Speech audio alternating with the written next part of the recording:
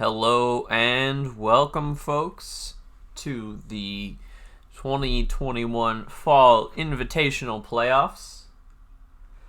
I'll be your host today, Swackle, and we will be getting into our first game, which technically isn't a playoff game, but it is the first game of today, and that is the Turbo versus ArchSimCat tiebreaker match. In the end, what was decided was that Turbo versus Arch, because they were perfectly tied on all the challenge tiebreakers and there was no rule specifying exactly what they should do, that they will play a best of one on one of the maps from their group's pool. And basically, whoever wins that will get to advance as second place in Group D, and the loser will just suffer a sad fate of showing up today but not actually being able to play more than one game.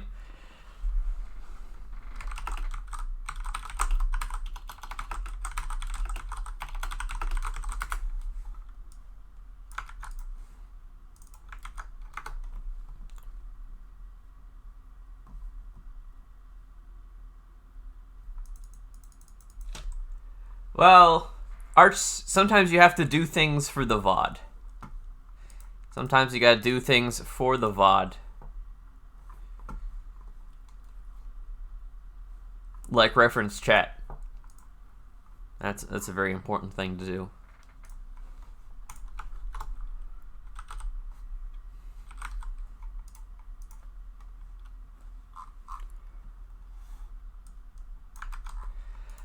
But we will be getting underway shortly. In the meantime, enjoy the slideshow.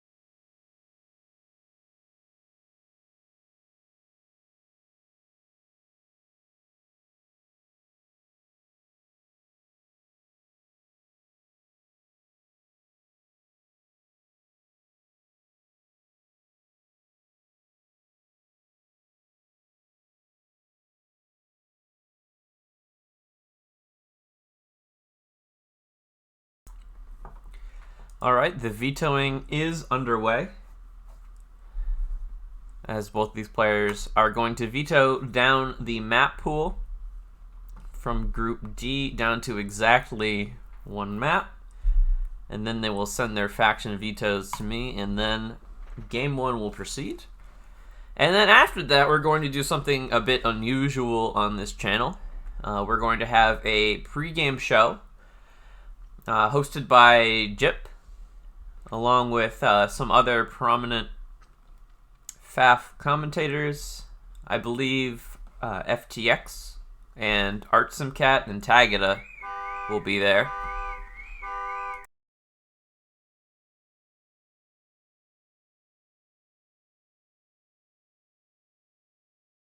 And then after that, the playoffs will start.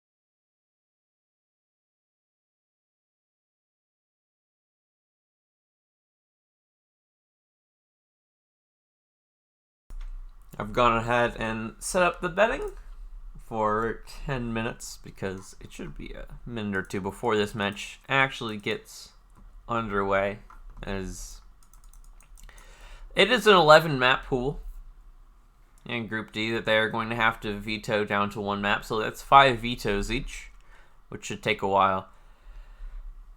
Although, interestingly, we're also doing another unique thing for Fall Invitational Playoffs.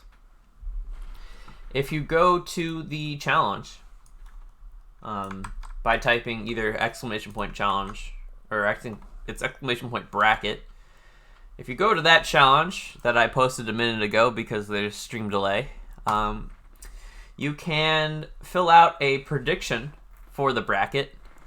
Be sure to include your username, your FAF username, and who you think will be 3rd place in the title of your prediction. And if you get them all correct, or you are the closest person to the correct prediction, you will get a brand new fancy avatar. So far, 26 people have sent in their predictions, and you can see from that pie chart that's been floating around the slideshow that Tagada is a definite fan favorite right now to win, but he doesn't have a majority of the predictions. Nexus and Ajax both taking a hefty sum themselves, although not a whole lot for Paralon, SB, and Zlo, which I think is actually very underrated. Like, these folks really should have at least someone predicting them. Like, Zlo came in 2nd last time, Paralon came in 3rd last time in the Summer Invitational, and SB, I believe, was 3rd place in the Legend of the Stars Championship last year. So, very strong players all around. I think there is a decent chance that anyone can win it. Although, if I had to be perfectly honest, I would give good odds that either Tagada, Nexus, or Ajax won it. But someone else winning it is not outside the picture, including Turin, who, in what FDX tells me, is a tremendous upset, beat both Petric and Paralon in the group stage.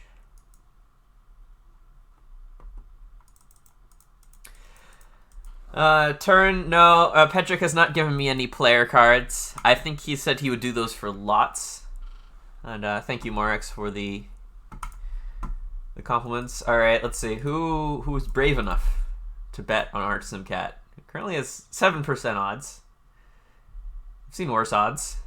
I've had worse odds on my games and won anyway. So that should tell you something. Because it is a sudden elimination. It's a best of 1. Literally anything can happen. Like, for instance, in their previous series, Arch actually beat Turbo in their first game before Turbo forfeited the remainder of the series. Now, normally that should have resulted in them fighting the tiebreaker immediately. But Turbo had to go, and because there's no rule governing it, and I think Turbo thought he was going to advance either way, they were going to play this tiebreaker.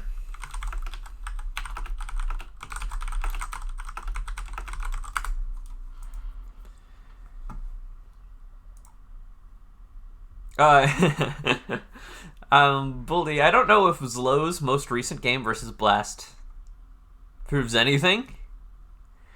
It proves that I'm very good at predicting when games will end. I predicted the end of that game to within 6 seconds. So I'm clearly very good at this casting thing, obviously. But until then,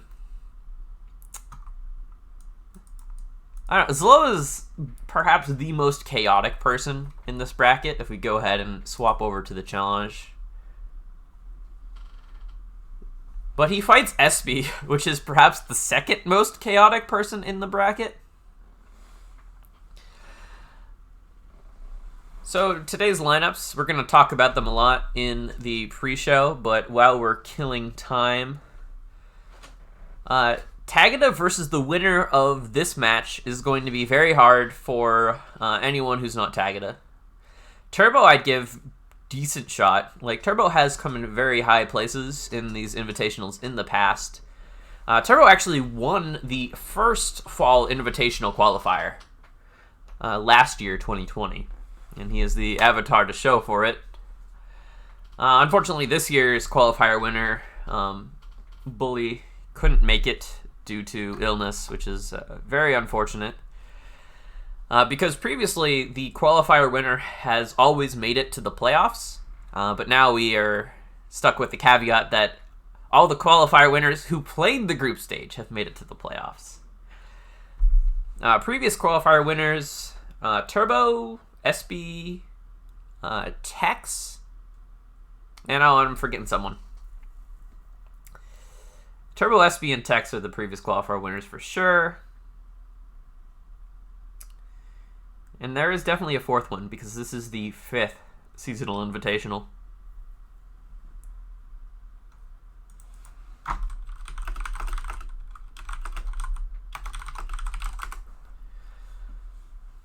Alright, people betting on the underdog. I mean, I don't even know if Arch is the underdog in this case. Like, he won the last game. It was a straight-up win on Amor. Like, that's a real map for real human individuals. Unlike some of the maps that we have in this pool for the playoffs. So the way this map pool works is that all the players advancing to the playoffs got to submit one map to me, subject to vetoes for extraordinarily stupid maps. Like moderately stupid maps, that's fine. Extraordinarily stupid maps. Like one of the players wanted to submit a map but have like random spawns on it so you wouldn't actually know where your opponents were. But I drew the line at that. So, status update. Apparently, they are down to the last 2 maps, Open Palms and Amor. It's very interesting that Amor lasted this long, considering that Arch won the previous game on Amor. And Turbo will go ahead and pick Amor. He wants a rematch on the map he lost on. That's an interesting strategic decision, as I'd like to put it.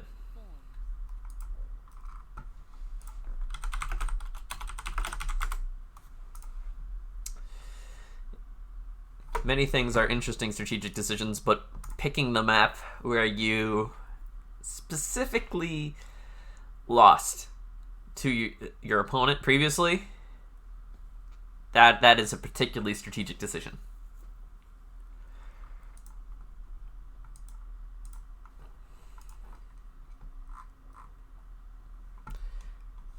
Archsimcat saying you're definitely the underdog. You know. Oh, Yudi, yes. Oh, yes, it was Yudi. Oh, I forgot. I mean, Farms is out here with FTX sometimes accusing me of, you know, short-term memory loss. I might be onto something. Yudi is the 4th qualifier winner, in addition to Turbo, SB, and Tex. Which is actually quite a strong lineup. And, of course, the most recent was Bully. But of all those people, only SB and Turbo are currently in the playoffs.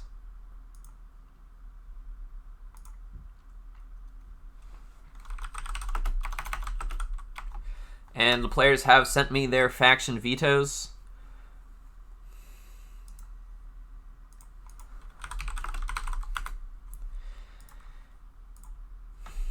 And it will be a Seraphim Mirror on Amor.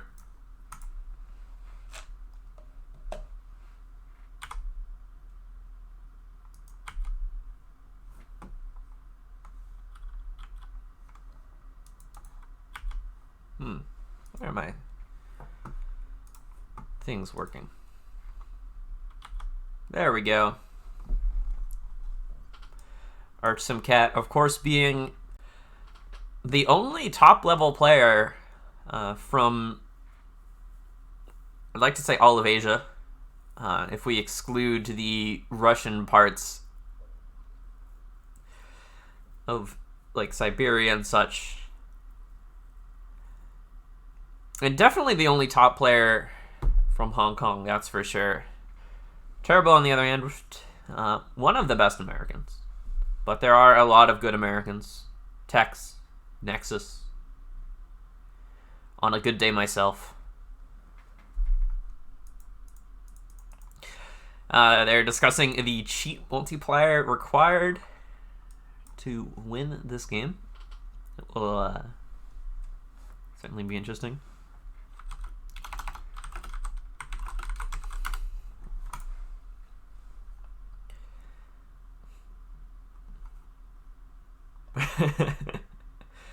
Alright, so let's see, what were the final odds? 24% to Arch, 76% to Turbo. You know, I think that is about right, and here we go. Here we go.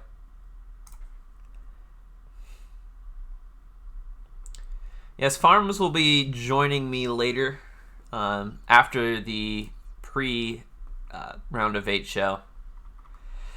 But until then, it is just me chilling here on FAFLive for this one sudden death game to determine who gets to go to the playoffs and who does not and has to go home with the third place of just $10. Up in the top, we have Turbo taking the round Seraphim. And in the bottom, we have Arch with the Cyan Seraphim as well. A Seraphim mirror, you know, that's a somewhat reasonable decision. They both went ahead and banned UEF here. UEF and Sarah both have very strong factions here because you have, you know, the very nice commander, you have good T2 land options, you're not doing anything crazy like trying to go for Aeon. It's a nice solid pick. And we'll see both these players go ahead and do somewhat similar things. Get the Hydro. Turbo going to add in an earlier P-Gen for additional power front loading, which means he's going to get that reclaim soon-ish. Actually going to grab 3 mexes before going over to this reclaim on the left. Meanwhile, Arch is actually going to go the other way, which in his case is also the left, but it's mirrored across the diagonal. So it's actually to go grab these other 75 or 175 mass rocks on the bottom.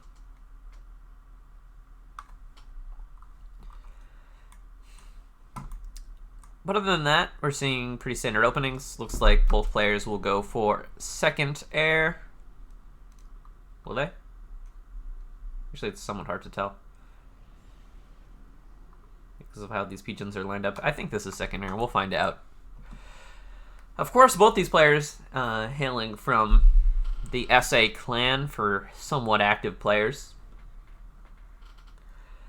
And fun fact, exactly half the players in the round of 8 will be SA, because it doesn't really matter who wins this. The Tagada versus other SA player match will always have 2 SA players in it. So we're starting to see a bit of early aggression from Turbo. He's sending 2 raiding groups. One to try to find a lab that would be going this way, to try to pick off this vulnerable engineer back getting this reclaim. And the other one sort of just going straight up through the center. It's attack moving its way. Gotta love neighbors. But either way, this tank gonna go into this 3-mech expansion over here to try and hopefully pick off this very important expanding engineer. This is a very easy position to knock someone off, which is why you see players often invest a lot of resources into getting it. They're going to grab factory, PD, radar, the whole shebang. And it just lets you put pressure out into the map like this. And if you don't have it, it's very easy for people to come into the back and threaten the 2 mechs here, which, of course, you do not want. Looks like the raid on the left, seeing nothing, will now go and try to find this expanding engine on the left, and it should be able to. The scout has detected it and determined that there is no defense for it. Meanwhile, ArchSimCat has built the first bomber on the map. But a microfight on the right will matter a lot. Arch has lost his Selene, but the Selene for Turbo is still alive. The NG is microed not very well. It goes forward. Turbo trying to dodge the tank shots. He's doing it very well. The Selene is actually putting a huge amount of DPS into Arch's tank. And now Arch is having vision problems, and Arch loses his tank and the engineer. Turbo keeps both his tank, now with 3 kills and 4 health alive, and the Selene. So now these mexes are in danger. Meanwhile, over here, it looks like this raid, it's going to try to threaten this engineer, but there's just too many tanks here for Turbo. It's not going to work.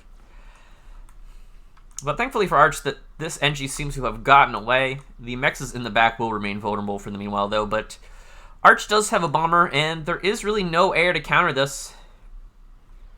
It's all over here on the right side of the map.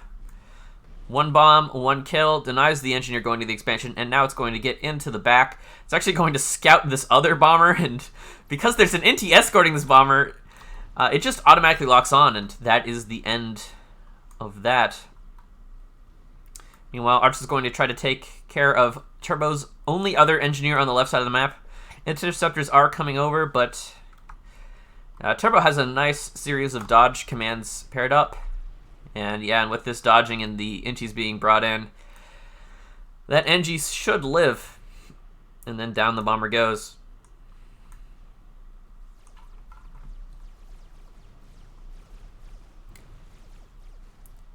So Arch does manage to clean up the tank with 4 health here, but now there is a vetted Selene that can permanently sort of just cloak itself and hide out here for the rest of the game, forever. That isn't to say Arch doesn't have a nice Selene. This one is pretty nice. He can spot movement both on this pathway and on like these 2 pathways, which is a huge deal. This NG has just built itself a radar, knows it can't actually go over to this mex because of the threat of these tanks coming in the back, but it can just sort of, you know, can chill here. Pretty ambitious run by Arch, trying to just run past the ACU to threaten this singular mex. But there is this random tank from Turbo that just, you know, it's coming out of its base, doing its job. Should be able to chase it down. So a pretty messy game so far. Neither player really able to secure the 3 mex. Selene is almost on top of this mex, which, if you don't know, if a Selene is cloaked and parked on top of a mex, the engineer will not actually be able to build the mex, and it'll just sort of sit there idle. Of course, the NG is able to give a reclaim order if you're paying attention to reclaim the cloaked Selene.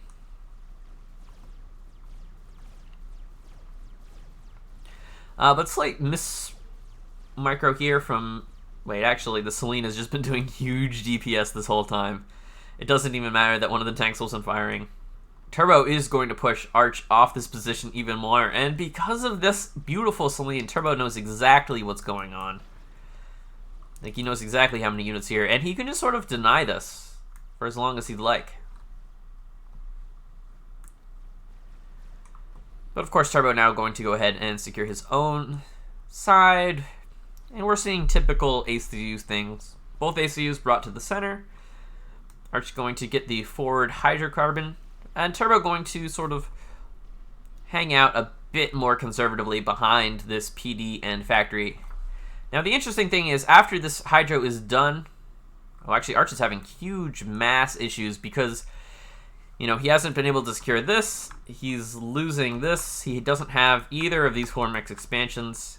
He's having a real rough time on the mass front. Only 31 income. He's just trying to spend way more than he can afford. Getting this T2 land upgrade, which is just enormously expensive.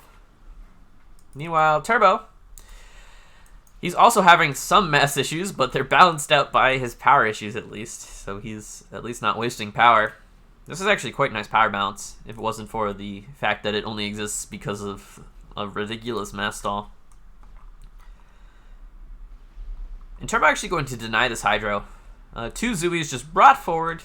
They saw that the Hydro was being built, and they decided they'd rather it not.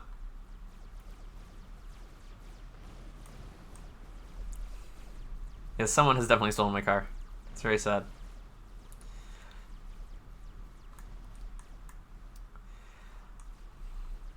But this could be huge. The factory just about finishes in time as... Well, we got 2 tanks and a Selene over here versus 2 tanks, NG, and factory. So actually this position should be reasonably secure. But it will come down to a bit, I think. Can Arch get this gun in a reasonable amount of time? He's stalling so much, this gun is building at about half speed. He does get the T2 land out, though, which is nice. He really should consider control K-ing some of these T1 land factories. Meanwhile, Turbo, not really interested in T2 land. He's building a lot of power. He's actually paused his air to deal with his power issues. But this gun upgrade is allegedly... Did Turbo get gun? Yes, Turbo actually got gun before Arch did. He started later, but got it anyway, because he was not mass stalling quite as badly. And then we're seeing another huge difference here. Turbo has managed to secure the left side and this huge reclaim field soon. It's going to get up a nice PD factory. Meanwhile, Turbo is raiding the right side position from Arch Simcat, and this is really bad for Arch. He needs to figure out how to stabilize this, and this Bomber might actually be able to do it. But a nice split from Turbo. Bomber doesn't get any drop on the first pass because of the split and dodge. Or because it's actually just attack moving. And we'll go after this army. But Arch is able to actually bring this left army away from center and towards the left position. Both ACUs now with a gun upgrade. But Turbo with more units in mid, it's going to be somewhat dubious if Arch wants to push out. Does he have good radar coverage? Actually, he has great scouts. Look at these beautiful scouts. Absolutely covering every sort of position.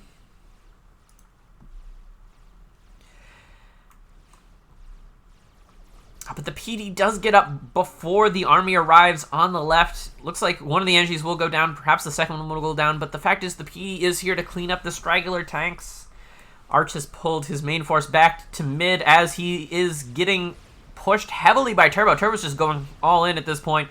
Shooting the ACU with his comm. Good overcharge there. 2 kills. And Turbo might realize he actually doesn't have enough here to make this happen. He is taking a lot of health off Arch's ACU, but Turbo is actually at full health, so his regen is being wasted while Arch can get lots of value with the ACU. Arch might be looking to vet, but on the back of this is this serious long-term problem of Turbo has secured this 4-mex position, and Arch has not controlled the symmetrical 4-mex on his own side. He's even lost some of his core 3-mex. In the sort of natural expansion, as it were.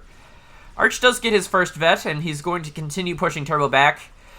The right side for Arch is, if he can secure this position, this is 2.3k reclaim. He has actually donated a bit of mass. But there was some reason to. This aggressive move down the center forced Arch's army that was going to go left to kill this position to turn around and come back. But now we're seeing T2 land start to make a serious appearance on the field. There's 2 Ulshis here already. And what Arch really needs to do is just get NGs onto this position. Although Turbo has a lot of health. Maybe he can just force Arch off this position. But Turbo looks like... Has he finished T2 power? Yes, he has. T2 power is going up. He's getting his TMD. So he's going to be able to overcharge these Ulshis quite effectively. Ulshis are perhaps the second worst tank versus a gun ACU.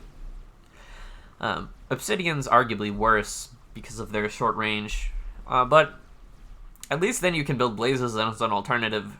If you're Seraphim, you have Ulshis, and that is it. And Turbo, because of this great factory and these NGs, he's going to start going to work. But beautiful value on these bombs. This is trademark Arch Simcat bombing.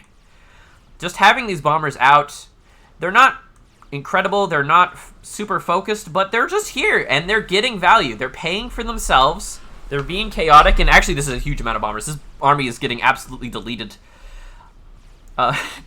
Static AA going up to try to defend this, but the gun ACU can actually kill it. The T2 radar here is actually in jeopardy. That's quite expensive. It's not shielded or anything. And Arch is on his way to a second vet. Turbo doesn't have his first, and there's just a very large T2 army backing him up now. Looks like Turbo has gone ahead and gotten a few Ulshis of himself.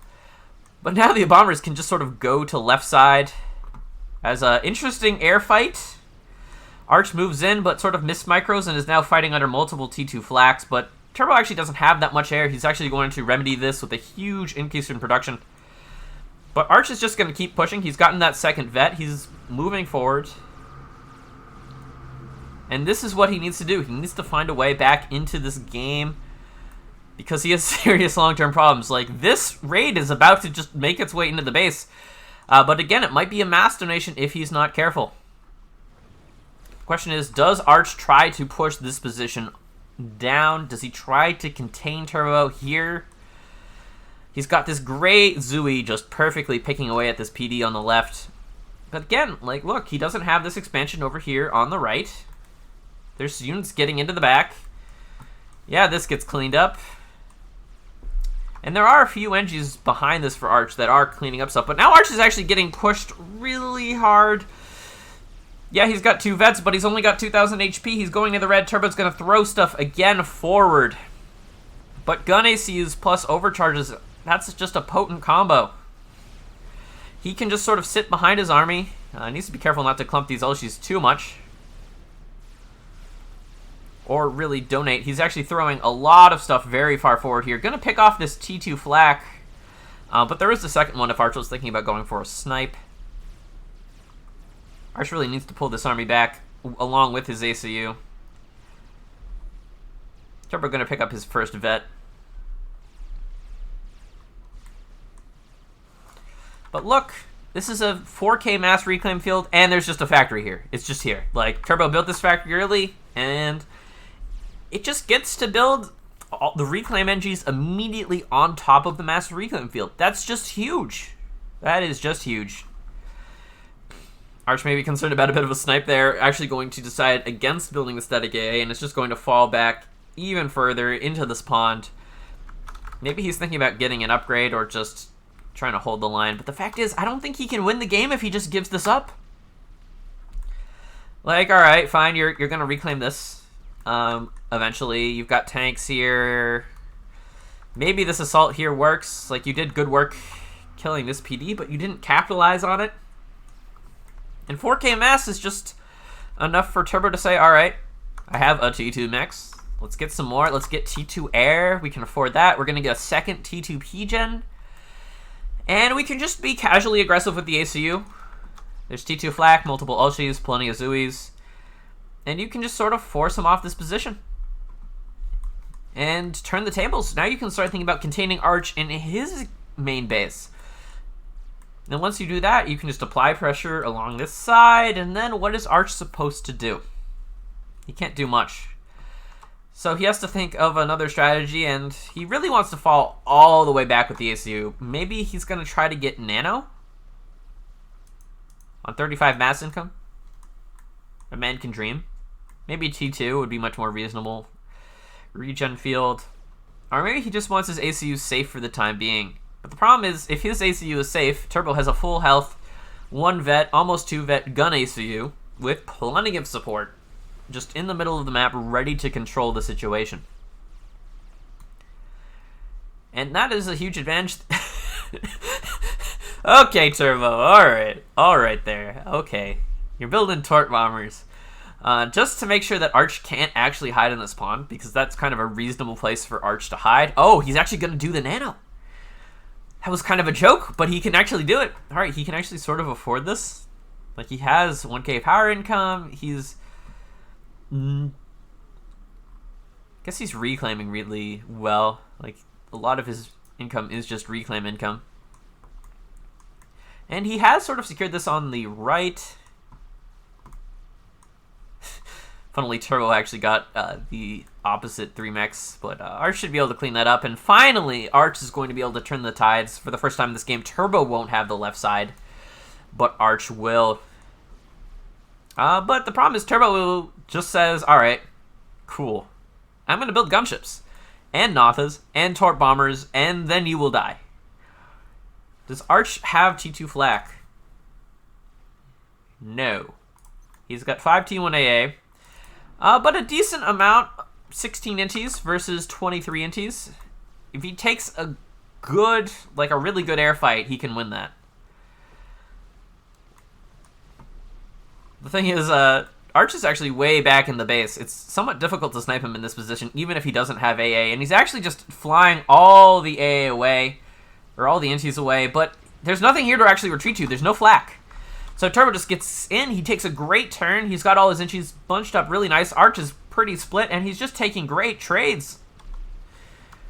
Almost no losses on Turbo's front. And Arch's Air Force entirely decimated. And now the Nothas come in, the T2 bombers. Looks like one of them actually didn't drop on the T2 P-Gen, which is unfortunate, but emergency T1AA is going up, which should deal with this eventually. He's going to try to get a T2 flak on the back of this. But he has enough power and storage to finish Nano, it looks like. Now he's actually just going to bomb the ACU, but once the Nano is done, that will be somewhat irrelevant. Like, Sarah Nano gives you a lot of regen. Look at this. 82 per second. That's a lot. Science says that that's a big number. But Turbo's going to take this chance to capitalize and say, all right, if you're not going to defend your 3 mechs because you're busy, you know, dying to Nothas and getting Nano, I'm going to go kill it. I'm going to go kill your 4 mechs.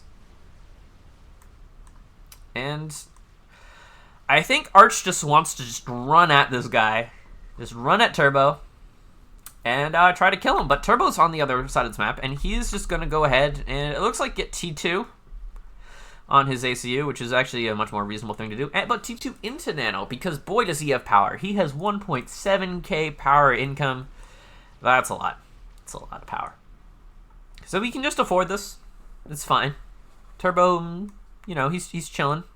He's got 2 T2 mechs, Arch, Zilch, gunships going around, raiding. Nothas actually just auto-attacking things. There's so many Nothas. Turbo dropping this expansion again on the back of this. Just tremendous momentum, and Arch is really going to try to make something happen here, but he fell back so far to get his Nano upgrade. He has to take so long to just walk back onto the front lines, which gives Turbo plenty of time to secure his own Nano upgrade. You know, Arch is going to try to make things happen with T1 bombers and a defensive position behind a PD, but there's so many ultras here. Arch really doesn't have numbers. So he's just going to fall back, hope the bombers can help him out. There's actually no AA here. So in theory, the bombers should eventually win, unless, you know, this cloud of inties decides it wants to participate. But of course, there's this T2 flak that's sort of in the way. You really don't want to fly over that. But if we just take a moment and zoom all the way out, Arch has nothing. He has, like, literally this portion of the map. Turbo has everything else. Except this area. This is sort of uncontested right now, but Turbo's just happy in the middle. He's got a superior ACU because he got T2 and Nano, and he's just like, all right, fine. You're going to death push me. See if I care. I'm underwater. I'm building a T2 PD. I am the most invincible ACU you've ever seen. You don't even have a torp bomber nor air control to kill me in this pond. And you really don't even have the DPS to kill me. Like, haha, I have a T2 PD. And I can just build more. And yeah, he's going to get shot at by the T2 PD. Arch is going to realize, oh, I can't actually push here? Which means he just has to back up. He just has to back up. And now the gunships are brought in. There's no T2 flak in this army. I don't know if there ever was. There's one over here. But it's not by, and just a million Nothas come out of nowhere and bomb the ACU. Of course, Nothas aren't super effective against Nano ACUs because the regen is so incredibly huge, especially because the ACU actually has 3 vets. The fact is, these gunships can just sort of shoot at it forever, and they will eventually kill it. Now he's dodging a little bit, trying to get this flak up with his ACU. That will help a lot. Should be able to take 3 gunships with that, especially if the gunships don't notice immediately. But the problem is, there's all these Nothas. This is so many Nothas, Turbo. This is 7 Nothas. That's 3,000 mass and Nothas, and Arch is just gonna take Notha shots. He dodges a few, but the gunships are still there, and one flak goes down. There's a second flak now. It's coming in from behind. I actually have no idea where that flak came from. It just appeared out of nowhere. Arch thinking about going back in the water, but there's these Tor bombers way over here that I'm not sure he knows about. They've just been there forever. Great dodge on the Nothas, but at this point, I'm not sure what Arch can really do here. He's just trying to hang on, drag on this game for a few moments longer. He's going to kill the remainder of the gunships, but so many Nothas, and that will be it. GG's. Turbo takes the sudden death tiebreaker over Arch Simcat and will advance to the round of 8 playoffs versus Tagada shortly.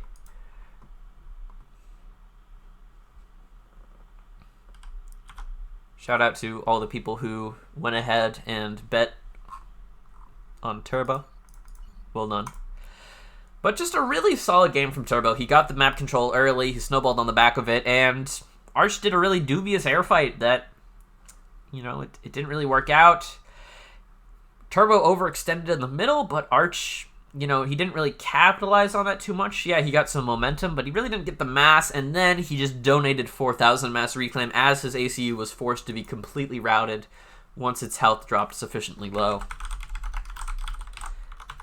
So coming up, we are going to go to the live show with Jip, Tagada, and FTX shortly.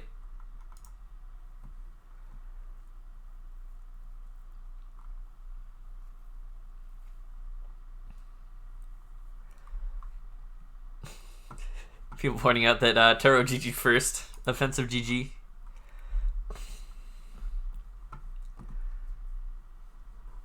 All right.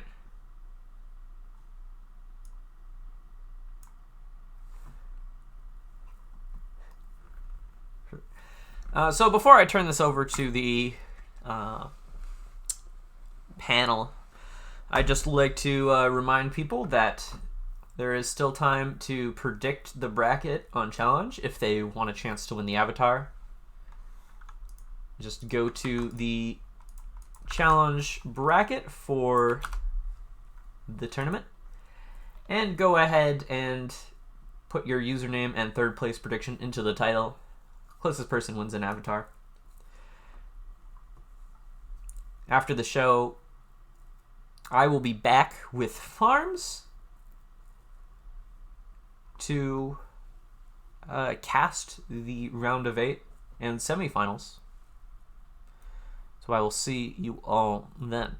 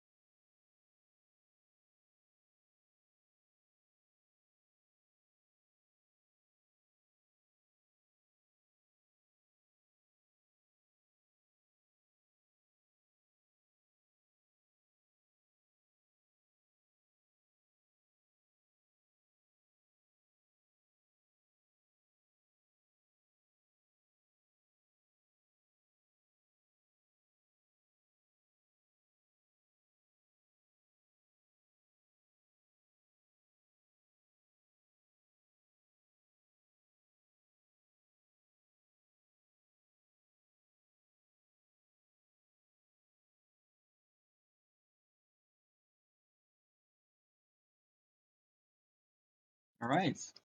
Hello, everyone. We're here with Archimcat, who you just saw playing against Turbo, with FTX Commando, with Takada, and I believe Sokol is taking a small break. So just to give you a small introduction of who we are, Archimcat is one of the ladder pool curators, and he tends to be helpful with helping people think about their map layout. So in terms of helping mappers get a better map, and particularly helped Captain Klutz, for example, lately. FTX, the majority of us will know him as the previous player counselor, and he's one of the initiators of FAFLive. We have Tagada, who is a balanced team member and at the moment one of the top-notch players of the community. And I myself am a game maintainer. I work on the game directly, and I'm a map maker. Welcome everyone. Welcome for this experiment. We're going to talk about what's going to come next in the playoffs. And I'd like to start just what happened, Arch.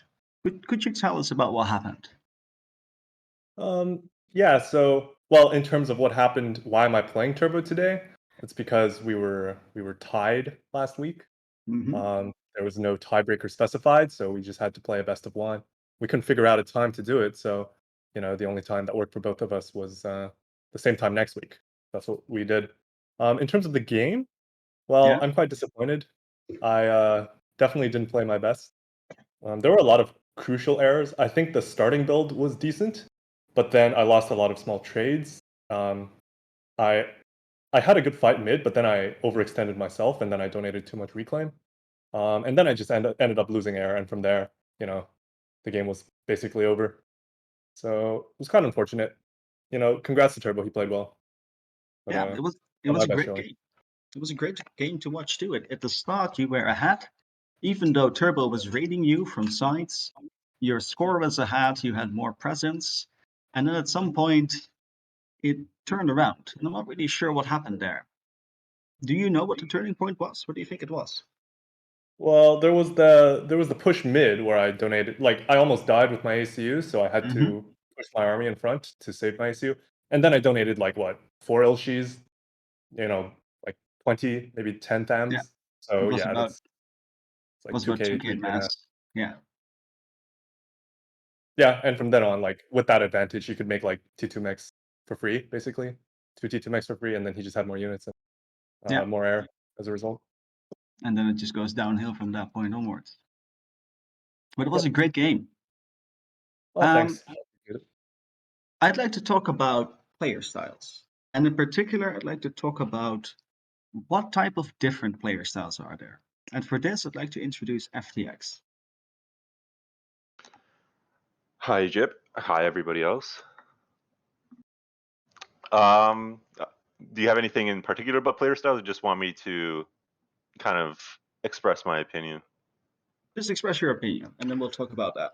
Well, there's basically two groups whenever there's a large tournament. There's the group of players that prefers the game to go long, and I prefer to make that like the kind of macro group of players. And then there's the group of players that prefers kind of turning the game on its head and preventing it, not preventing it from going long, but preventing it from going in the traditional fashion.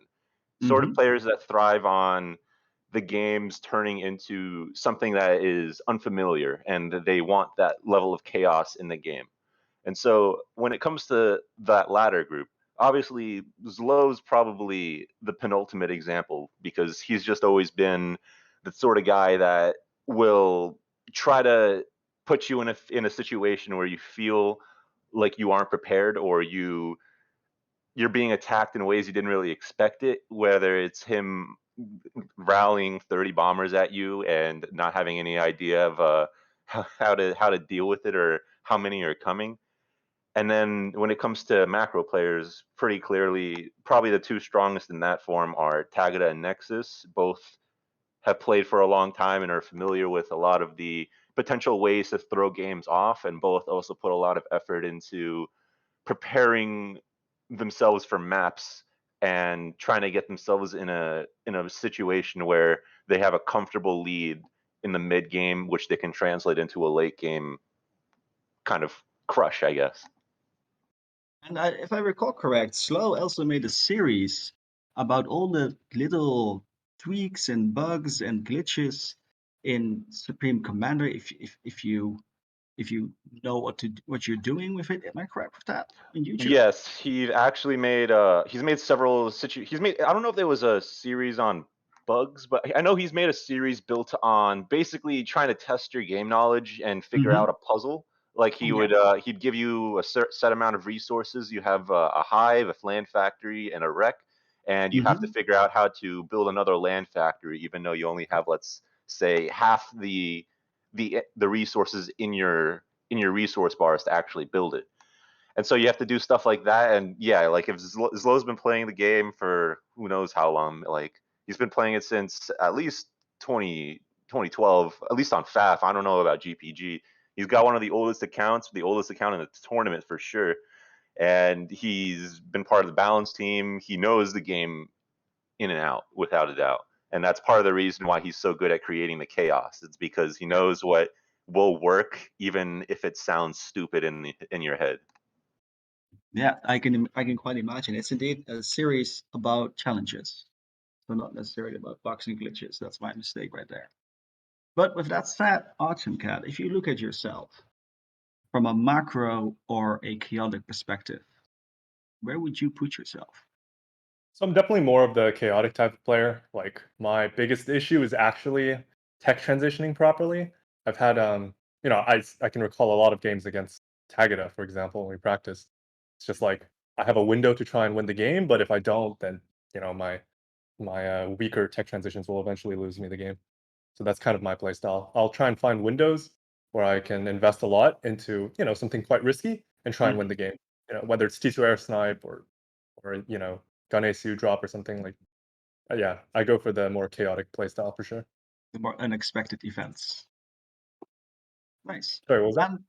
Oh, sorry, the more unexpected events. Yep. The more chaotic playstyle. And Tagada, FTX mentioned that you are more of a macro player.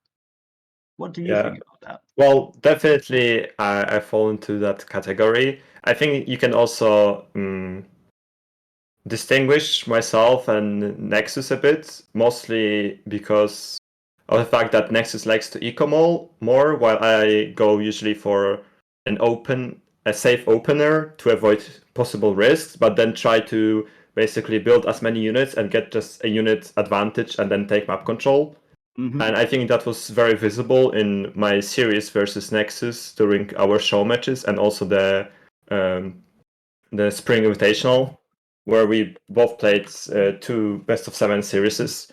And the games often went in a way where we were quite equal in the beginning. Mhm. And then Nexus got a bit more eco while I got a bit more units. So I created myself a window in which I could take advantage of my of the more units I had, but sometimes it's quite hard to basically tell when you have that opportunity.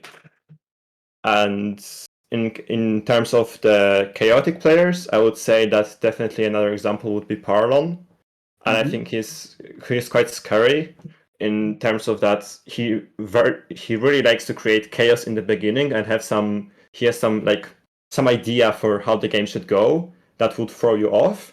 But if the game stabilizes, he is still a very competent macro player, and that's definitely, I would say, a big advantage for him since he can thrive in both environments. All right, that's interesting because if I look at the bets that people made, people primarily made a bet on you and Nexus, but they didn't bet on Parallel that much, if I'm not mistaken. But I feel like a lot of that comes down to people not really respecting Parlon because he's only really come into being particularly high level over like the last 2 or so years. And he kind of he's pretty silent. Like you don't really hear a lot about him because he doesn't really necessarily he doesn't really like stay in the English side of FAF. He's more in the Russian area more than even Zlo and Esperanto. And people probably remember Ajax a lot because he's not only been old, he just took like a 3-year break and now he's come back and he's done pretty well. So it looks like he's recovered to his potential in the past. And so a lot of people just to pretty much presume that since Ajax was good then, he'll be good now. He's going to crush Paralon.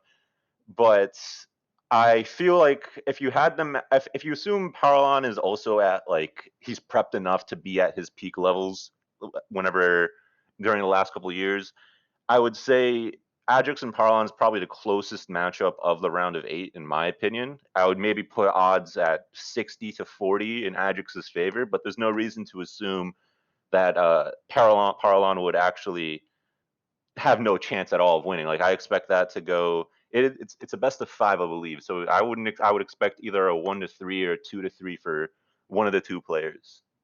All right, because if I'm not mistaken, we mentioned that Parallel was chaotic. Ajax is as well.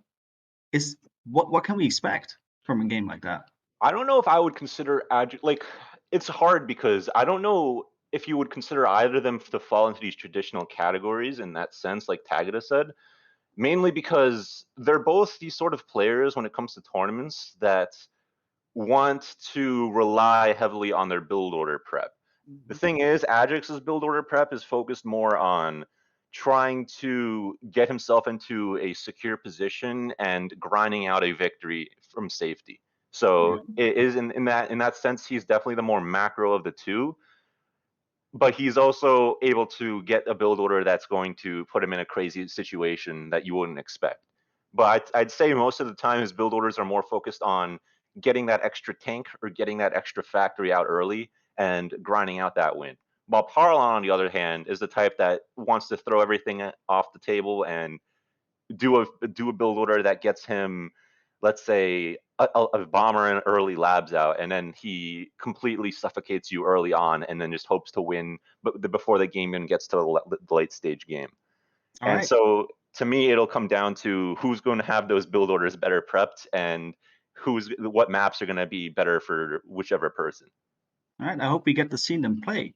But speaking of playing, we've been talking about map styles, but what about maps? In particular, Shaika, who's the maintainer of the client and who's maintaining the map generator, has been working on maps of 7.5 kilometers and 15 kilometers in comparison to the old 5, 10, and 20 kilometers maps.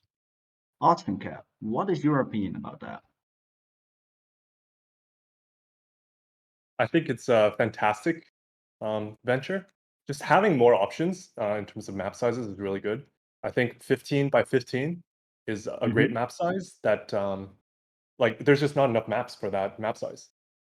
Especially for like as the ladder league curator, I'm trying to find like maps that would be good for lower level players, and Yeah. 15 by 15 is a good compromise for like like the 300 to 700 rated players. Instead of making them play a 20 by 20, 15 by 15 map gen or other 15 by 15 maps. Yeah, I'm very much in favor of that idea. All right, that's very optimistic. And you, Tagada, what do you think? About the map generator, No, of the 7.5 and 15 kilometer. yeah, I definitely like the 7.5 by 7.5, mostly because the 5 by 5 map gens are a bit, let's say, I would say, unreliable in producing a quality map, since it's really hard to make a good 5 by 5, so it doesn't turn into either like a straight base trade or like a very circular movement where one player has a clear expansion and he goes there, the other player has the expansion on the opposite side, and they just gonna take the map control of ACU and thrive on that. So definitely interested in seeing how they will look like, and I think they'll produce just better maps in general. And for the 15 by 15, I'm definitely excited for that, mostly because of the possibility of having land play, since there are very few 20 by 20 land maps, and most of them either have basically dead space around, so I can think of, for example, Strife of Titan and other similar maps, but there are not too many of them. So 15 by 15 is definitely I would say, close to the maximum size for a good land map.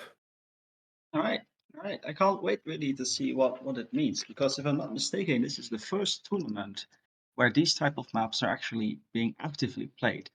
Am I correct with that? Yes, they were also played in the group stage, but if you mean the Of course. whole summer invitational, then that's Yes, true. of course, as an event as a whole. I mean, like Tagada said, there are maps that are 20x20 but with dead space, like Strife of Titan, or I mean, honestly, even Crossfire Canal has a lot of dead space. And Yeah. these are still 20x20s, but they still would fall into like the 15 by 15 category. And there's also Cobalt Valley, which is in like every tournament for 5x5, which is actually 7.5 by 7.5. Yeah, no, that's true. That's true. That's very true. But those maps were not made with the idea of being 7.5 and 7.5 to 7.5, 15 by 15. But with that said, I can't wait to see what happens on those maps. Now, I'd like to point out one particular person again, and some people say he's a rising star, but I'd like to hear your opinions about that. About Turing, he's a balance team member of the balance team, and apparently he's got a lot of potential. What do you think, FTX? Rising star. He's old. He's been here since the dawn of time. He's Turin's always been pretty at a good level of potential. It's just that he, over the last maybe like 2 or 3 years, he's pretty much just given up on playing more than a few games every month or so, and so he's Mhm. kind of been relegated into the lots round of 16 or a round of 8 kind of area where he gets knocked out in those segments of the tournament. I'd say, yeah, like group stages for lots. But lately, after his performance in the Summer Invitational group stage, Yeah. he seems to have definitely improved a lot from what he used to be in his rusty, complete wheelchair status. But now he seems to be able to compete to at least get to the semifinals, no problem. I mean, like the Turn v Nexus match, I would say Nexus is in another tier just because he's in the players that would reliably and consistently get into at least one of the top 4 spots in any serious tournament. So Turn is facing someone who is in that tier. But if Nexus is ever so slightly not putting his best into the game or decides that Turn's just a free match, Turn can very easily uh, defeat him with no problem if it's the same way he basically did with Petrick. It just comes down to, is Nexus willing to put in as much effort as he needs, and is he respecting Turn as much as Turn needs to be respected? Right. And you mentioned Nexus, and if I'm not mistaken, Nexus won the last Legend of the Stars tournament last year with a full sweep of a winning series. That means that we'll see Turing versus Nexus playing, if the pronunciation is correct. What are the expectations of that, Arch? What do you think?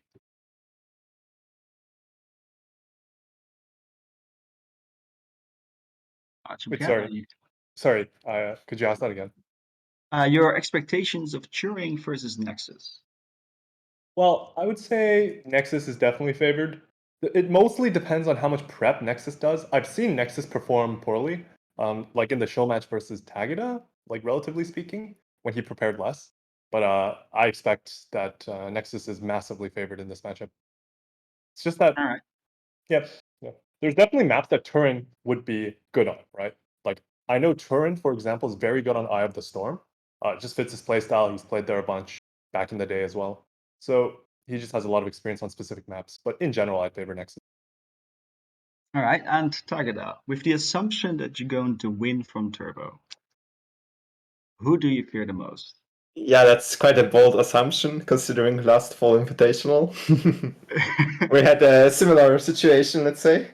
So, but if I would win versus Turbo, I would expect Nexus to win versus Turin, like Art said. And I think it's an interesting matchup. We faced off against each other quite a few times already. The first time was last year during Summer Invitational, then during the spring. So I think, as Art said, if Nexus prepares, I definitely consider him to be a bit better and more experienced player than myself. But I think the series can go either way. All right. And in terms of the other side of the bracket, I would say that definitely the Pearl and Adrix match, as FTX pointed out, is very interesting, and I'm quite keen on rewatching that after the tourney. And yeah, I would expect, to be honest, probably Adrix to make it out of the second bracket to semis, and then Pepsi, I would say, if I remember correctly. And if I'm And the not mistaken, finals, yeah, sorry. the finals are gonna definitely be interesting. I think I would say both Nexus, me, and Adrix have similar chances of winning the whole thing. Mm-hmm. So it's definitely quite a competitive tourney. And for those that are unaware, if I'm not mistaken, Pepsi is Esperanto in the challenge. Yes, that is correct. And he'll be playing versus Slow, I think, right? Yes, versus Slow indeed. So versus a chaotic player. All right. With that said, the actual tournament, the playoffs are going to start in about 1 to 2 minutes. At this moment, the players are banning the maps and vetoing the factions. So I'd like to take this time to wish Tagada the best of luck during the playoffs and to thank FTX and Archimcat for their time during this small experimental interview-like session. Thank you very much. Thank you. Yeah, and then back to Sokol, I think. All right, thank you very much, Jip, and the rest of you, FTX, Tagada, and Arch, for coming on and trying this little experiment with us. As now we're going on to the round of 8 in this playoff format.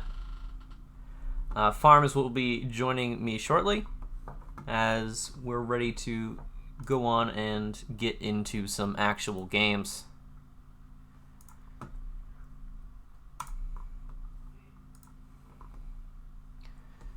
So, a lot of interesting things got said in that panel. Most importantly, Jip has confirmed that Turin is a rising star, which is perhaps unironically true from a certain perspective.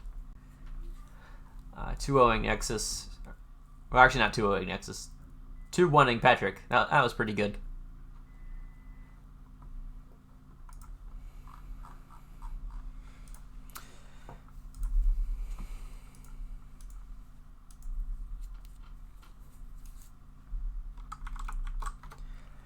So, we will probably either go watch Turn versus Nexus or Ajax versus Parallon.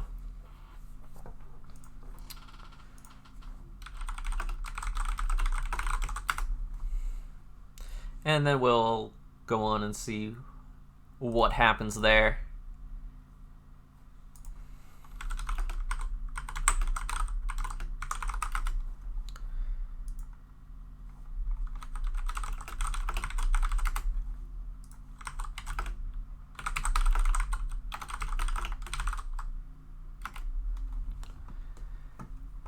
People are blessing Ajax. It's very important. Hope Ajax feels blessed.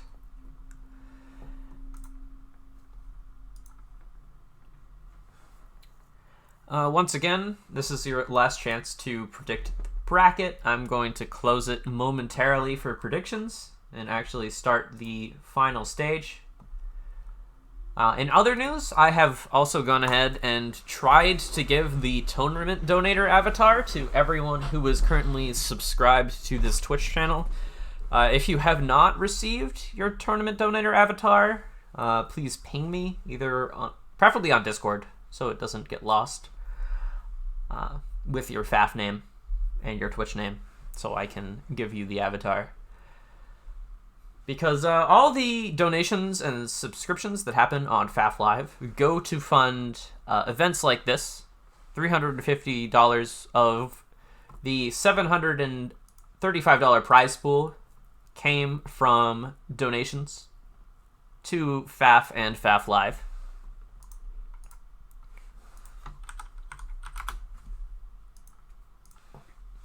Hello, hello. Hello, Farms. Welcome to the stream. Right on time. Right on time. I mean, As always. Absolutely.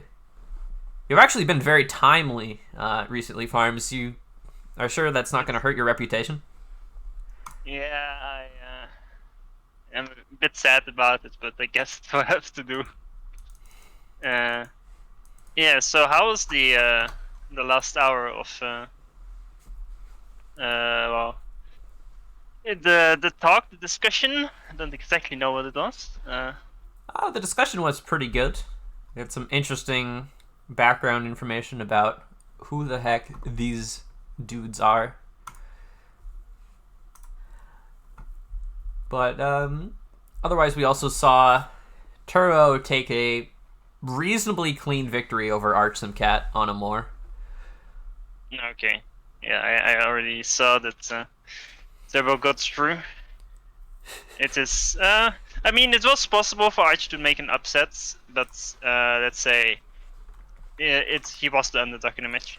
I mean, anything's possible in best of one. I recall True. a certain Morax Petrick game on Arctic Refuge. Man, I forgot about that.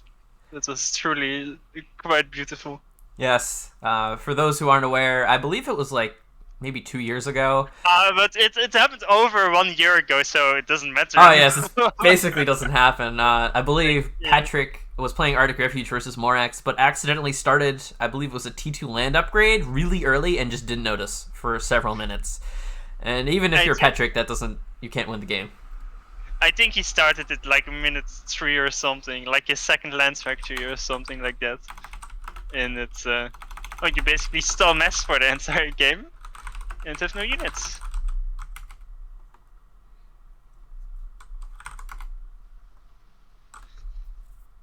What is the channel, by the way? I forgot. Just fall? Yeah, fall. Yeah. Okay.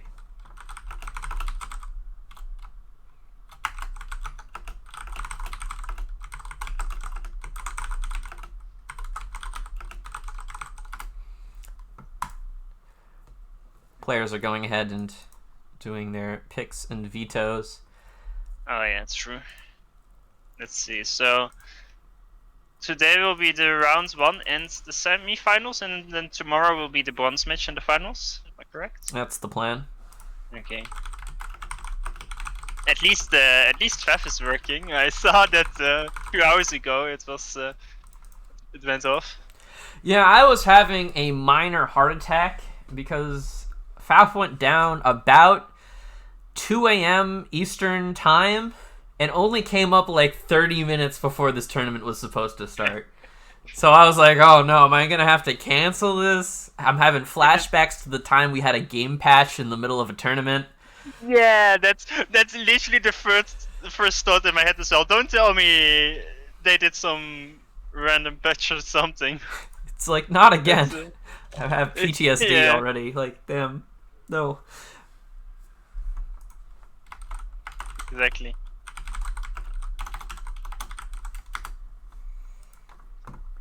Where is Slow in these? Zlo was here earlier, like just a few minutes ago. And he's online on Discord, so I'm gonna give him a minute or two. Yeah, should be fine. Decent chance that he is busy playing ladders against Thomas. That's classic Zlo. Yeah. The man has infinite stamina. I don't know how people do it. It's incredible. Like, after a few 1 hour, 13-minute games versus turn, I'm done. I mean, it depends on it. I guess if ladder for him is as fun for him as 2v2s are for me, then I can kind of understand it. Like, I can play quite some hours of 2v2 or team games, but that's a little bit less on the tryhard side of things. Yeah, team games and 2v2, they're more chill. Yeah, I mean, 2v2 is way more like 1v1 than normal team games are. Yes. Because you tend to play them on bigger maps. So most 2v2s are the vast majority are played on 20-kilometer maps. Although there's often less stuff to do. Like, it's often they'll be more closed. Like, if you're just playing Badlands 2v2, it's easier than Badlands 1v1. Yeah, of course, but that's why you generally try to play them on maps that you don't play 1v1. Or like some are fun, like the Ditch or Settings, which you do play 1v1, but you know that if it's a 1v1 on those maps, then the quality, the quality of play compared to the maximum potential you can have is way lower than on maps like Badlands. Just because it's not humanly feasible to play it's fully correct in a 1v1. There's too much going on, too much to do. Tagged is currently reporting that apparently Turbo vetoed a map that's not in the pool. Which is an interesting strategic decision. Nice. So let's see. All the matches actually look very sweet for the round of 8. It's not always like this. Actually, it's quite rare. I think usually there's always 1 or 2 mismatches, but this time I'd say, I mean, there's like there can be a few upsets that happen, but generally anyone can win from anyone, and I wouldn't be like super surprised. Yeah, there's really anything could happen. I think in part because this is the strongest group of players we've ever had in a playoff. Yeah, and an invitational.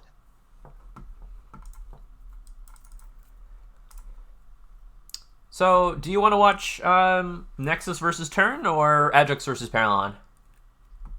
You can decide for the first one. I don't know the responsibility.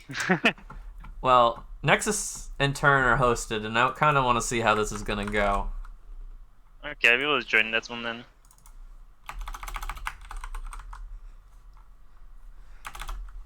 Also, there are people in chat that were apparently interested in the outcome, so we can't disappoint them.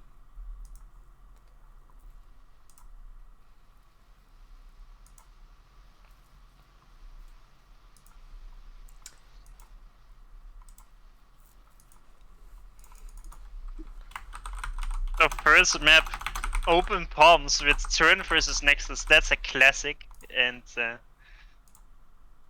both of them should have played this map so many times. Yeah, just both of them probably have dozens, if not like 100 games here, just because of how often it showed up in the old pools. True. I think Turn is more likely to have played more of it. Actually, we can look at some certain cashback sites and see how often it shows up for both of them. Let me do that real quick. Farm's best analysis caster. I'm sure of it. I'd just like to point out Turin's CPU score. It was at about 4,000 something. Yeah, he tried his best to make it as high as possible. And yet it's still that high.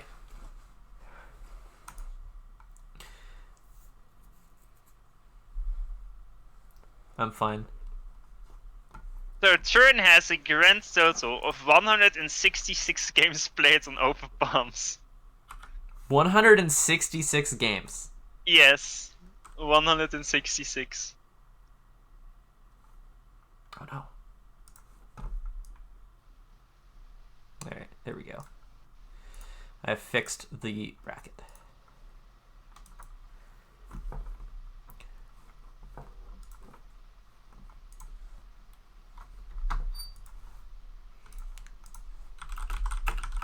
And Nexus is on 71 Open Palms games. But with numbers this high, 100 more or less is not necessarily too impactful. Yeah, I mean, like, once you have 70 games on a map, I think you might know what it's about. I think so too. That's my hunch. They both have about the same winner rate of about 60%, but that's a ladder, so of course it's not really. It's not necessarily going to say anything about the performance in tourneys. People tend to focus on tourneys more for obvious reasons. Well, you gotta get the bucks. Who got this pick? Was it Nexus? Yes. Wait. But no, Turin is in the Turin picked it. Okay, yeah, it's actually Turin. I would be quite surprised if Nexus picked this against Turin, because Turin is generally someone who do in good text transitions and timings, like Turin originally is well known for his like T3 rushes and T2 air rushes, where he makes lots of Janus, or he rushes T3 Aeon tech for harps and sniper bots, and then he is very aggressive with them. Nexus is, I'd say, generally more a defensive player. He likes to just make enough units to hold off the attacks and then just out-ecos his opponents. roughly speaking. It's kind of how I see the two. Well, they were Nexus, forgetting the most important difference. Turn is much more likely to build a Jester. yeah, this is true. Then, yeah. Yeah, Nexus is a more all-round player, I'd say, than Turin. I mean, you can't, like, disqualify Turin for that, but, like, Turin is still very strong, but it's just that Nexus is a level above that on, like, the big macro part. But Turin, I think, is some of his timings are very strong, and it's something that he is especially good at. So we will see. Open bombs generally mostly at Tech 1 into Tech 2's land spam map. Like you can see Tech 3 as well, but usually games are over by the time Tech 3 arrives. Like you have the rare occasions where you see a big Tech 3 battle at the end, but the vast majority of open bomb games don't get that far. Yeah, I mean, the longest open palms that comes to mind for me is, I believe it was Spring It's Invitational Finals, Tagada versus Nexus, where it was an incredibly long game, mostly because Tagada refused to end it, and then Nexus decided that he would end it instead. Okay. The only long game I remember was Zlo versus Shen, I think. Was it those two? Maybe, but some incredibly interesting game, let's say it like that. But yeah, so over here, Turin goes for the 3 P-gens before the Hydro. Nexus walks through the Hydro quicker. It doesn't make any P-gens, so a bit of differentiation. That's a word. It is a word. The opening. So early laps out by Turin. So you can see Turin is going for the more aggressive approach, which is kinda as expected. Nexus went for the quick scout to mid, which is a very common thing to do, because if your opponent has to go around it, then obviously the raid arrives later. Yeah, the scout will spot one raid going through the middle. Yes, and it is actually killed, so it won't spot the second raid, which can become quite important. Although Nexus kind of has to defend both of his expanding sides now, because he doesn't know exactly where this raid is going. So even if he plays for both of them, Nexus kind of has to defend both anyway. Unless Turn does some like mind games where he reveals it and then lets the other one go in second. Maybe, yeah, but Nexus will have 2 Mantis out, one to actually already has 3 out to protect his engineers. So he's actually going for not too many engineers. He only has 4 outs at the moment, while Turin has 1, 2, 3, 4, 5, almost 6 outs. But it resulted in him having more tanks, of course. So both labs actually get cleaned up and they don't do any damage. And now Nexus might go for a counter with those units. I mean, this is pretty good for Nexus. Turin made a reasonable investment into getting those labs out in a timely fashion, and they just didn't do anything. Other than force an extra Mantis, I guess. Yeah, the thing is, if the labs were still kept alive, then it wouldn't be so bad, because then he can run around the back, and Nexus kinda has to lock it with at least 1 Mantis, so it means that he can't push with those Mantis, and he will still be annoyed by those labs, but because they both died, there basically is no more pressure for the time being from Turin. Yeah, so I mean, Turn is going to try to pressure with these 2 Mantas on the left side, and with good micro, he might actually be able to win 2v2 here and get this NG. Yeah, true, but there are reinforcements coming from Nexus, so it seems unlikely at this point. Yeah, and Turn doesn't actually have a scout. Doesn't have intel. Yeah, he doesn't have intel on it either. He catches the Mantis on the left though, and it saves his engineer. That's quite important. Yeah, he's keeping it even. Yeah, but Turin's expanding engineer on the right side is completely unprotected. So that will surely die. He did, however, send a quick engineer to the back, while Nexus is quite a bit later. I feel like it will get raided by the same Mantis that's going around at the top right now, but we will see. Well, this Mantis Also- seems uninterested. Well, I say that and then it immediately turns around. Yeah. So that's a nice pick-off. But look how fast Turin's ACU is. This is quite aggressive compared to Nexus. He's already almost at the opposite side 2 mechs. Meanwhile, Nexus is going to stop and build a Hydro on his side of the map. Yeah, it's super aggressive. It's not a completely uncommon move to do, but it is quite early, I'd say. And nonetheless. But then again, I'm not an open palms professional, so who knows? Unless I think, like Blodder used to always do it. I don't know who started the trend of moving your ACU like this, but I know Blodder did it, and I feel like he also did it around the same speed as Turin did it. I might be mistaken. There's a nice bomber on the left from Nexus, killing 2 expanding engineers. Yeah, he's just going to clean up everything that was going here, deny the Hydro. But critically, Turbo doesn't care. He's just going to walk into the base. This is his base now. The normal move would be to secure the 2 maxes with his ACU and then the 4 maxes back there. But he just ignored it and just went for Nexus's base. And Nexus is coming back with his ASU. Yeah, he's going to force Nexus to turn around. And meanwhile, he's going to get good trades. The trick here is to not die. Yeah, exactly. If he manages to get out, then there's a pretty high chance that this would have been pretty successful. He's going to focus the Hydro. I mean, that's a pretty good target.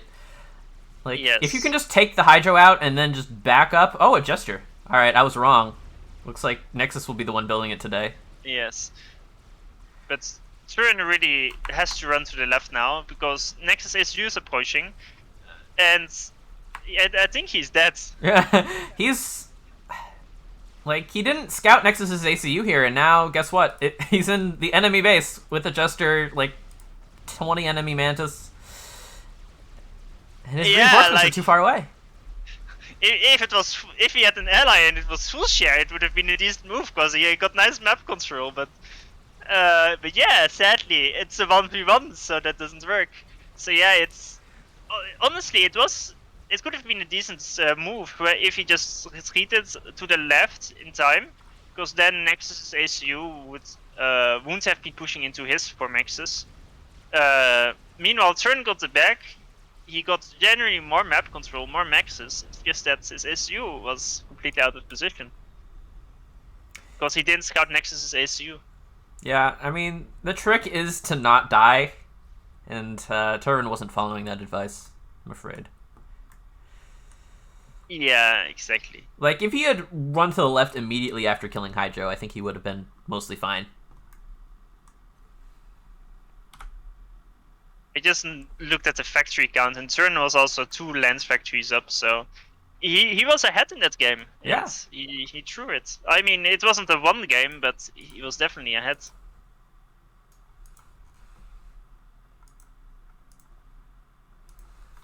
So yeah, I'm pretty sure Turin isn't happy about that. It was his map pick as well. But then again, like if I would be Turin right now, I would be thinking, I mean, we don't know if he knows, but like he was ahead, so he came out well after the opening. It's just that he suicided his ACU, which is a bad thing to do. but sure? Perhaps.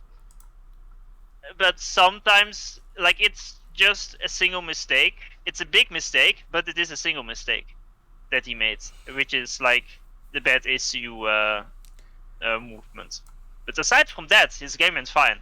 Yeah, like, he was in a better position, except for the fact that he was dead. No, but I know you're joking about it, but I'm You're serious. true. It's like accurate. Like, his position was objectively better. His macro was better. He was in a better position to grab more map control. Yeah. Like, he was That's winning. How like when some stupid things overcome you, whether it's your own fault or not. In this case, it was his own fault, but it's like I just tried to keep optimistic. Well, I kinda was playing better, but then I did a stupid thing. Yeah. Which it's a rationalization, like, but it's sometimes also correct. Yeah, exactly. It's also something to keep you motivated. which is sometimes needed. It's something you learn when you play enough team games. At some point you're like, well, yeah, I lost 5 games in a row, but none of it was really my fault, so it's fine. That's the way you do it. The only way to survive mentally.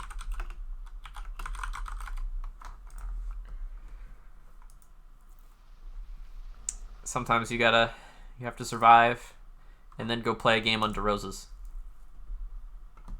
Yeah, that's actually, I didn't know it was in the pool, but I love it. I haven't seen a game on it in quite some time. Yeah, it was in ladder. I think it's currently in ladder, but Nice. it's sometimes you see some really good games here because there's a lot of reclaim. Yeah, it's one of the best 10-kilometer maps that exist. Do you judge the goodness of 10-kilometer maps by the number of rocks on them? Yes. And yeah. Well, you're anything honest. wrong with that? Well, there maybe is something there. I don't know.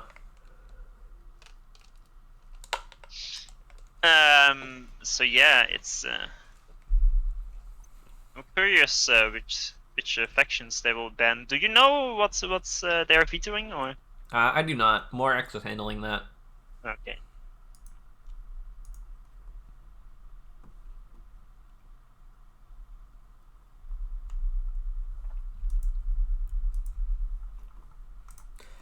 Looks like Paralon is playing Ajax on hard FFA. Well, as long as it's not Judy playing the map, you might get a decent game. Way to call him out like this. He deserves it. He bullied me 2 days ago. Oh. Looks like it will be a Cybran mirror again. Oh, true. Actually, I imagine they Or not. vetoed UEF? Question mark. I think UEF is very strong here. I think it's UEF then Sarah is kind of the order, but The thing is, on high reclaim maps, Sarah is still very strong, but yeah, I don't know. Maybe it's true. I kind of got this preconception that Sarah is a weaker late game because I just don't like their T3 lands. But I mean, they still have the T3 mobile shields and the chickens and the boys. It's just harder to handle. Meanwhile, UEF, you just click the press ball button, and Simon, you click the brick button. It's just so much easier, kinda. Like I feel Sarah late game is actually probably stronger, but it's way harder to properly do it. I mean, on high reclaim maps like this, UEF has kennels, Siren has hives. Is also important. Not in every game, but sometimes it is. Also, you got to remember that like a chicken is just much better than a fatty in most situations. Yeah, true. But you have the Percy ball to make up for it, so it's kind of yeah. even. Chickens are famously bad versus Percys. Like with the patch a few years ago, you can micro against Percys, but the DPS is way lower because the way you have to micro the chicken. So it takes time to get value with a chicken versus Percys, and you don't always have time for that in a hectic 1v1 game. Oh, absolutely. And if you don't micro a chicken, then 9 Percys or something can almost kill a chicken. If you split them and you micro them behind the chicken, and if the chicken is just standing there shooting, you can. It's surprisingly easy to kill it. But then again, it's. There's no UEF here. I feel like they both vetoed it. I would veto it as well. It's the logical thing to do. Yeah, Titans are strong. UEF T3 is strong. It's just UEF Air is one of the strongest because the broadsword. Yeah, and like so yeah, T2 and T1 aren't going to cause you any problems here. Just a very solid choice, which is why you want to deny it to your opponent. I feel like we're racist against Aeon. I'm sorry, I thought there were only 3 factions in this game. Yeah, UEF, Cyber, I Seraphim. don't know. Maybe it's because I naturally don't like playing as Aeon, but I feel like whenever I look at the map, I'm like, nah, I don't want to play Aeon here. It feels bad. But I feel that on so many maps. But it's like, it's very similar to Seraphim in a lot of ways. Because Yeah, of the it's similar, snipers. but less good. That's what it feels like. Yeah. Although sometimes you can just build a GC and walk it at your opponent's ACU and they just won't kill it. Please don't remind me of that. Yeah. Okay, so anyway, we see Turin going for the 3 factories before Air Factory, which is a more greedy BO. Unlike the Ditch, which is like the same amount of reclaim basically, but this is a 10 kilometers map, so you are in airlock range. So it's what is very common to do is for the players to drop the corners and set up a massive base there, because the corners also have a lot of reclaim and most of the maxes. There are not that many max slots on this map, not in your main base at least, so you have to expand. So rushing a transport to drop the corners and set up a big proxy there is very common.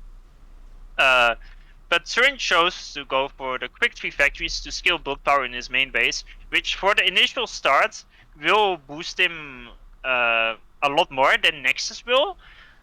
But if Nexus airlocks him and he drops the sides and Turin can't stop it, then later on Turin will be in big trouble.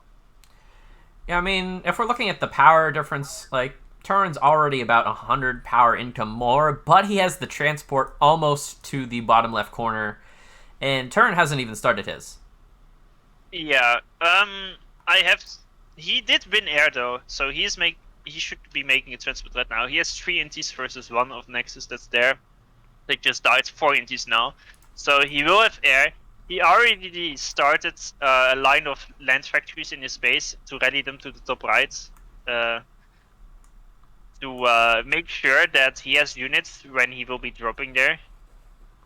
I don't know if he knows that Nexus dropped the bottom left, because he should be rallying his first units probably towards the side where Nexus didn't drop yet, because where Nexus already dropped, you can't contest it anymore. There will be too many units by the time you arrive. He's going to try to bomb it, but at this point, that might slow him down, but it's not going to stop him. Well, it's not meant to stop him, it's just meant to be an annoyance and slow down, because there's quite a bit of reclaim there. You want to set up a big proxy. If most of your engineers get bombed, it's very annoying to deal with it. Turin did find the transport of Nexus. He also is kind of airlocking him. Nexus decided to not really swim a lot of air once he dropped the bottom left. He was kind of happy with it. That's what it felt like. Nice split from Nexus, only loses 1 engineer to the bomber, and there's an inti to lock it. Yeah, he should get another pass, but this bomber isn't going to live forever, and there's really nothing Turin can do to contest the bottom left at this point. Although he's dropped to the bottom right, should be successful. He's got a lot of spam and support. Nexus briefly will scout it, though. Yes, so Turin will get the top right, he will get it later, but like I said before, his scaling in his main base should be quicker than Nexus. Oh, he's already 200 power income up. And he's spending almost all of it. Yeah, he's rushing attack to HQ now, and he is about to finish it already, actually. So there's the... I won't be surprised if we will see some... well, we will especially see gunships, if not for Notas. But he is going to be aggressive with it, no doubt. It is Turin making attack to air. That is not a safety Turin move. No, it's a danger move if you're Nexus. Like, yeah, Turin can't dislodge you from this bottom left with like a drop or some bombers, but you know, 6 gunships would do it. Yeah, Nexus seems to have some mass issues. He passed all his upgrading Nexus. No, he has power issues. Oh, power issues, really? Yeah, okay. He's got plenty of mass. He's almost going to waste. Ooh, okay. Although I think he's microing his reclaiming engines to not waste, but he's stalling at about 350 power per second right now. Meanwhile, Turin, he's doing fine. He's getting his T2P gen. Yeah, Nexus really doesn't have a lot of power. And Turin, like, he stopped building most power, but that's because of the T2 pigeon he's about to finish. Yeah, he's gonna finish that without stalling. Perfectly. Yeah. He had like 50 energy left before it finished. Like, that's the difference between like just your average player and, you know, someone who's apparently better than Petrick and Paraon. Yes.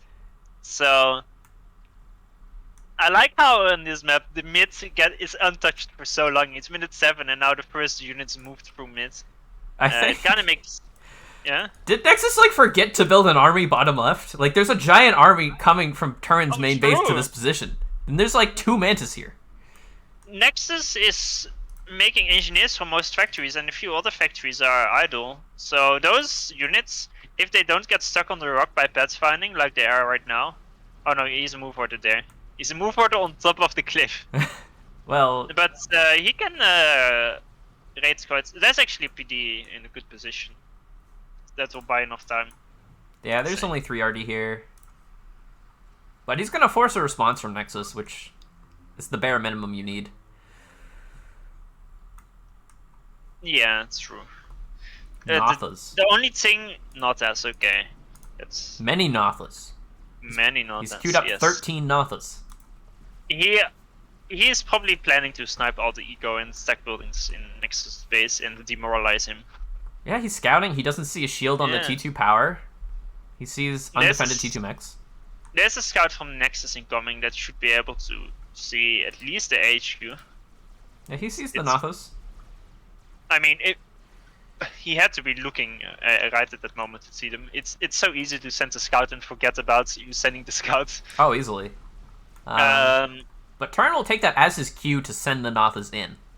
I think it's a tad bit too early. You won't have 4 Nothas because Nothas 2-shot most buildings, and like 3 or 2 on one building is the same thing really. I wonder if you can ground attack the space between these 2 pigeons and hit them both. No, it's a Notha. Yes, this is true. I'd say there's a super small chance of it working, like a few %, and it's not worth the risk when you can just kill them like this.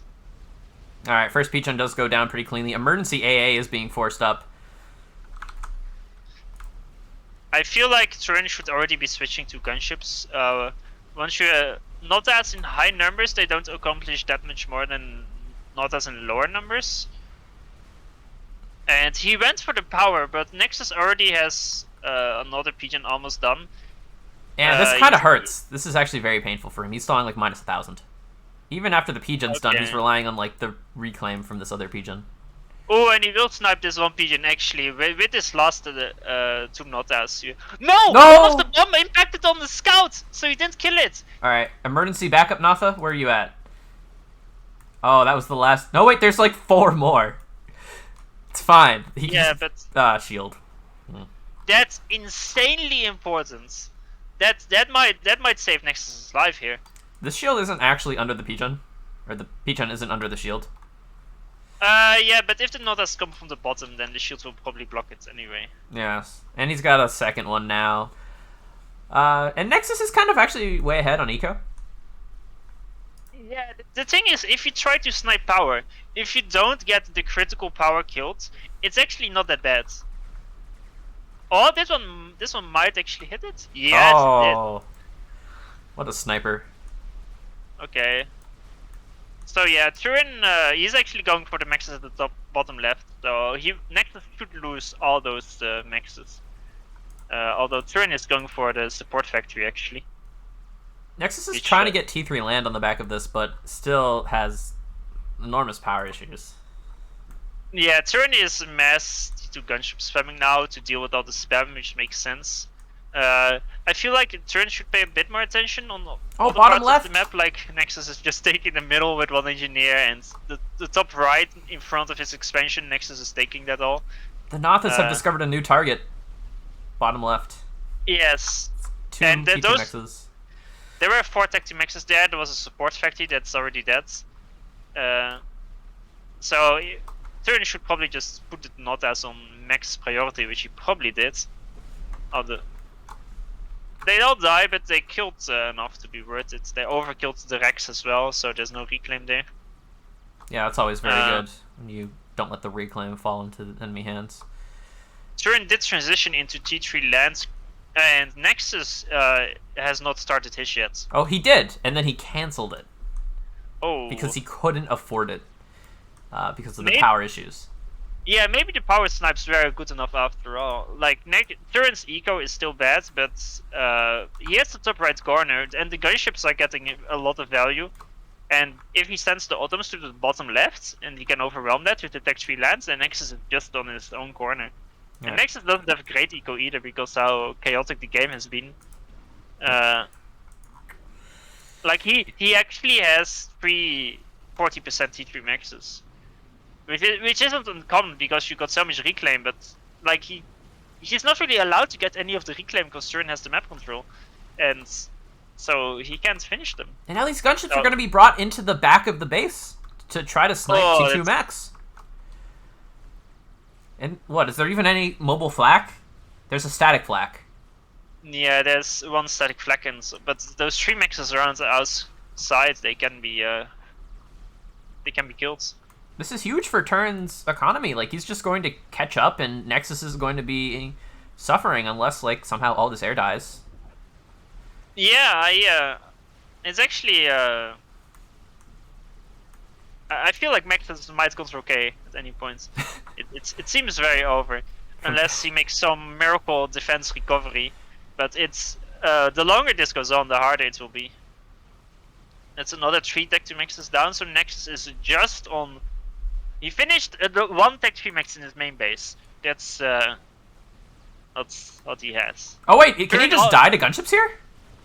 His ACU is very far forward. What is it doing there? See, Turin's out doing like complicated sneak in the back with the gunships, and Nexus is just out here with his ACU with no AA defending it. And there's just a T1 army and gunships. Yeah, that's probably a misclick there. He might actually save himself, although his own units are blocking him. There's a flak, multiple flaks coming, but it's Actually, I think it's too late because the gunships are so split. And there's an alpha. There's not as well. That will hit that one. Okay, that was a kill. Didn't know ACU was there. XD. Yeah, it was a misclick, but Turin was royally winning this game, I'd say. With because Turin also made his first T3 max already, although he did not cap it. So it's not perfect, I guess. But let's see. I can't check how many autumns are on the field. But actually, he wasn't royally winning this game. That's an like he was winning for sure, but royally maybe it's too much to say like that. I mean, he was losing it, and then he was winning it. And the fact is, like, Nexus had serious problems on all fronts. He was never losing it. When was he losing it? Because he had less eco? Well, like, when he was later to the drop, I guess. That was the main disadvantage. Like, that's the openings plan. It's on purpose. Like, if you go triple Land Factory before Air Factory on the Rosa, and it's not uncommon for your opponent to go for some decently quick inties like what Nexus did. I've had the same happen to me often enough as well. But if you go for the triple Land Factory, you basically say, I will not drop until later, but I will boom in my base a lot better. So I will catch up an air after the initial boom, and then I will be dropping. And so, like, his drop will always be later with those triple Land Factories. I mean, maybe the greedy start is just better.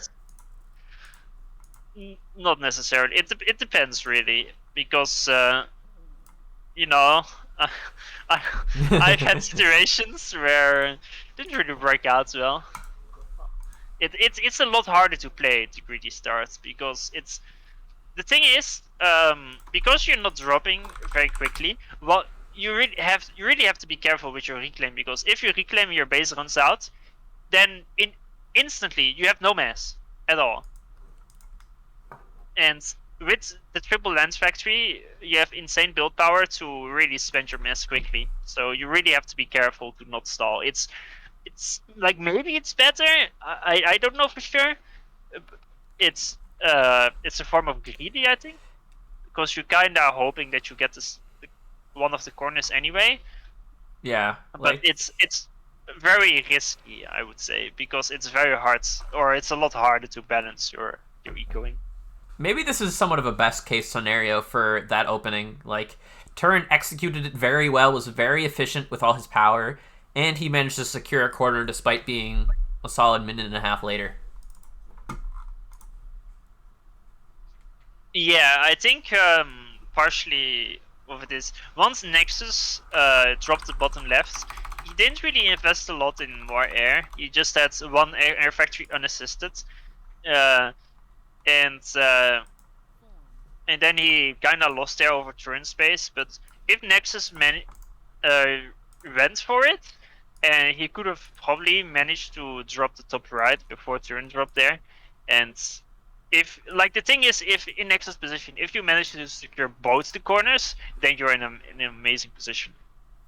And then turn really has to quickly win one, or his reclaim will be in a lot of dangers. So Turin wants to go play Twin Rivers. Twin Rivers versus Nexus, okay. I feel like that's very scary. Like, Nexus is very good on Twin Rivers. But I guess Turin feeling confident on the 10x10 land maps. Let me get my stats, baby. Get the Twin stats. Rivers. Nexus has played 41 games on Twin Rivers in ladder and has won 65% of them. Turin has played 92 of them and has won 57. More games or higher win rate? Who knows? Which do you prefer?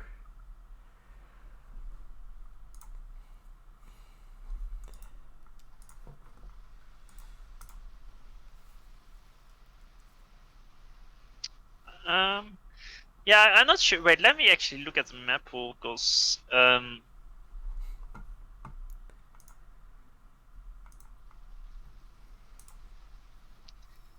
not sure. The thing is, Turin hasn't played for so long. Like, I know, like, he likes the classic maps, because that's where he played most of his games on. But I wouldn't necessarily say Nexus is weak on these maps, because the thing is, in the tournaments, when you have to pick a map, you don't necessarily pick a map you're good at, but you also try to pick a map where you think your opponent is bad at. And he knows that Nexus isn't bad on Twin Rivers, at least. I mean, maybe he is, I don't know, I don't think so, but maybe I can be wrong, of course. But I don't think Nexus would be bad on Twin Rivers. Like, he won't be... No. He's he really won't be solid. like... Yeah, so picking it is... it must mean that he's pretty confident on it. Maybe he's prepped something special. We shall see. Yeah. I mean, technically, Abjects won versus Nexus here last week. True, yeah. I remember that game. Lost to UI mod. Yes. But I guess it's an Aeon mirror.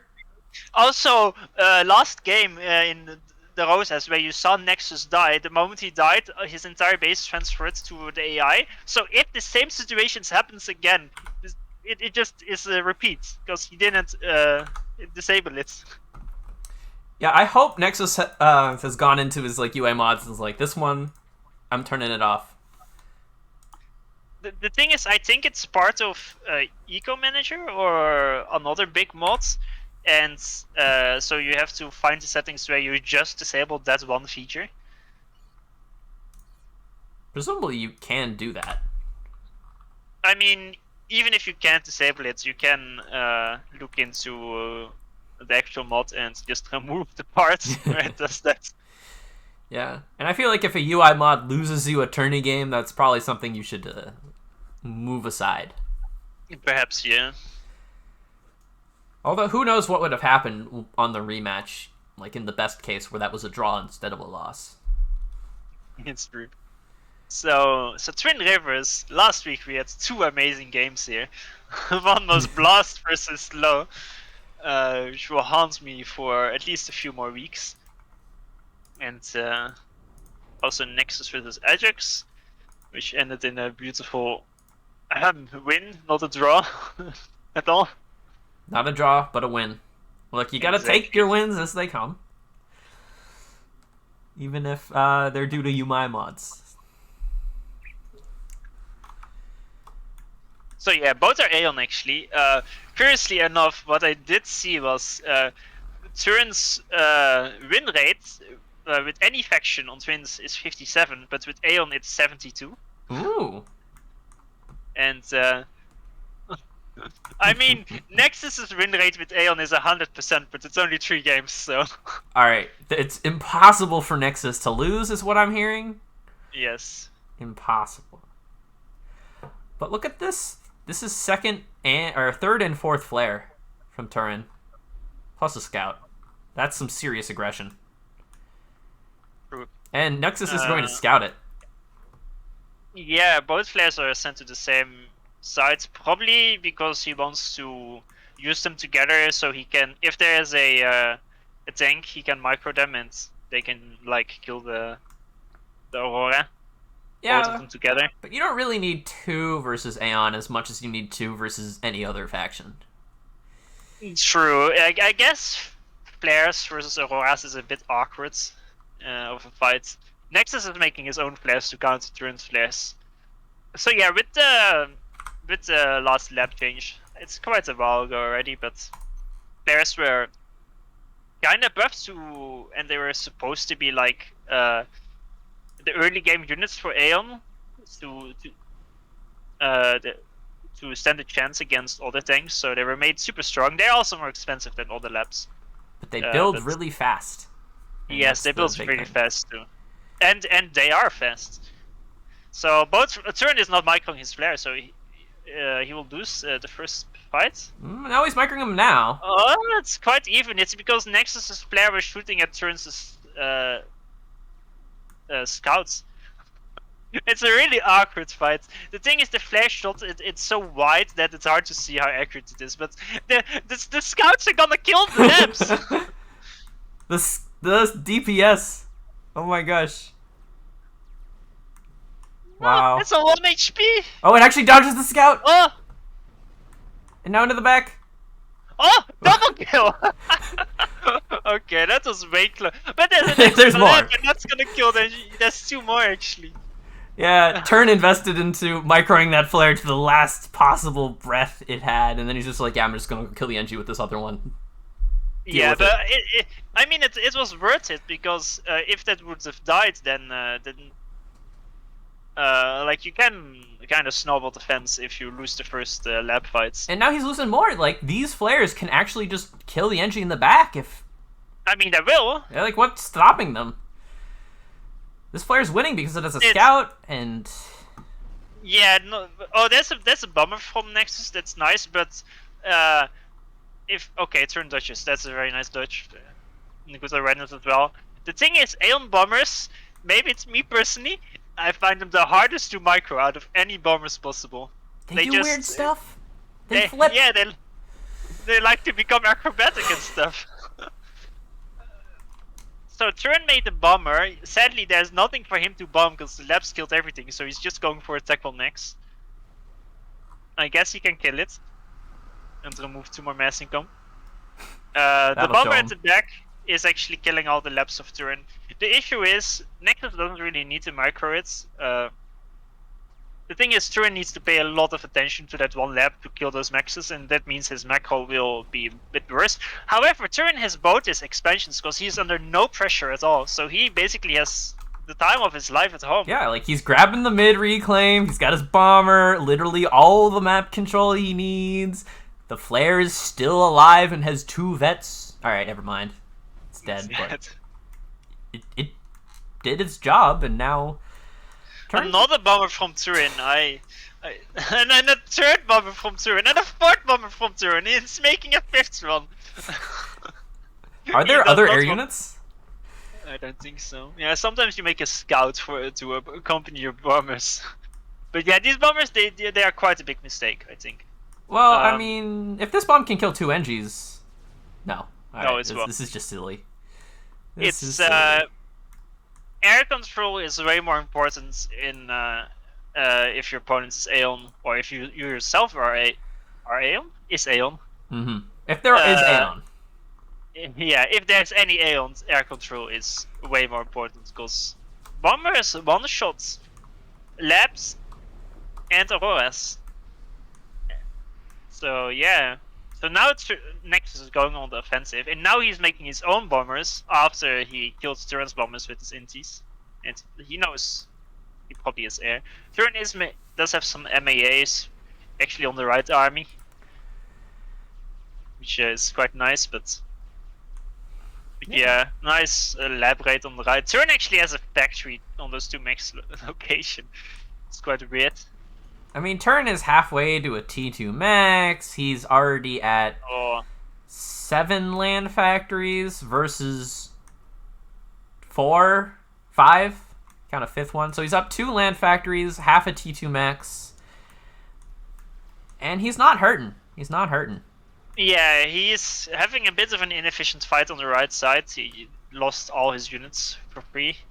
But like, he needs to be a bit careful, because right now this is the best moment where Nexus, like, you can see it from Nexus ACU movement as well. He is not gonna be sitting back in his base.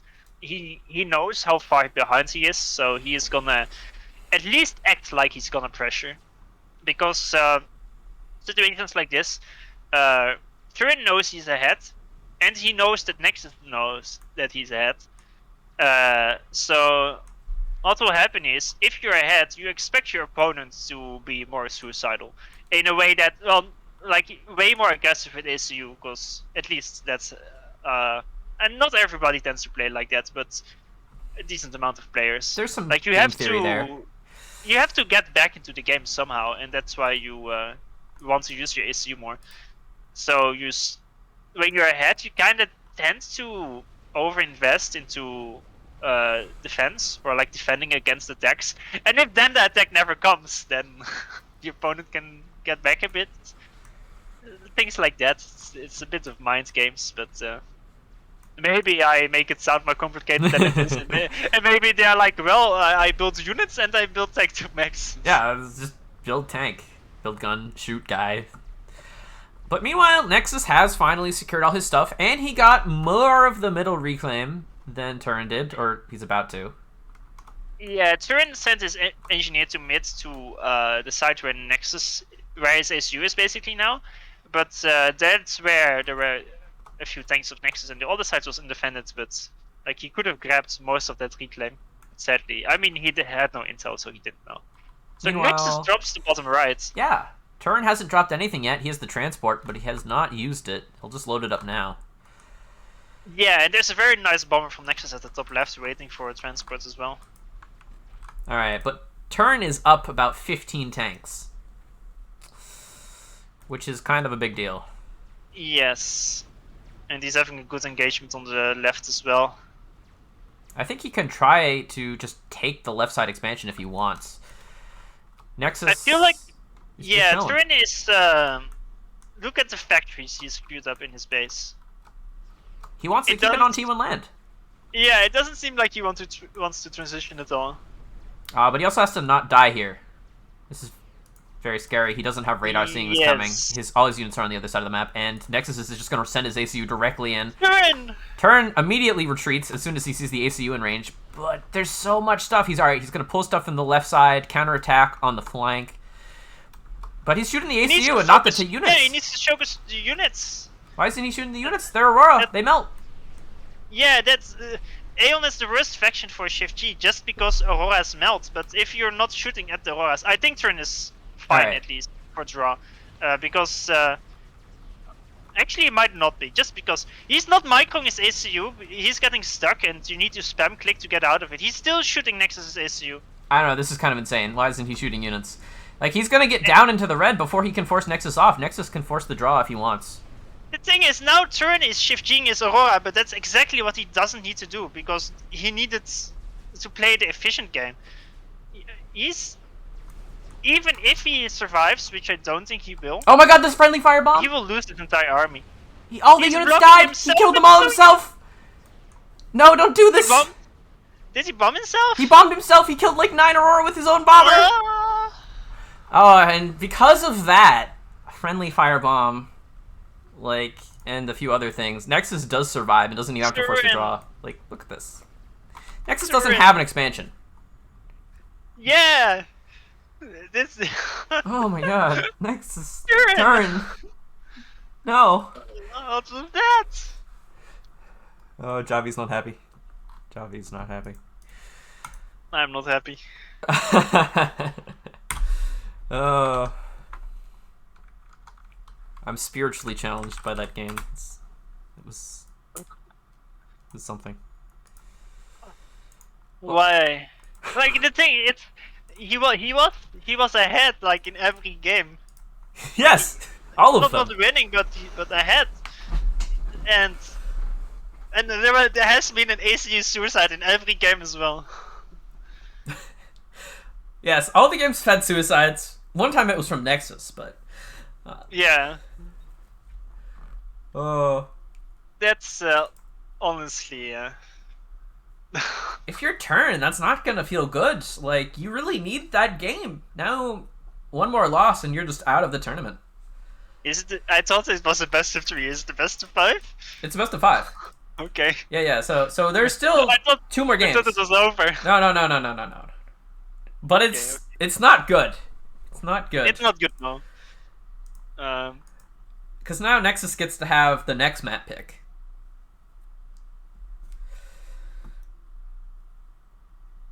Erin is the 1v1 equivalent of me in team games.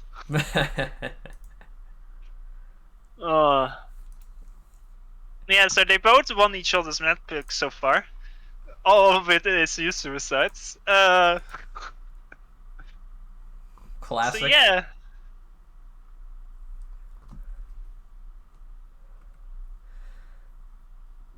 Like, Turn was just pushing without intel.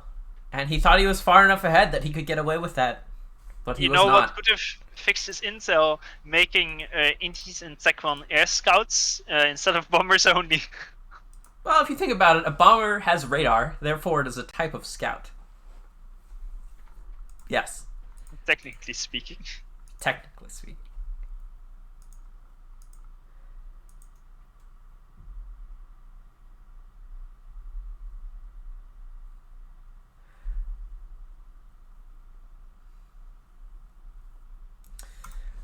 But yes, for the format, the bracket is all single elimination best of 5, except the finals, which are best of 7.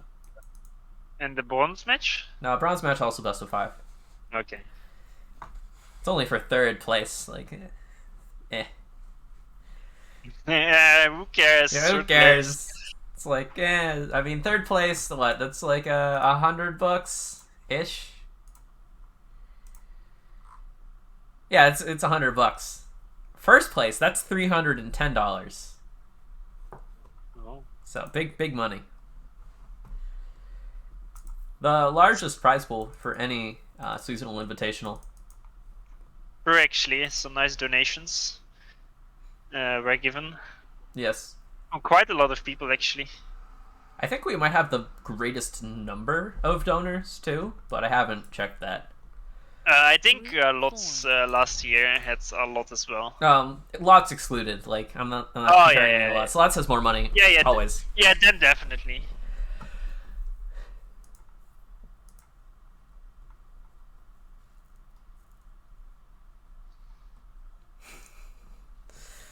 So the map will be Bermuda Locket FAF version. Bermuda, okay.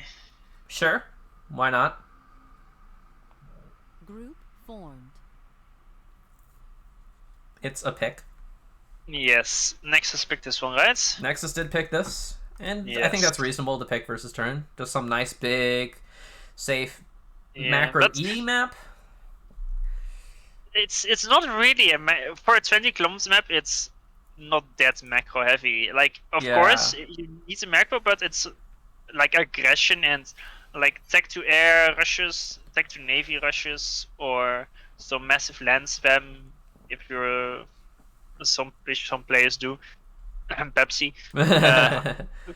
It's quite an aggressive map, and often it's not really that macro focused, I'd say. Although it really depends which two players you put. But if turns in this game, I don't think it will be too macro focused. I think I wouldn't say the thing is both turn and next are kinda good on the same type of maps. I feel like they're all picking old maps that they both played many times, so they both should be comfortable on these kind of maps. I mean, there aren't actually that many new maps in the pool. Like, the newest one is probably Stickleback Ridge, but besides that, they're almost all classics. Yeah. Okay, this is a bit different. Nexus has played 29 games on Bermuda and has a 58% win rate. Turin has played 101 and has a 73% win rate on the Bermuda Locus. That's a lot of stuff. Turin has a very nice win rate for 100 games, and he has played a lot. So, like I said, it's a Nexus pick, but Turin really should be confident on this map. Not confident that he is better than Nexus, but he should at least be able to, it's kind of equal, I'd say. Maybe even a slight advantage for Turin. Although, given the fact that Nexus picked this map, and Turin didn't, maybe Nexus prepped something, although I don't know about that. It's also Cybern versus Aeon. Turin wants T2 Air. Yes, I'd say generally, aside from UEF, most factions are kind of equal here. There's a lot of options for anyone who's not UEF. Yes, like Aeon has tech to air is very strong in this map, so his 50s are insane. You have attack to destroyers are insane. Basically, the map is won or lost by tech to. Tech to navy, tech to land, tech to air. Although tech to land is a bit less important, obviously. So, but Aeon, tech to air, and tech to navy are probably the strongest out of any faction. Then Sarah has strong destroyers and phobos, of course. And also Sarah has one of the strongest tech to airs as well. Cybern has frigates. And those basically are enough to pick Cybern. Yeah, that's it. They just have the best frigate, Yeah. and you can just build it and win Navy. Because if you win Navy, you almost always can convert it eventually, unless you're losing heavily on other fronts. Yes. Like, you just park your cruisers and destroyers everywhere, and then your opponent is just very sad. Oh, look at this. The labs. From Turin, yes. I was about to say, I'm wondering what Turin is gonna do, because this map, it's there's quite a lot of cheats possible. I mean, I say cheese, it's more like some early aggression. Like, you can make a quick lap sent to one of the sides, or quick bomber, or indies into bomber, or you can go for an aggressive proxy and drop the side your opponent is supposed to drop. And Turin is definitely one that would do some of those, because it's Turin. Nexus is going for the more standard approach, just lots of PGens into Air Factory. And will probably, maybe he will make a scout in the Inti before his transport, and otherwise he will just first transport. I mean, look at this. Turin is actually sending a very early land scout directly across the middle of the map to scout what's coming air-wise. I like that a lot. It's something that's probably not done enough if people are Aeon. I tried it once on Point of Reach, although sadly it was a bit too slow, because you can't underestimate the distance. Oh, Turin's having build enemies. order problems. He's been mass stalling a bit. That's not good at all. He's not making a reclaiming, he's an attacking engineer. Yeah. That's very I see he's mass stalling here. It's just inefficient. and therefore Nexus is actually going to get his transport out. Maybe the land scout will spot it, though. No. But the lab should be... The lab will actually be too late. The lab will be too late. The scout will be too late. I mean, the lab will kill engineers, but I feel like not before the factory is done. Oh, I know. The scout spotted it briefly. So... Okay, there's also a bomber from Turin out. Now Turin is making his own transport. He is still just attack moving engineers. The thing is, he has like 5 150 mass rocks. He just needs to right click the wall and all his mesh issues are solved. And it's way more efficient than attack move, so I don't know why. Also, he got unlucky with the transport. Look at his engineers in his base. It's super inefficient. But here's the aggression. He will kill the transports. But like I said, Nexus does get the factory online. I mean, will he kill this transport?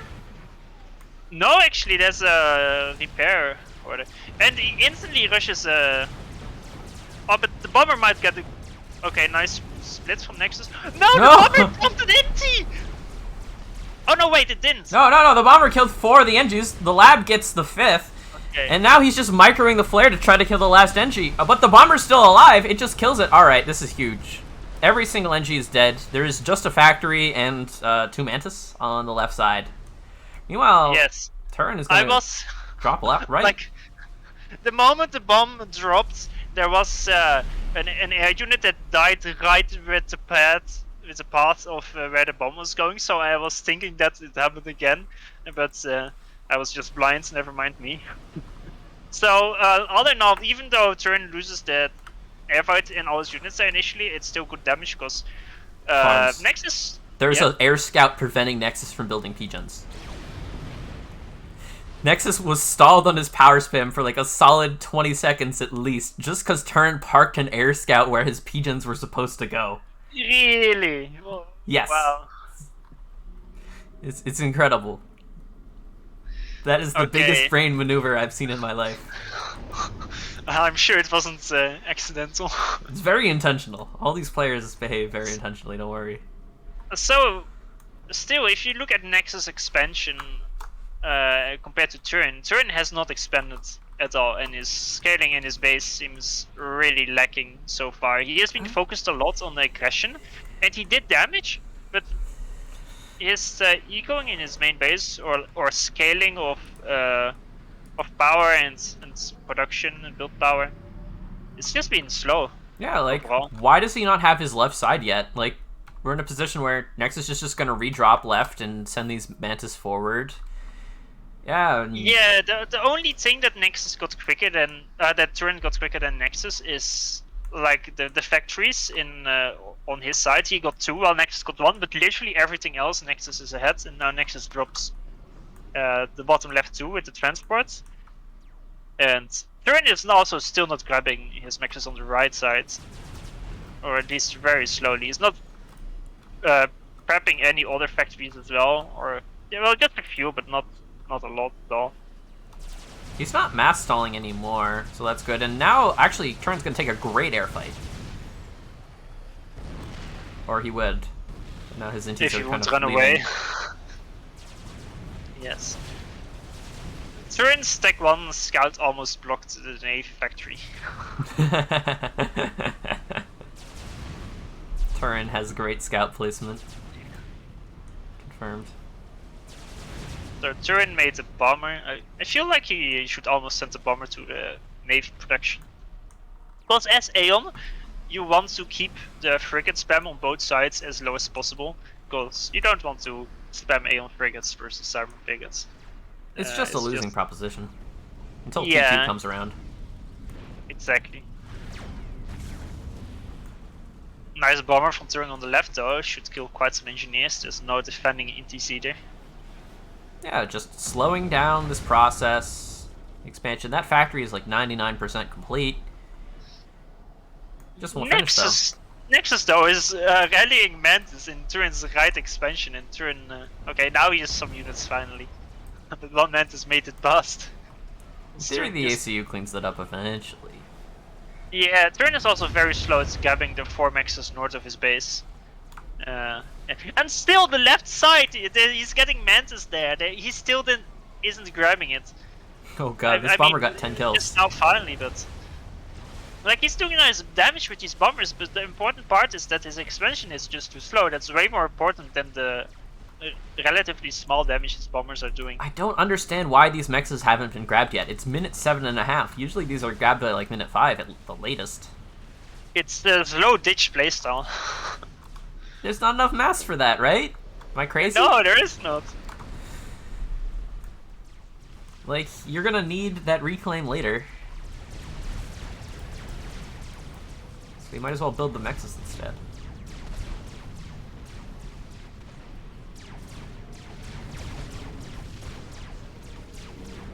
But yeah, both these players are going to make their commitments into Navy. I imagine we're going to see T2 Air done from Turin. Yeah, there's already a power pigeon, T2 pigeon. From both of them. They're starting their second. Okay. Yes, that makes the most sense. Turin is definitely going air here. The thing is also with Aeon on this map, T2 lands is generally like you have nice blazes and shields. So Tech 2 lands can be quite nice with Obsidians as well if you go for some gorilla push.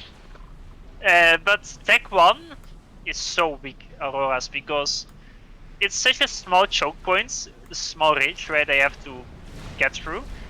And it's very hilly, like you see with the Mantis that are facing the clump of Auroras. Now the Auroras are hitting the hill a lot. And arties are so good versus Auroras because they have no room to dodge.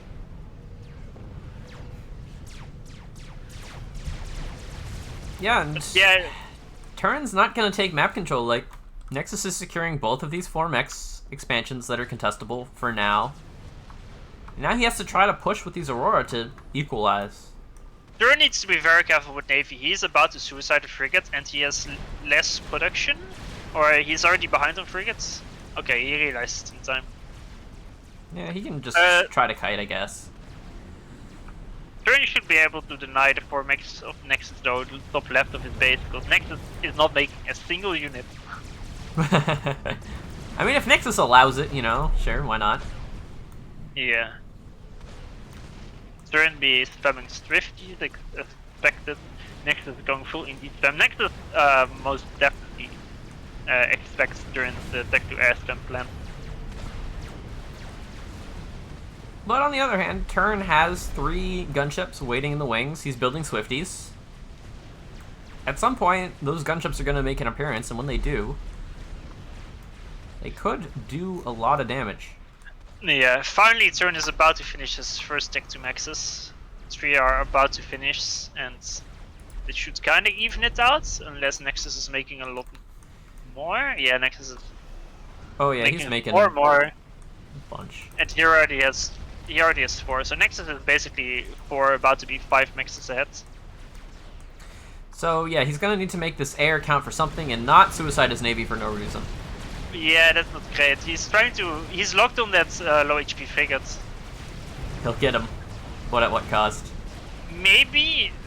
I'm not sure what Turin's plan is. He doesn't have enough to win air. If he engages air with his 50s first, it's lost. He's like trying. He loses all his 50s. He can't win air. He has to retreat. Yeah, he lost suicided all them. his 50s. But the gunships are still going. They're gonna snipe attack from Max? No, they're locked on the Nexus power probably. This was the greediest attack ever, and it was like Nexus just defended it easily. Nexus made like he was expecting it, turned in scout ahead in time to see what he was up against. And now the Pigeon's fine. Nexus just got a nice 1k mass donation from his friend Turin. I mean, the mass donation is kind of irrelevant. It's the air control that matters, because Turin was going very heavily on air, because Navy looks bad. Meanwhile, Turin is trying to push left with his ACU and units, but he's kind of losing right, maybe. Actually, what looks way worse is eco. Don't look at the eco. Way more eco. It's fine. It's fine. No one. Yeah, Nexus made some more Navy factories on the left as well. I feel like he's.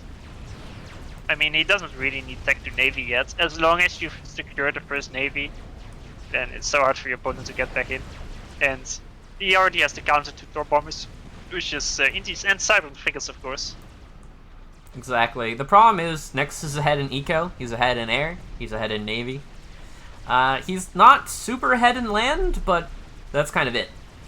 Yeah, the thing is, some players really spam a lot of lands on Bermuda, and Turin made quite a lot early on. Nexus made nothing. Like on the bottom left side, just now he made the first units to deal with Turin's ACU and Ovars maybe pushing in there. But before this, he didn't make any lands, and Turin did, and it didn't have any. And combined with just the worst ecoing and the slower start, just not grabbing all those maxes early on, you're just gonna get outpaced. And yeah, now Navy is lost and Air is lost. He's still spamming Swifties, but it's so hard to come back from this.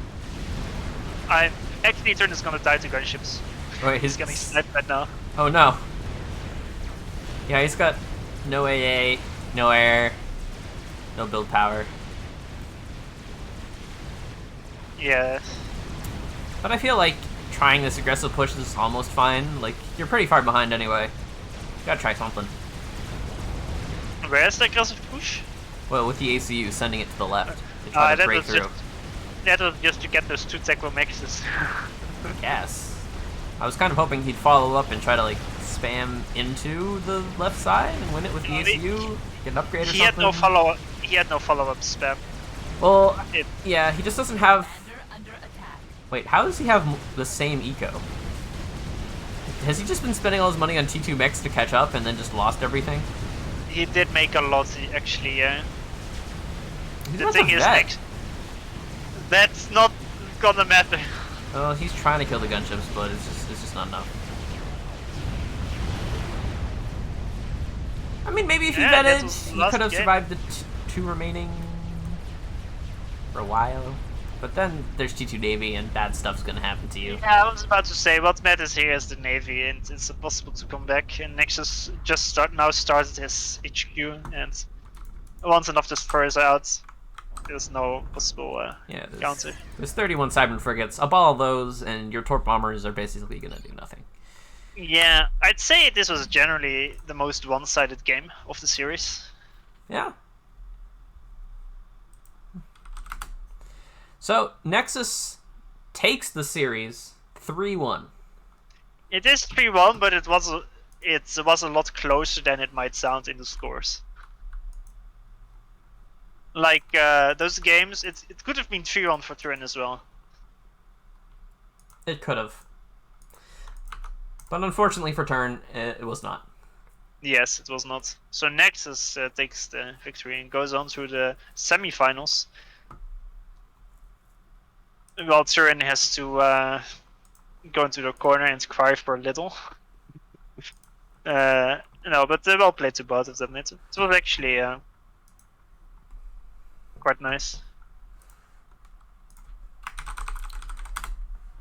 So yeah, what are we gonna watch now? I'm interested in going and watching the Parallon Ajax games. Parallon Ajax, okay, that's another nice series. I will stream to you on Discord for timekeeping purposes. Starting with their first game on hard FFA. Game not rated, uneven teams. Okay. Okay.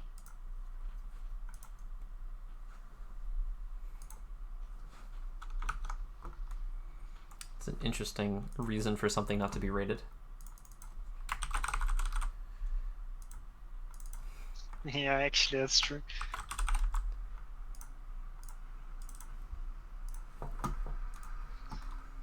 All right. So here we are. Hard FFA. A great map. Defined by the fact that you both start underwater next to each other. Surrounded by mexes. And a giant pool. This is Ajax's pick. Yes. Ajax picked this. This is which is quite something. I didn't expect it, but I like the pick. So yeah, I'm the game will probably be decided on this map. It's decided super early on. It's a very how you say it, meme-like map almost. They're bumping into each other. Yeah. So that'll It's actually gonna give the Enchies probably enough time to get away. They are both Seraphim, so they can both rebuild on the factories once reclaimed. Oh, it got away for both of them. Yeah, they bumped each other, so they got away. There's actually like just a really complicated decision tree to try to force a win here, especially if there's like UEF and drone. Like you can do some weird things with like trying to get the drone and then pausing it. It's very weird. Ajax actually, both of them made the second engineer, which is honestly already a mistake because you know, it will just get reclaimed and your opponent will get the mess. There's no reason, there's no reason to waste power making those extra engineers. Well, it forces your opponent to pay attention. It's kind of just sort of like an attention check, but it's a costly one. Yeah, I was about to say, Parallon did pass, Ajax just make a turret and is now making a fort. Wait, hold on. Oh! It's literally, they now realized that they're on the same team. Alright, it makes sense now. This is why Now it's it uneven makes- teams. They're both on the same team. Man, how does Alright. it make sense? Alright, redo. This is fine. Oh my god. Don't worry about it. Honestly, it's quite... Parallon was doing better here, I think. Yeah. Although not by a lot, it's very small. That's a good one. Now I understand why the game was only 2 minutes long. Alright, yeah, that's a free one. It's a free one. They don't need that, it's fine. Now for the real game 1 of this best of 5. This was just the warm-up. Yeah, they just had a nice warm-up on the same team. You know, in the interest of friendship. Alright, they'll try the same thing, but again. Yes. Maybe this time they won't bump. 'Cause that does matter. It does matter indeed. Maybe the plan is to purposefully bump. Yeah, like if you do that, like intentionally bump the guy, then you know your engine can get away, and if you want to play that sort of hard FFA, that could be advantageous. Although interestingly, like, alright, there was a second naval factory planned, but Yeah, I saw that as well, but it was inside. Oh, that's super. Okay, now we queued it up. Ooh. The thing is, the second navy factory was inside the range or inside the building block of Ajax's navy factory. I don't know what Parallon is doing. He's gone like completely drunk. Like what's going on here? He tried to build a factory and then decides he actually wants to go and capture. This is. I am confused. GG, he says. GG. The Enchi got away. It's like. This is like UD level. Someone tries to be big brain but fails miserably. Alright, maybe he captures it though. Like, if Ajax isn't paying attention, although I'm not sure why he wouldn't be, there's not much else to pay attention to. Alright, he actually captures it successfully. Wow, okay, that's a massive misplay by Ajax. But it's still, he has 2 engineers out. But it still might be possible for Parallon because of the capture. Yeah, he's up a navy factory for a bit. Yeah, exactly. The thing is, the ACU of Parallon is on the same side as the engineers for Ajax, so those engineers don't necessarily get value. And now Ajax actually walks south. Actually, I guess that's a good move. He made a navy factory. Those engineers will be sent up north, so Ajax will be getting north, and or at least that's the plan. It's very hard to make sure of this. I think that splitting your engineers up too much might become a pretty big negative because you kind of want to rush a lot of build power, and the more split they are, the harder it is. Ajax not really sure where he wants to send his ACU. Sending it south, I think, was the right idea. I thought so too. Like he can, because he knows Parallon is on the south. If he sends his ACU south to just reclaim the factories and kill them. And it sends his engineers north to expand there, it might be completely fine. Now Ajax is walking south again, he's just making circles. Well, Parallon, like I said, he killed one of Ajax's engineers. And that's the issue if your opponent's SU goes there, goes to the same side as your engineers just... They don't really get a lot done. Like the other one is making a hydro, like sure, he will get a hydro for a bit, but after that... he will just lose it, and he won't really accomplish a lot with his engineers, aside from a bit of E. Okay, Ajax is reclaiming the Navy factory in mid. Importantly, Ajax gets his Hydro done first. Paralon's now power stalling slightly. He's mass stalling a bit. Although Paralon does have an extra land factory, for whatever that's worth. Wait. Ajax has 2 Hydros. This man is drowning. Yeah. He rushed the second one, he's now overflowing that power. Alright, he gets this radar up, which actually spots everything Paralon has, even if it will die shortly to the Selene. Yeah, the radar to only instantly let it get killed. I mean, It's actually good. It. It's actually good, though. It's insane. Like, the intel that provided Ajax, even for a few short seconds, means he knows where to send his ACU. Like, to send it towards the Hydro and not this empty expansion. So now he can just kill it. I guess so. It's still very chaotic. I think there's still the issue of people not getting build power. Ajax made the second Navy factory. The thing is, because of this, Ajax always has some free build power in the middle that he knows can't get raided, and his engineers are a lot closer together, so they can rush factories. And Paralon splits both engineers to the left and right side and is building Maxes and Hydros, but what he needs is build power. And with the ASU on his doorstep, that build power he won't be getting, and his Hydro gets killed and he doesn't have a second Hydro at all. So I think that will just lose him the game because he has 20 E income. Yeah, like, alright, this Hydro finishes, and that stabilizes Paralon's economy just barely. But oh, there was one he's building there, okay. it's like, alright, sure. Eco-wise, it's similar, but Paralon doesn't have the factories Ajax does. Like, he's got the air factory, he's building a bomber, and bombers are huge. Like, just kill all the expanding NGs. Yeah. And there's a frigate being built by Ajax as well, and that's will just kill everything on the Navy. That's will go there. Yeah, like, the frigate means, alright, guess what? He's just gonna have the Navy for basically the rest of the game. Unless T2 Air comes out eventually. Yeah, this seems super bad for Paralon. He needs a miracle to recover from this. He still is on. Well, he's on 2 land factories, but Ajax has 1, 2, 3, 4, 5, 6 factories in total. I did cringe. Yeah, he bows out. He did the cringe. Sad faces, boys in the chat. Yes. The thing is, even though the initial move was very bad, and it was kind of a fail, because he managed to capture Ajax's factory, he kind of got back into it. The only issue is that he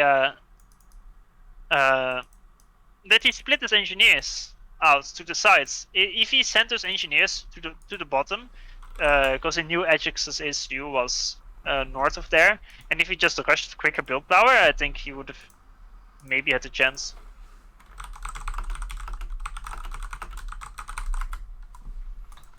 Alright, so we can keep going. Keep going, yes. So Ajax probably feeling justified in picking that, for sure. Yeah, it's seems so. I also remember him performing pretty well on that map in the Sudden Audit Journey versus Beauty, I think it was. It's a map that rewards prep on it and just knowledge of how it works. So game 2 will be Crazy Rush. And I'm going to watch this at +2. Okay. So yeah, Crazy Rush is a nice classic. Ajax going for the chat max first. Paralon. Actually, Paralon goes factory first as well. It's both nice. None of them are going for the ultra greedy opening. The 2P gen factory? Yes. It's the opening where you basically say abuse me. and if your opponent doesn't punish you, it's indeed the best or one of the better rounds. But especially someone like Paralon is known to be quite aggressive from Crazy Rush. Yeah, look at this. Second Selene directly across the map. He's getting the factory first, but of course he has to not build anything out of it. to rectify his power situation. Yes, selling quick scouts is always important in Crazy Rush because not only can it annoy your opponent, but you also scout if there's a quick bomber or something coming, although Ajax is not the most likely one to go for his bomber. Parallon's just going to park it outside and keep it cloaked. He's not actually going to go in. But this provides great bomber targeting.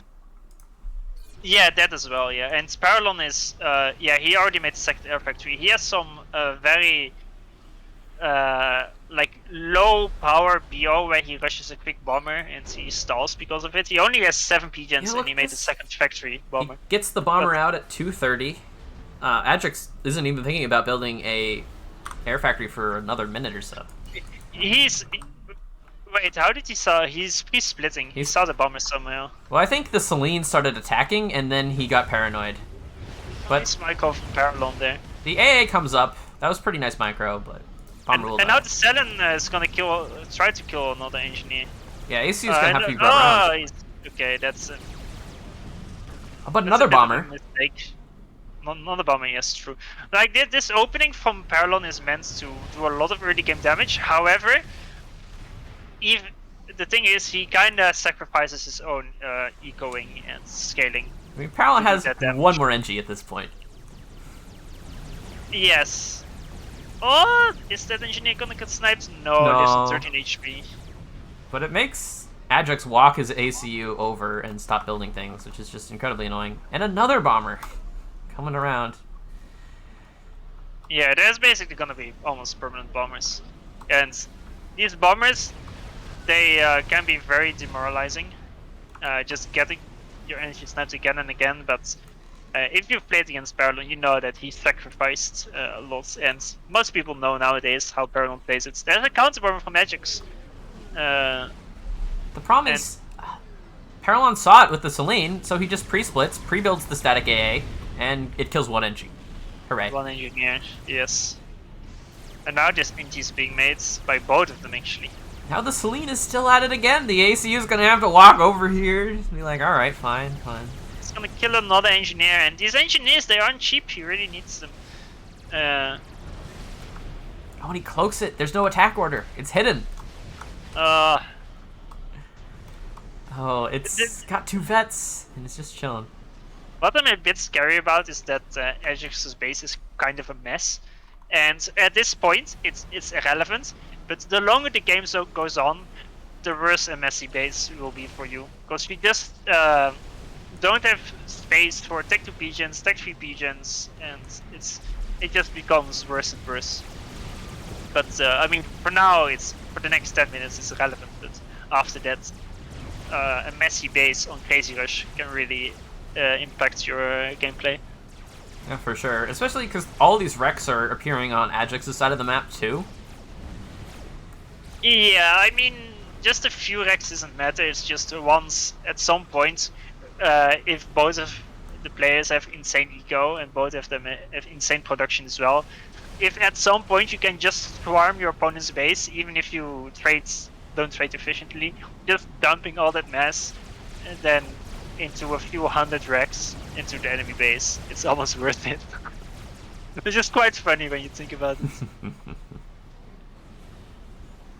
So, eco-wise, Ajax expanded his kits a bit quicker than Parallon. He's ahead on both power and mass income, although not by a huge margin. Power actually by a bit more, but it's 1k to 1.3k, it's not critical. I'm curious about a Tech 2 HQ. Actually, Parallon seems to have a lot more units as well. And Parallon's run-bys are working. 45 units in total. They're dealing real damage. Killing NGs, getting in, messing things up. And that's a bad sign. Although, somehow Ajax is also just chilling outside of Parallon's base, killing stuff. Yeah, like I was saying, like, Parallon raided a bit with his units, but he has way less tanks. He has 25 tanks compared to Ajax's 50, and Ajax also has 12 Medusas. And now Ajax is just throwing things at Parallon. Look at all this stuff. I feel like Parallon is about to get overrun by the massive spam. Yeah, I feel like you said, he's going to trade well, but he's going to get overrun. Yeah, he doesn't have any tech too cute either, from what I can see. Like, a few nicely placed tech 2 PDs will hold up spam, but Ajax actually already has tech 2 HQ done, making tech 2 engineer, so he will have his tech 2 power soon. But still, he's scaling his grid more, his max grid. And he is winning the land battle, and he is winning the tech battle. So it doesn't look that good for Parallel. It really doesn't. Like, these entries building the land spam need to not be interrupted. Their work is very important. Because otherwise, it'll just get worse. Like, Ajax is just continuing to build his lines. He's got his T2 power. He's having a nice time. Caroline is trying to build a land factory under fire. Tanks are getting into the back of the mechs fields. And at this point, it will just be survival. Though there's the Tech 2 HQ for Parallel. He's making Tech 2 PDs, so he will hold off for now, but in the long term, it's not good position easing, not at all. Like, if you look at the eco, Ajax is almost 100 mass per second more than Parallel. Yes. And he's spending it. Parallel isn't spending his. Parallel was very slow on expanding his max. Yeah, he's overflowing his mass as well. He was very slow on expanding his max kit. I mean, partially it's because of he got raided, but you know, Ajax got raided even more than Parallel did, so.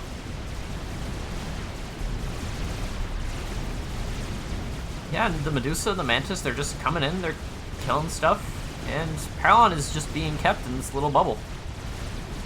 Yeah, he's using his issue, which is good, but he's actually almost in danger of being shift G. He doesn't have that many units next to his SU. Yeah, on the other side of the map, Ajax is building his nice little forward position with the P-gens and everything. He's getting T3 lands. All very nice. While Parallel is forced into complete survival mode.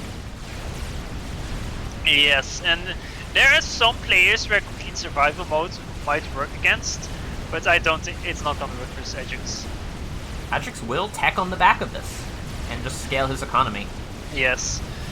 Like, if you were playing versus someone like Slow, for example, he will also try to overrun you with massive tech 1 then tech 2 spam, but his stacking is just a lot slower in general on Crazy Rush.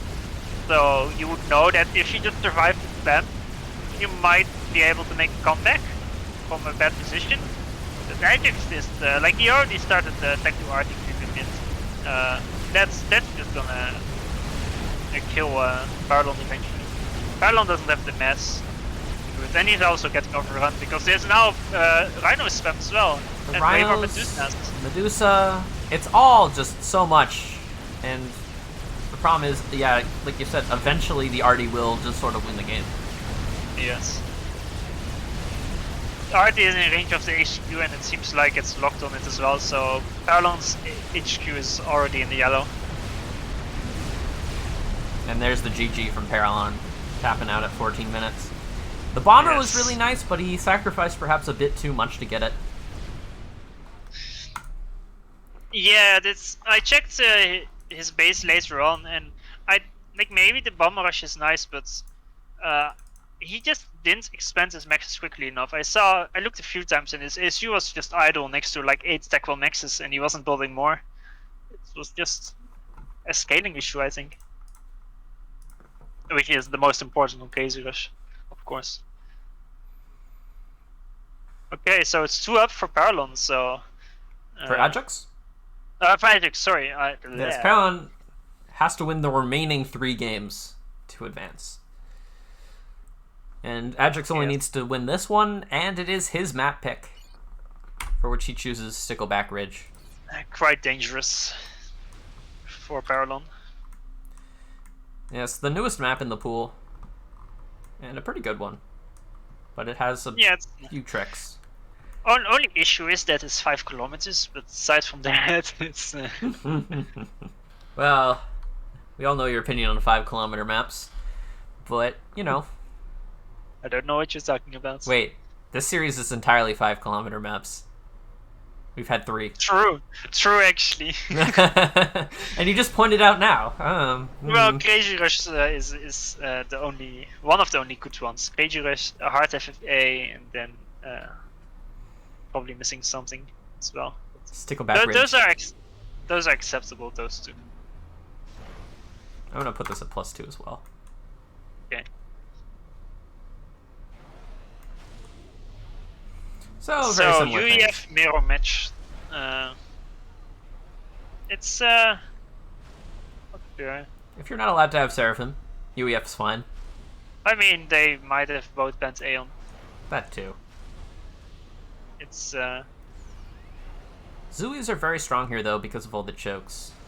yeah, and I see that the terrain is quite hilly as well. It's not completely flat, so auroras are a bit worse because of that. And it chokes too, of course. Parallon So doing yeah, 4 PG on second land. actually, yeah, What? it's not the best map for Aeon at all. Like, maybe because it's 5 km that Aeon is still strong, but it's definitely not where they shine the most, that's for sure. Parallon has some incredible prepped build that involves exactly 4 PG on second land and getting the tree reclaim. Oh, I see, yeah. Wow. Meanwhile, Ajax will just be like, I can build the Hydro. Yeah, he's actually rushing it, but it's yeah, it's This is risky. If you lose these entries. it is super risky indeed, because imagine if there would be a quick bomber killing those engineers and you're banking on that Hydro for working. Ajax BO is actually also very nice. He's perfectly balancing his mastery. And he actually he has a second, he has an air factory quicker where he made a bomber. It's 1 land factory down, but I mean they're both about to finish one. But Parallon's going to try and deny this left side expansion. He cleans up all the enemy tanks. He's cleaned up all the Engies, although reinforcements will come in and... Yeah, but a lot of the engineers should die. Or there's a low HP striker from Ajax that comes but dies as well. Yeah, there's... Oh, he actually hides this striker over on the left side. It's very nice. Might actually kill the reinforcement Engie. Yeah, he killed a lot of engineers there. The bomber from Ajax, it's killing the engineers from Parallon that were going to build his Hydro. Which is the exact same danger I was talking about earlier. Oh, he needs that Hydro so badly. He's about to waste mass because he doesn't have the power Oh, to yes. utilize it. Doesn't have any engineers at home to expand his factory grids. Also, look at his ACU movement This is as well. super aggressive. He's just walking in. Ajax's ACU is not readily in a position to contest this. Wait, what is this? He's... Alright, no, he's going to turn back and deny this expansion. Could probably +1 this. I'm going to keep it +2, just for Okay. timeliness' sake. But yeah, that's actually a very big brain ACU move. But as long as he doesn't get trapped and dies, it's actually a very nice ACU rate, I guess you can call it. But, yeah, he killed everything, and now he can leave. But Parallon is way more pigeons than... Ajax has way more pigeons than Parallon has. Parallon's still only on 5 tech bomb pigeons. This is bad. Like, the Hydro just finishes, and Okay, you need that more saves power.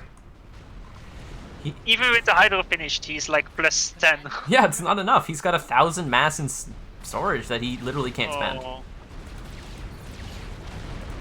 Now he has to run away from Ajax's SU, and honestly, even though the initial kill there was nice, he donated quite a bit of mass there. On the left side around Ajax's SU, there's 2k reclaim, which is a lot on the 5 km map. That is very true. And now Ajax looks like he wants to try to leverage air control. Like, Parallon has not built an air factory, nor does he have the power to. And UEF bombers are just effective. Yeah, they're quite nice, sniping lots of engineers, but also just killing some tanks.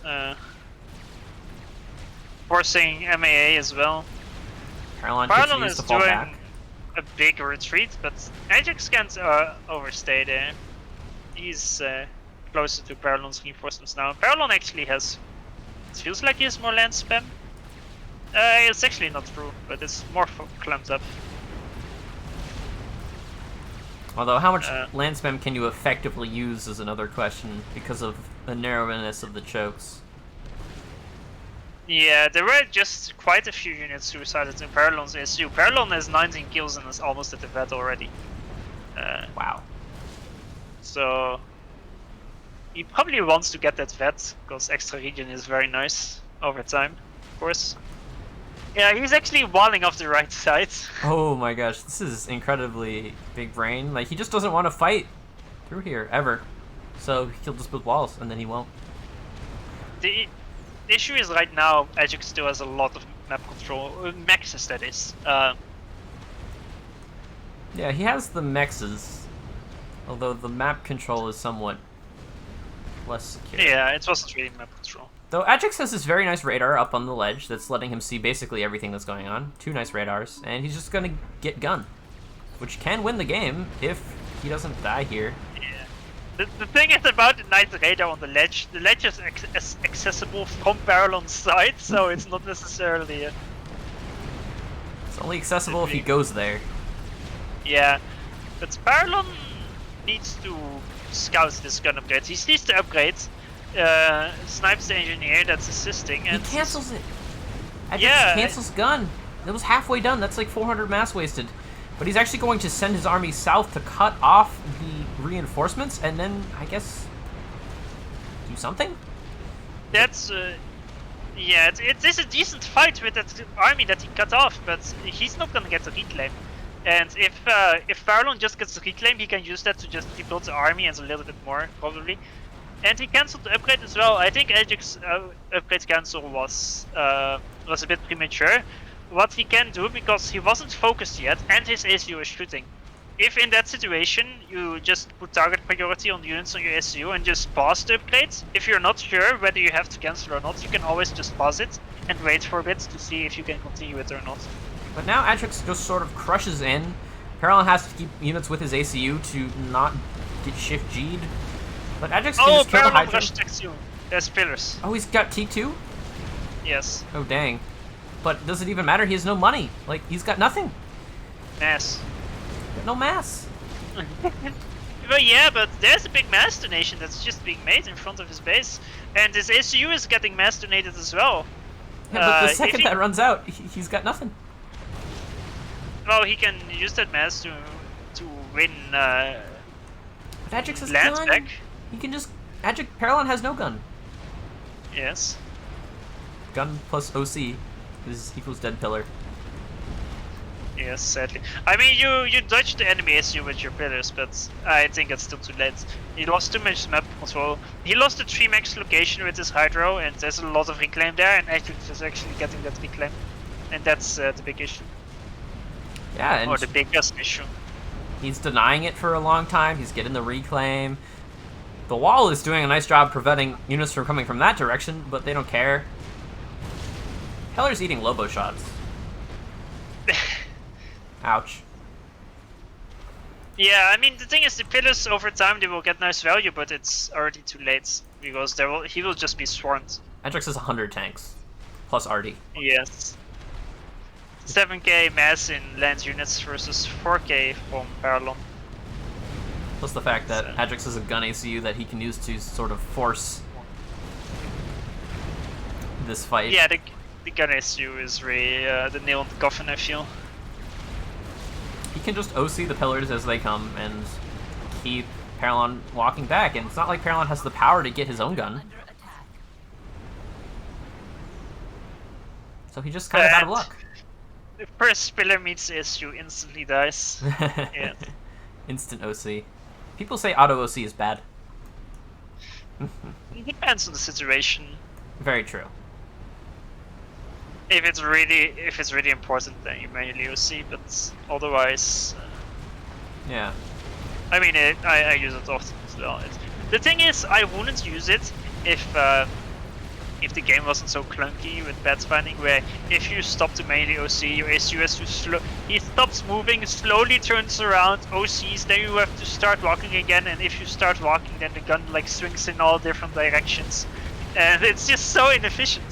Alright, this is the all-in from Paralon. He's sending every single unit against Ajax's ACU, but Ajax is just at full health. with gun and a vet and a large supporting army. Yes, that's not gonna work. Meanwhile, Paralon's base is rapidly going to not exist.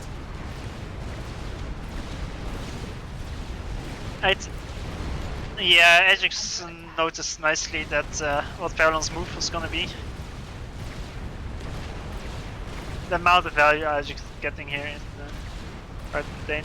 He Paralon did isn't repeat his shooting. units a bit far, but yeah, Paralon, he just never got in range of Ajax basically. The power of gun. Yeah, so that's a 3-0 by Ajax. Very clean. Quite a clean victory there. Paralon the gentleman. The GG well played. A lot cleaner than the Turin Nexus. That was way more chaotic than this one. Oh, congrats to Ajax making it to the semifinals. Yes.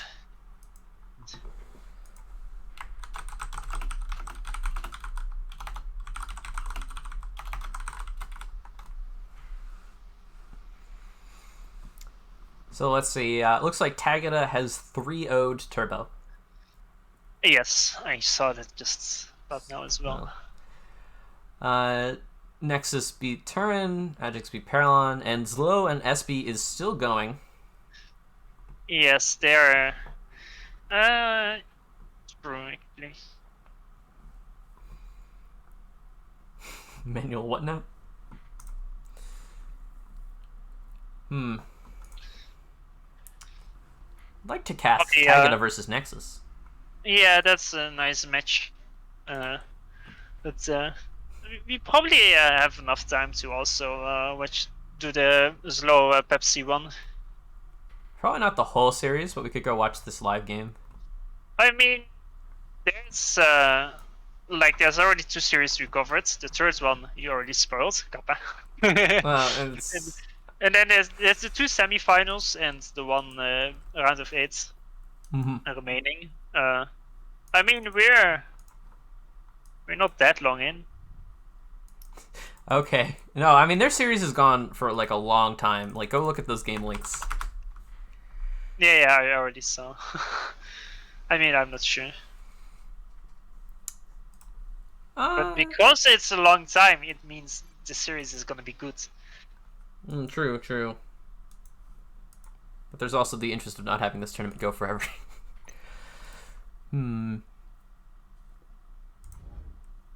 let's just pick it up where it is right now. With game 3 in the series.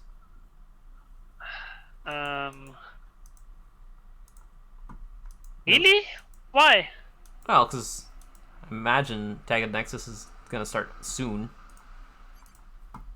Well, but you don't want to interrupt the series. Right? Wait, when will Attack the Nexus start? Attack that was eating dinner, he said. Yeah, he started a dinner break like half an an hour ago, which is usually the tag at a time.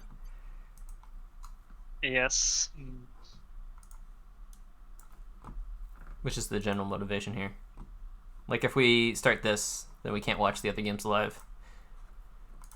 Yeah, but if you watch this one game of Slow versus Pepsi, and then after that the other game will probably be watched, like Tagda versus Nexus, and then you only saw one random game, it's better to just cover the series as a whole. Well, I mean, it's either like start at 3 or just like go to an ad break, I think, and wait for the... Excuse me, ad break? Yeah, what yeah. ads? Get cash money, No. I mean, what does chat think? Could always consult chat. They have opinions. No. No opinions. Plus, the series is like gonna go a while. I feel just looking at the map. Exactly. That means it's good, and that means you want to cover it all. Oh, Tagda says he's back since 15 minutes ago, so we can watch. Yeah, let's go watch that. Yeah, we can watch that one live.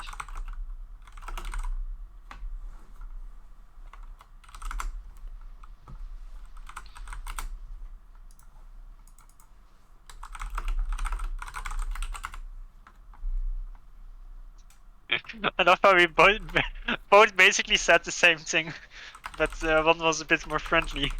Yes.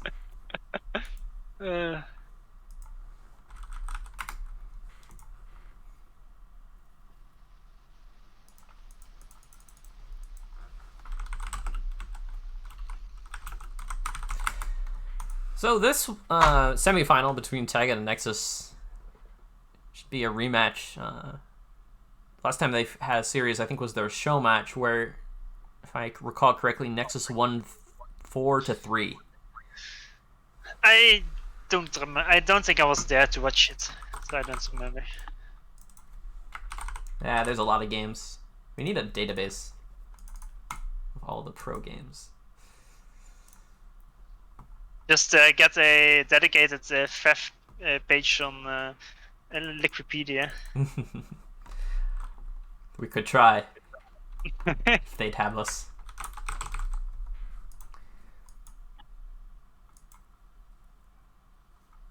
Although, importantly, I believe my prediction is still 100% correct. So, I'm going to give myself the avatar. Well, corruption up to the highest level. Although, actually, like, 2/3 of the predictions were these 3 matchups. I mean, yeah, the winners of these 3 series were the most likely to win. Yeah, it's not a huge upset. Although Terran played really well versus Nexus. Yeah, I was about to say, like I said, like Ajax quite convincingly 3-0'd Parallon, but the Turin Nexus one was actually super close, and just a few tiny differences, and it could have been 3-1 for Turin instead. Oh, wait, I got it wrong. Tagada won 5-2 in the show match. Oh, okay. Alright, yeah, because it was the opposite of the previous time that they fought, which was 4-3, and then Nexus won that in, I think, Spring Invitational. There's too many games. Should have them stop playing. Embrace the spirit of Thomas. The real question is why is Takara in chat and not doing. Oops.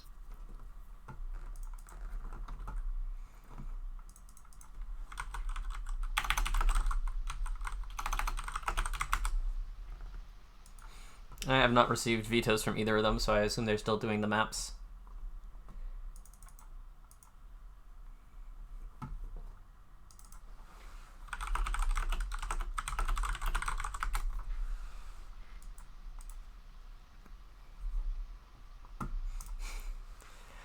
Imagine having your thoughts or actions influenced by Thomas. Alright, they're still doing their thing. Yeah, I want that to happen to you. Debating whether to try to set up the map bin GG for tomorrow. Oh, that's the thing Rawi.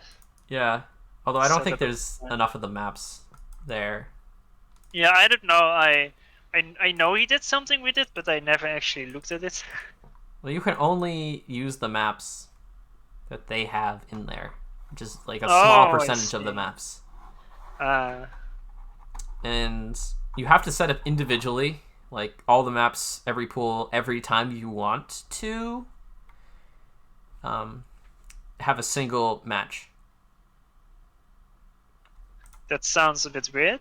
Yeah, it's very annoying. So you can't do it unless you have like a production guy, or you have a very limited number of series. I see. So I have inside information. Tagada has vetoed 5x5 map gen, 7x7 map gen, and hard FFA. Nexus has vetoed Roanoke, Crazy Rush, and Stickleback. Okay, so basically every single 5-kilometer map is out of the picture. Yes, all of them completely gone. Plus Roanoke. Roanoke, okay. Honestly, it's kind of fun how they're both vetoing the 5 kilometers against each other. Neither of them want them. They just want a long series that'll go like 3 hours. Why would you want to play 5 kilometer? 5 kilometer fun.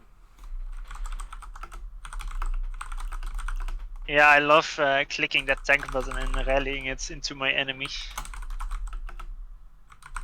I love it when I make a single tech to mix and I die to being greedy. because I made a single tech to mix before minute 10. On a 5x5. Oh, Yeah. Classic. classic.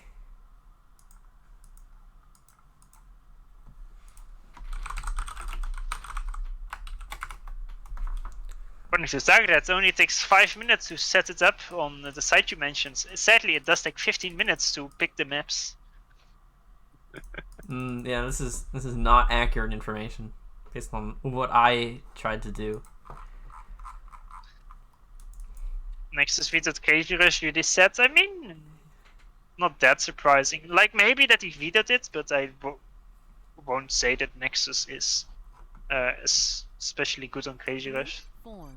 Like, he's not bad on it, but I won't say he excels at it more than others. Looks like it'll be Bermuda Locket. Bermuda Locket, very unexpected turn of events. So that is Tagada's pick. I am. Let do. What other maps do you think we will see of the ones that are left? The ditch has to come sometime, I think. Oh, the ditch is in there. Okay. Yeah, we haven't seen any ditch yet, but Will we see the ditch? I mean, it's possible, but there's a few maps that are like open palms or twins are. Especially twins. We will definitely see twins, right? yeah. I think they both feel confident on twins, so they'll just pick it. Then Arcane was quite popular in the year ago as well. I can see that one being picked as well. Map gen, I think, is less likely for Target and Nexus to pick it.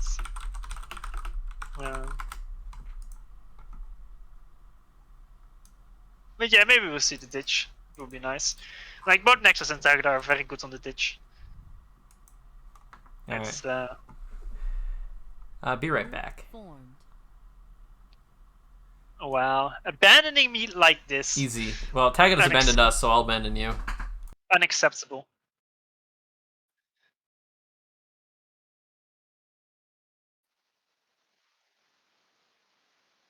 Okay, Judy.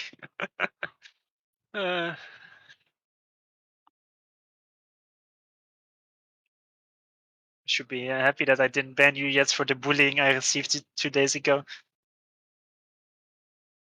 Kappa. Wait, why did Tagada need to go?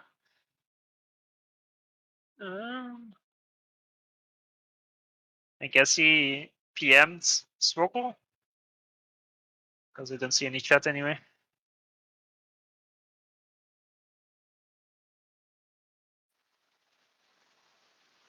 I mean, in the round of 8, the ditch has not been played yet, unless it was played between Zagra and Turbo, although I won't see why Turbo wouldn't veto that against Zagra.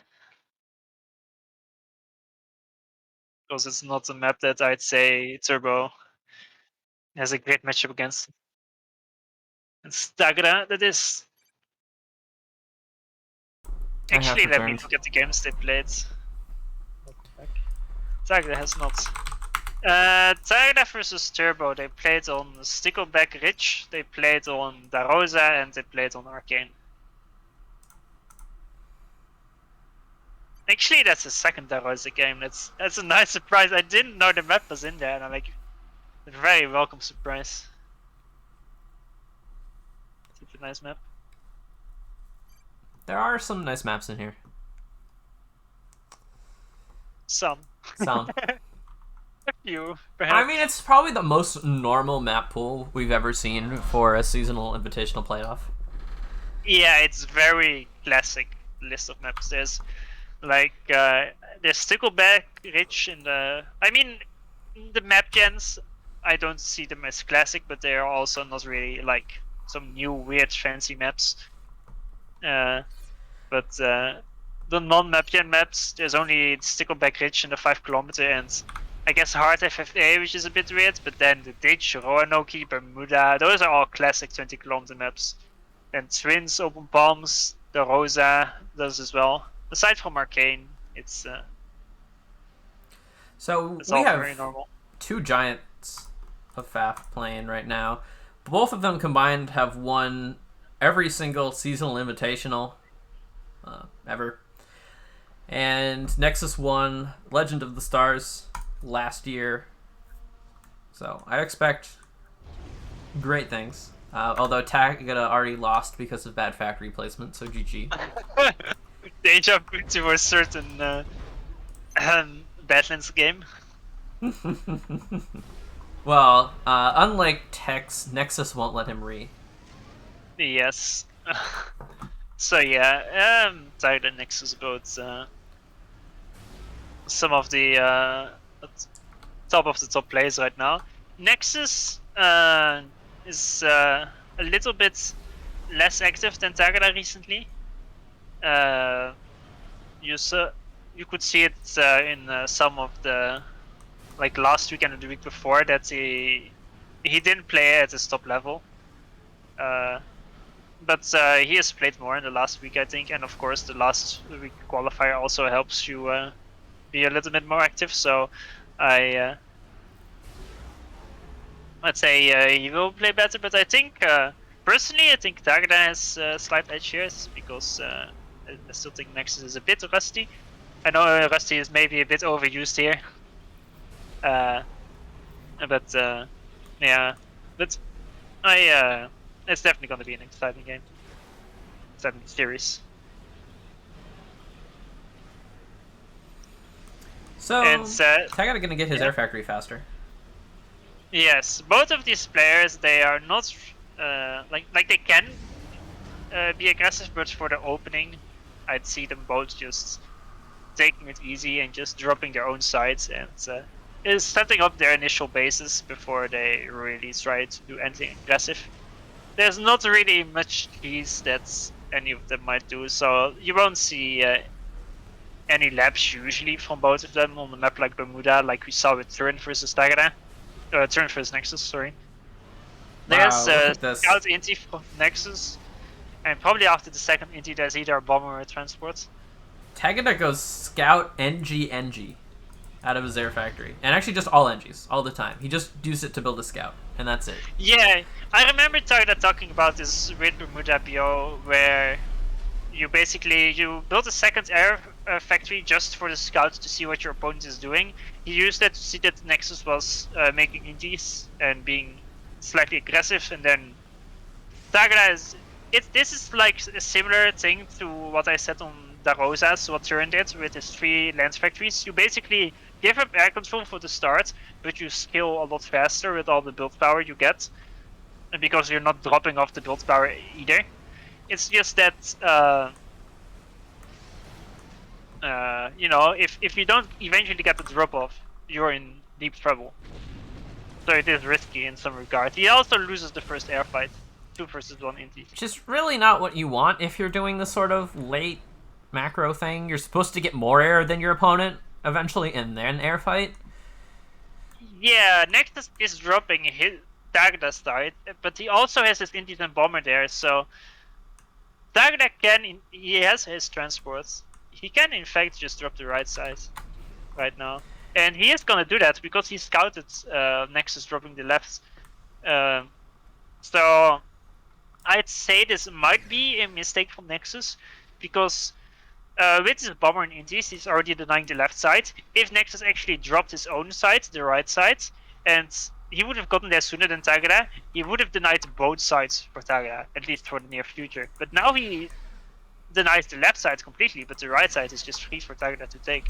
And the bomber and Indies from Nexus aren't doing anything. So... But overall, Nexus does get the scout off on Tagada's drop to the right side. He knows exactly what's going on. But he has nothing really to react to it with. Yeah, it's... yeah, that's true. I really... like, maybe I'm wrong, but I really feel like Nexus should have just dropped his own side. I can understand, though, why he wanted to steal Tagada's side. but I feel like this maybe would have worked out better if he like hit the bomber on the right side as well, because he had more than enough intis after he won the first fight. Because now But yeah, you see Tagada's now the outscaling. difference in scaling. Tagada is way further ahead because of his very greedy BO. Well, Well, it's somewhat and- deceptive. Tagada is stalling quite a bit. He can't actually use nearly this much production. is he stalling mass hard? E. E. He's got way That's- more E, and he's stalling it at about minus 200. And now the bomber from Nexus is actually going to deny Tagada's expansion to the south. Yeah, but that one wasn't meant to be very far because there's 2 Mantis from Nexus about to arrive. The thing is, Tagada is stalling E hardcore, but I think he has quite a bit more power than Nexus already. Yeah, he's up 200 power, but he's and it's also stalling. But it also means that he is using that 200 power more in investments. So even though he is stalling power now, his scaling was way faster than Nexus. Although he's fixed it now. He's now Yeah. floating a lot of power when he's not reclaiming. Big air fight on the right side, and Tagada will win that pretty cleanly. I mean, Nexus just really didn't have that many intis. Tagada's just been investing so heavily. Although the bomber will sneak by. Yeah, but the bomber is not really gonna do much at this point. There's a few engines here, I think. Like a few. Tagada is actually just going to go straight ahead for the airlock. Might actually, yeah, force Nexus to cancel a nearly done transport. And now, Tagada with the aggressive drop to the forward 4-mex. Yeah, it is gonna get scouted by the radar from Nexus, and Nexus and SU is there as well, but long term it looks quite... No, it looks quite bad for Nexus. Like, not like loss-wise, but, you know, he's behind on scaling quite a lot. Tagada is late with the Navy, however. Nexus is already building on the working on the frigate, while Tagada has yet to start his first Navy factory. But air and power production-wise, Tagada is quite a bit ahead. But he needs to. He is slower actually on getting like the bottom right of the right expansion where he dropped, because he didn't drop any engineers there. And Tagada is actually going to get his NGs that were trying to build a PD reclaimed. That's true. Oh, that was actually quite close. I mean, if he drops this other NG that's still in the transport, he might be able to finish it. But he's actually going to send that away. And not be greedy. The Mantis will just deal with it. The ASU is coming anyway. Like, he's got a bomber. It's fine. Bombing his own PD. Deny the reclaim. Poor guy. Deny the reclaim of your own stuff by killing it before your opponent can. Nexus radar gets sniped again by the bomber.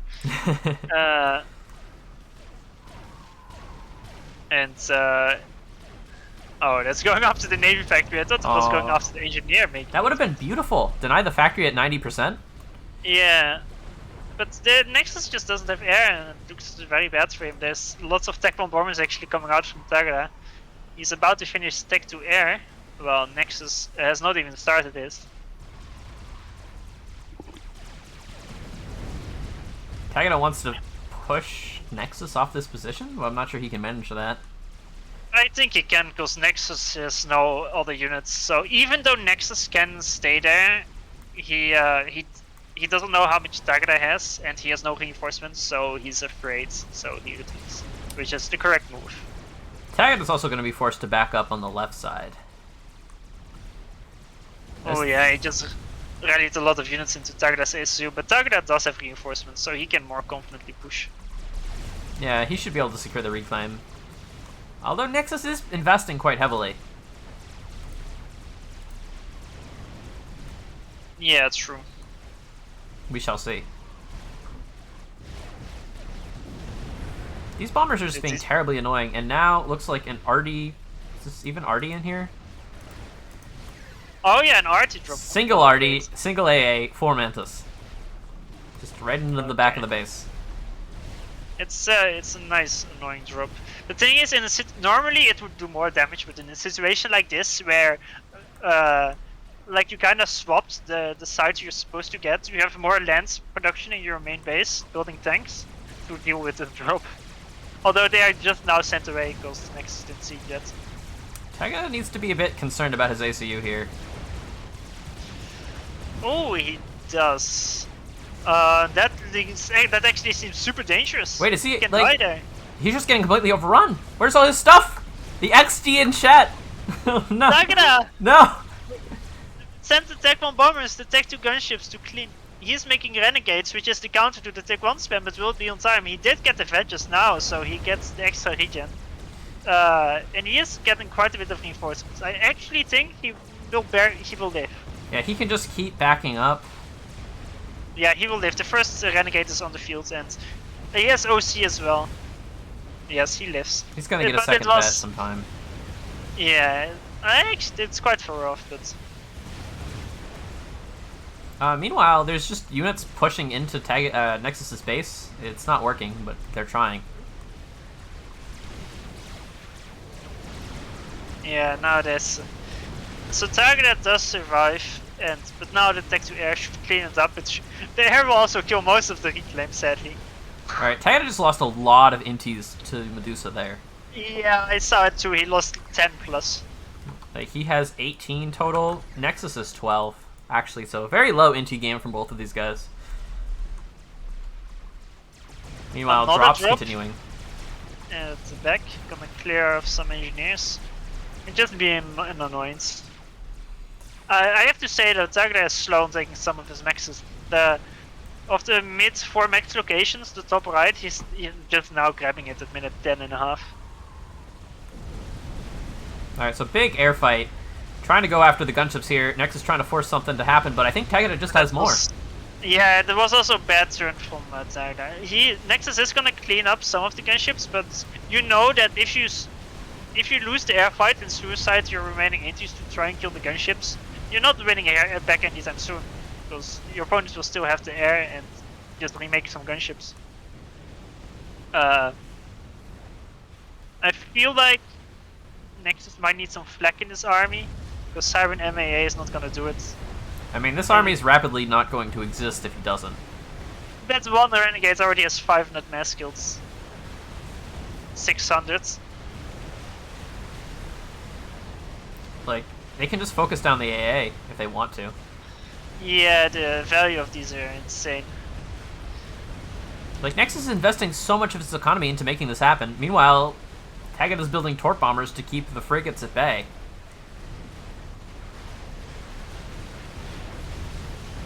The 1000 mass kills for one of the Renegades. Alright, but at some point, there is enough mobile AA to overwhelm. Yes. Yeah, 2 vetted Renegades. But those definitely paid off. But meanwhile, the torps completely demolishing the Siren frigates. They're supposed to be good versus torps, but there just aren't enough of them here to matter. Yeah, the thing is they're not being protected, but they're also not being attacked. So Nexus could kill them if he bothered to move his intis there. But yeah, the frigate counts are low enough that these amount of torps are actually very efficient. There's gonna be another big air fight by the looks of it, but I feel like Dagda still has more. If the fight is over the frigates, it's a bit better for Nexus, but it looked very dicey because Dagda is also moving in with his frigates and might kill some build power. Nexus has more build power in Navy, but if it gets killed, then he doesn't anymore. Alright, it looks very even on the airfront fight though. Like, it's hard to pick out a winner, very messy. Very even on the frigates as well. Nexus, Dagda had more frigates, but they were all low HP, so they died quick. And the air fight, it seems, it's still going on. It seems like Nexus will barely win it, I think. Yeah, but at what cost? Actually, I think he can hold Navy here too. Yeah, if he holds Navy, it's... There's so much mass here, like 5,000. He has 9 factories worth of production versus 7. He has the defender's advantage. And a batch of frigates just finished, and... like, there was a 300 HP factory that was building a frigate and it was never killed, so it finished the frigate as well. And now there's a massive reclaim field in front of Nexus base. And on top of that, Nexus is making progress on the left side. Taggart is trying to build hoplites to hold them off, which is interesting.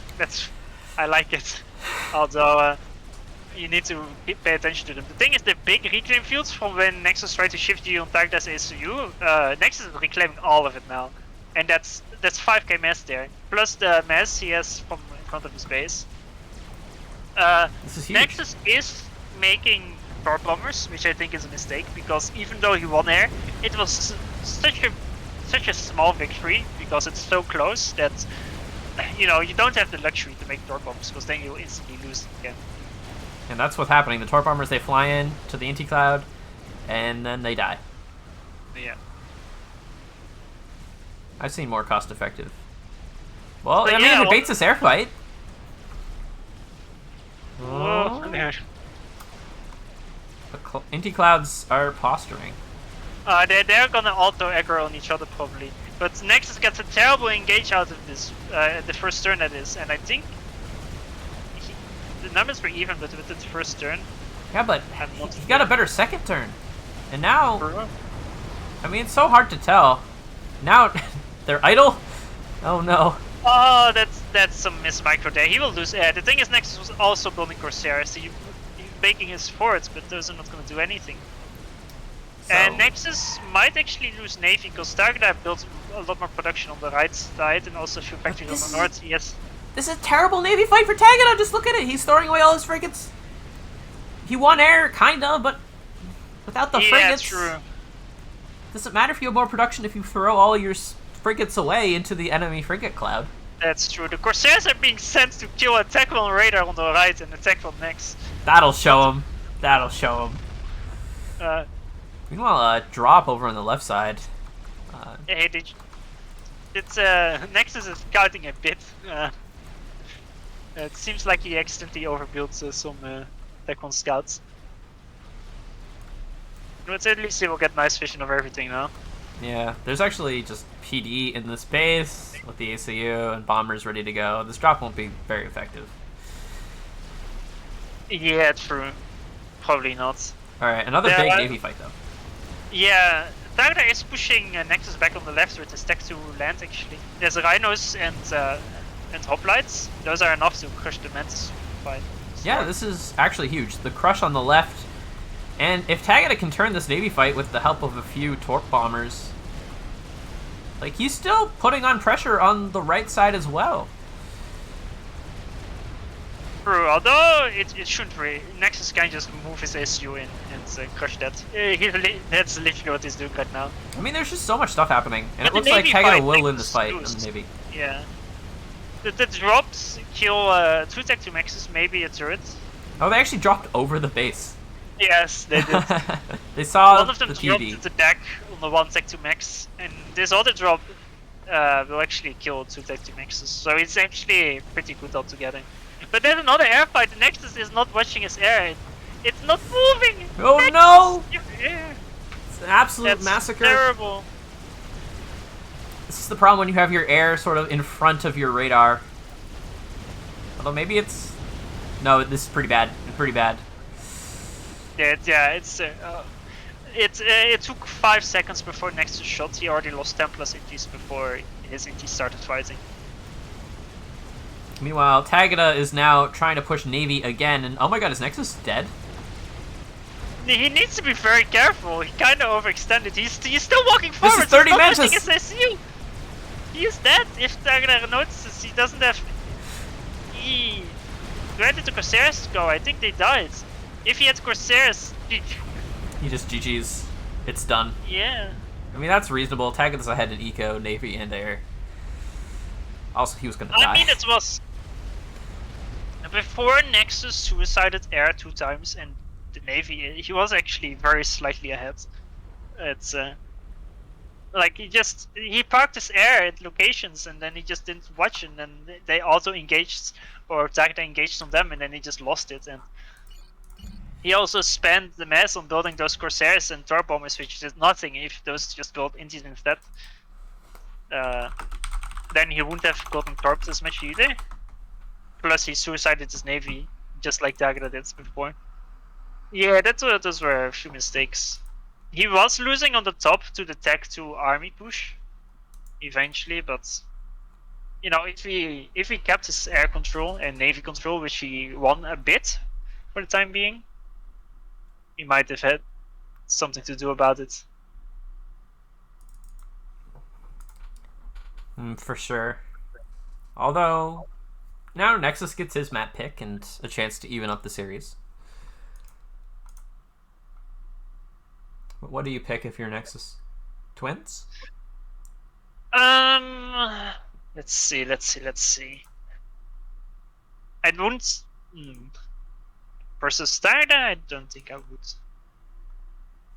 The thing is, there's a decent chance that Takada will pick the Twins. So even if you do want to play Twins as Nexus, why would you pick it when you think your opponent is going to pick it? You see? Just let your opponent do it for you. Makes sense. Might see a map gen pick from Nexus. Arcane is maybe, I think, a decent chance that it will be picked by Nexus. I think Nexus likes Arcane. But then again, I think Tagada is also decent on it. Or you pick Palms. Palms is also possible. The Rosas. No, he has picked Palms. Okay. Which, I mean, that's reasonable. He picked it against Turin as well. That's true. Wait, no, I think Turin picked it versus Nexus. Oh. Group form. So now Nexus will pick it versus Tagada? No, it's not because... oh, yeah, true. You're right. I'm wrong. Nexus is because... the low seed. Yeah.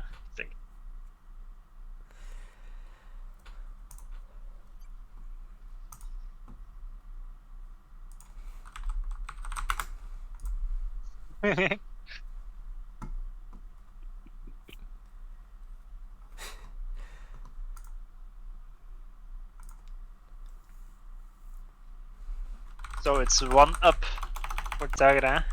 That was quite a chaotic first game. Really, like non-stop things happening all over the map, just constantly. But hey, you gotta try hard at some point in your life. That is true.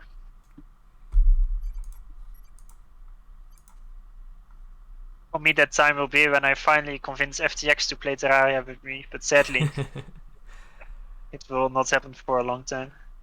Well, that's a multi-year long quest. Yeah.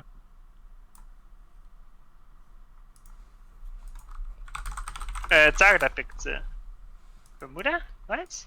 Yeah, he picked Bermuda. Yeah, Turin says Nexus picked it. It's wrong. Don't listen to Turin. Yeah, Tagada picked it, Turin picked it. I mean, it's open palms. It's a classic map. You can do that. Yeah, it's really weird with these map picks. Normally, it's a lot clearer who favors what map, but when you're talking about like Turin, Nexus, Tagada, like sure they have some slight variance in the picks, and what they favor, but generally I would say it's a lot more similar than if, for example, you had like Pepsi versus Nexus or something, or Patrick versus Tagada.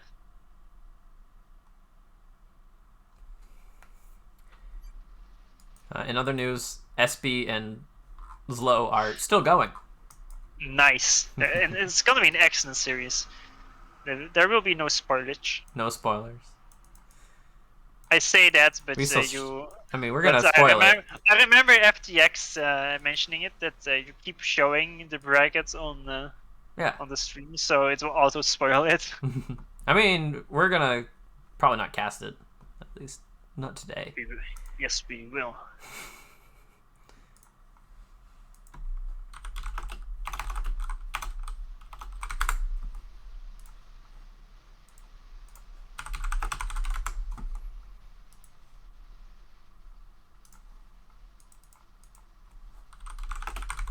I'm just doing faction bans right now.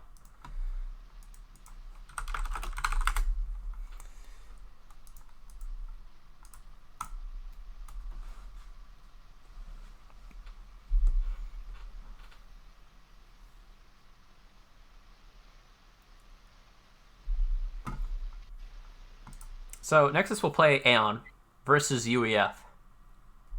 What did they ban? Nexus vetoed Cybern, picked Aeon UEF. Tagada picked UEF and Cybern, and then banned UEF. So they both got their first pick. I see. First pick Aeon, okay. You don't see Aeon too often on open palms. I mean, it's not bad. Every faction works on open palms, but it's just... I feel like UEF and Cybern really shine on a map like palms. Because of the eventual... I mean, UEF shines because its pillars are so strong here. And mantas are good as well, of course, for Cybern. I guess with the new flares, Aeon can do a lot more raiding too, because raiding is really important. Yeah. I mean, as a guy who plays a lot of UEF, I would not feel super confident if my opponent was Aeon and he intentionally picked Aeon on a tourney map. Like, I mean, it's a very scary thing to go up against if your opponent has a plan. The thing is, on open palms, it's not that hard to do some quick tech to rush, and if you rush some mongooses or pillars versus Aeon, it's probably what I would do. It's not that's unlikely to happen. Although it's more of a well, not really easy strategy, but a bit more uncommon. You can also just spam land and some more air, of course, and play more standards. Let's see, Tagda walks and doesn't make a speed gen. Well, I think the real interesting choice is Tagada is going to go third air into Aeon. Which is, I mean, you can do that. Is it weird? Yeah. I would do so too. Why would you? Well, what do you want second air? For bombers. Well, early on, like, playing you're gonna versus have to be Aeon, in the first few minutes of playing against Aeon, like, air isn't necessarily stronger. It's just that at some point air is a lot stronger because you can just kill Aurora so cheaply. But killing Auroras with bombers is not gonna be happening early game at all, so... Well, no, you don't do it for the bomber, or you do it to go and have some aggressive option against your opponent. Which you otherwise don't have? I mean, what are you gonna do? You gonna build mech marines? Yeah. With flares? Okay. You can. You have 2 times the mech marines, so you can dodge around the flares. You can try. Flares. What do you mean you can try? You literally can. Look at how much empty space there is on the map. What? Are you telling me this is open palms and not closed palms? Exactly. Oh my gosh. Could have learned from Wonder. Anyway, because mech marines are so cheap and because flares are so expensive, it's probably the easiest matchup to actually go around flares. So here we see the first fight. Nexus is going for the engineer though. He will kill it, but he will lose his flare in the process. And it's a nice engineer to snag, but not the most crucial one because it's right outside of Tagda's base. And he just sends one of his other engineers that he was using with his HDU to build it instead. It's just a bit delayed. I mean, it seems worth it. 1 flare for 1 NG. It's not bad. Yeah, it's certainly better than Turin's early raids on open palms, but yeah, say it's about even here. You annoy Tagda, you snipe an engineer. And he's gonna try to raid this NG again. Like, it has to go back now. Because of the flare. And then what's really important is that Nexus keeps this lab alive now. I mean, although he can just get in range. The bomber can lock on using the radar from the scout. Yeah, it just died to the tank. That's unlucky. It was barely not out of range. Now they both made a bomber. Both scout each other's bomber. Thing is, Nexus is a bit earlier, which is always nice because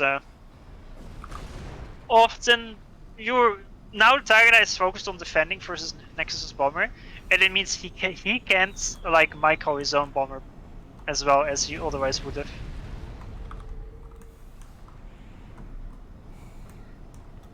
So, bomber for Nexus, already 2 kills. AA is forced out. Nexus' second bomb, he bombed the Inti, so it's already in yellow HP. Which is gonna be bad. And Nexus actually went second bomber, which is... I don't think it will accomplish too much, but... You can bomb the pigeons. True, but actually that's what he's going for. He's 2 more bombs though. Does he know his opponent's UEF? Like, it takes a lot of Exactly. bombs. Yeah, and both bombers just die. Meanwhile, Tagada still has his bomber alive. 2 kills. And going back in for more.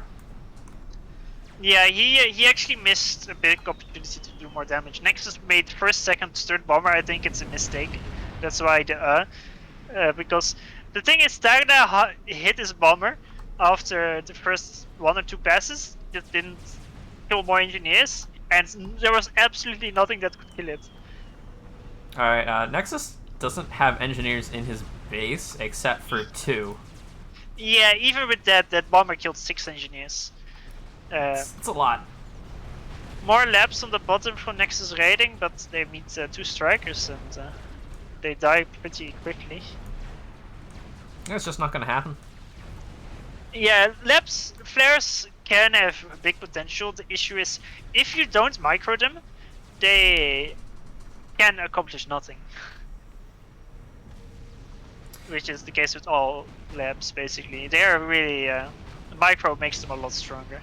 And now these 2 tanks from Tagada on the top right gonna deny that expansion for a long time and maybe even take down some of these mexes. Yeah, the flare at the bottom for Nexus actually gets found. That was supposed to snipe Tagada's engineer. That's so Tagada actually dealt with all the raids from Nexus. Tagada bombs Nexus's ACU, thinking it was an engineer expanding.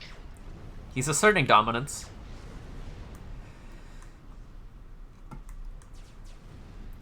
But yeah, there's no NGs on this left side of the map, so Tay's just gonna have to go bomb the base again.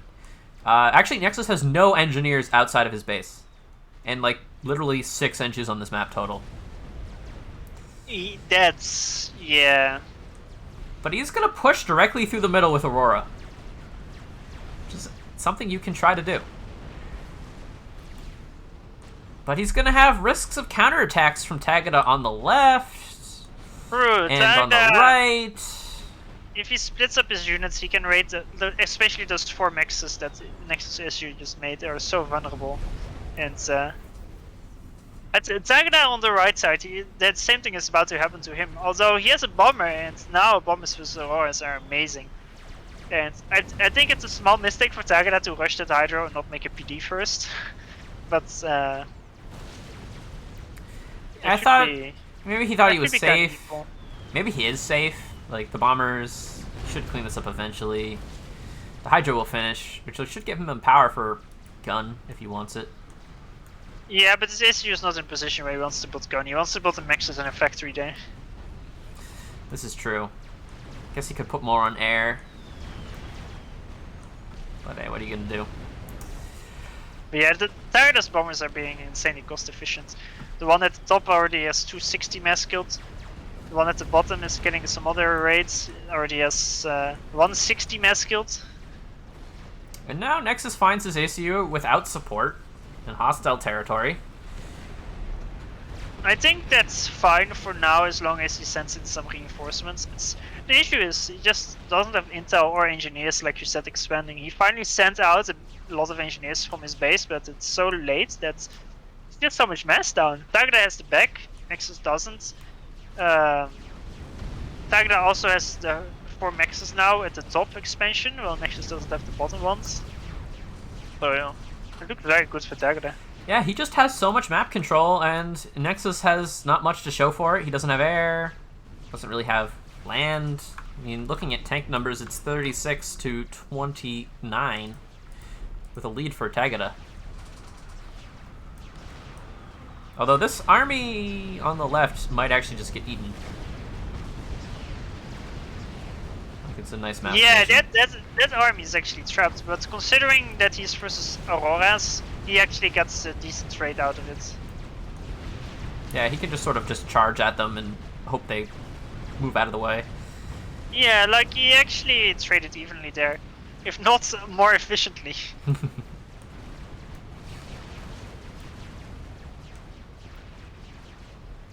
But yeah, the thing is, even though it looked good, but it's also forced Nexus SU. He went top a bit to try to cut off the army, now he went bottom, so he still doesn't have the expansion. Nexus, I feel like, is gonna make a turn level move of turns open palm. A turn level move. Yeah. he's gonna push straight in with his ASU, and because he's Aeon, it will work better because he can keep his Auroras behind his ACU and still provide some cover. But if he gets Shift G'd, he can't counter Shift G. No, but there's not enough to Shift G at this point. Yet. However, he can send in more reinforcements now because Tagada is threatening his main base as well. Tagada also made the transport and is dropping the top. Nexus ACU though, his Auroras were completely out of position actually. Yeah, he's losing a lot of health here. There's gonna be PD in the base. He actually just has to run. Like, he is not gonna die here, I believe. Actually, he might die. He's getting blocked and there's Lobo Shells. He's close-ish to his first vet, but he needs like 200 more mass kill, then he's going down really fast. Yeah, he is a goner. That's dead boy. It seems like the turn move was not the right move after all. The thing is, I still think him pushing there was the right move, but he had an army almost equal size of Turin, but it was just hiding behind his ACU, not helping him. And if that actually was providing cover fire, I think he would have been absolutely fine. Yeah, I mean, he just had real long-term map control issues. Like, he just doesn't have any money, as it were.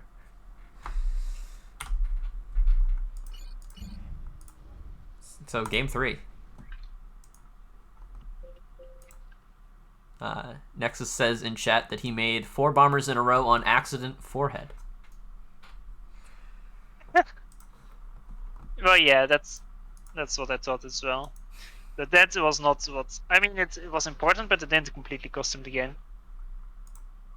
But it is what allowed Turin's first bomber to do more damage than it otherwise would have. So now Tagada is up 2 games in the best of 5. Nexus has to... I like how you finished the prediction, but meanwhile on the stream the game is still going. No, it's not. I timed it. Oh wait, oh my stream was weirdly delayed, never mind. Yeah. I am watching in real time, don't worry. I blame Switch. I blame you. Well, you can't blame me. Oh, then who do I blame? That's against the rules. Where can I find these rules? I'm not sure.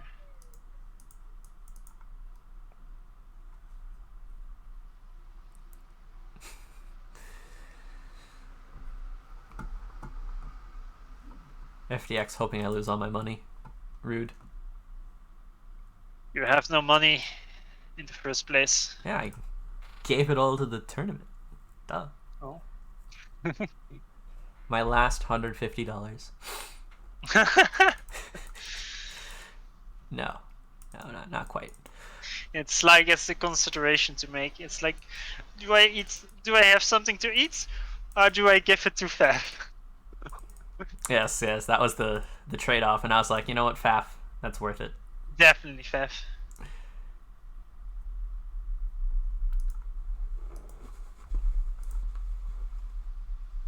Wouldn't have it any other way.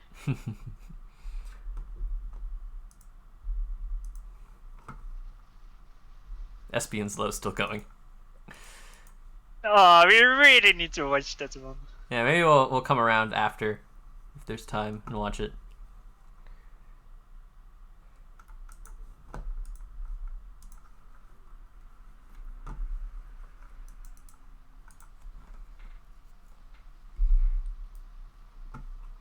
If I'm not dead. Alright, finally chat is deciding to bet on Tagada for once. Like, the last 2 games were just very Nexus favored predictions. Chat is learning. But perhaps not enough. There's like 9% odds on Nexus. That's much too low.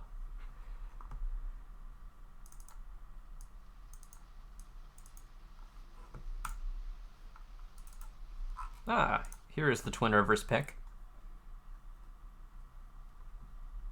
There we go. It was gonna come around eventually. Nobody saw this one coming.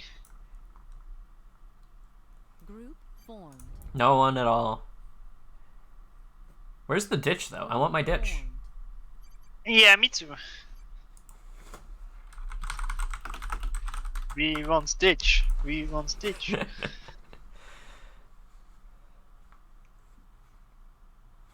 Let's see. Yeah, there really needs to be a ditch good. Maybe next time, according to Tagada.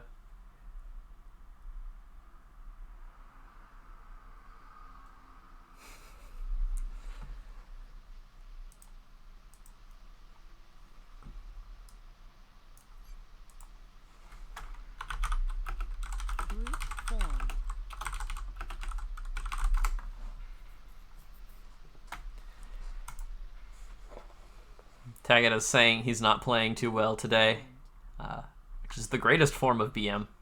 Yeah, I was about to say classic Tagada BM. Oh, I won. Oh, but I played so bad. But I still won. Oh, well done, well done. Alright, why is everyone joining the lobbies today, Farms? It must be because I'm in here. Yeah, they're like, oh, Farms. That's the guy. Yeah. No, Mr. DeWheely. Mmm.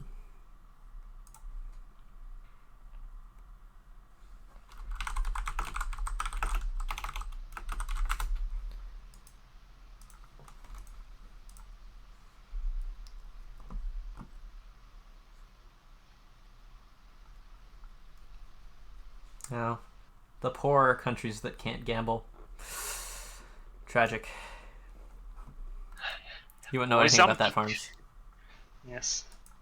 A man does not gamble in his life. Not healthy.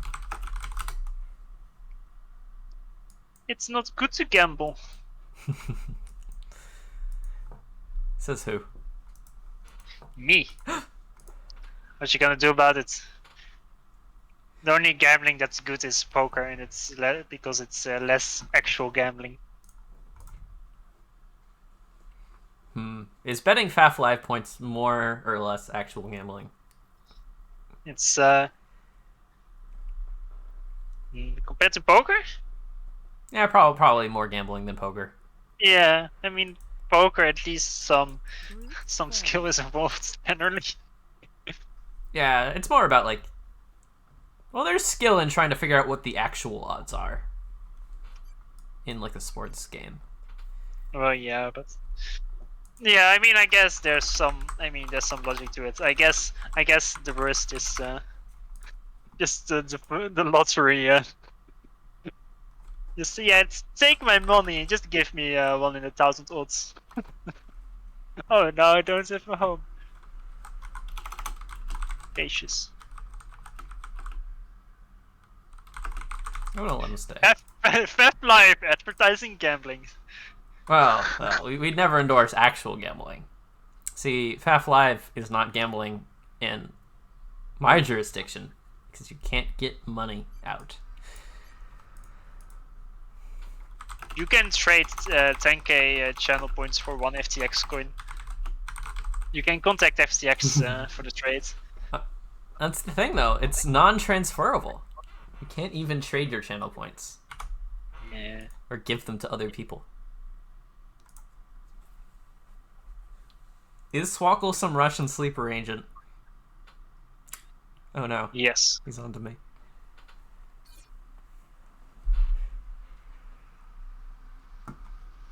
Finally, we know the real fruits. We're getting to the bottom of things today here on FAFLive. Yes. Who is a spy?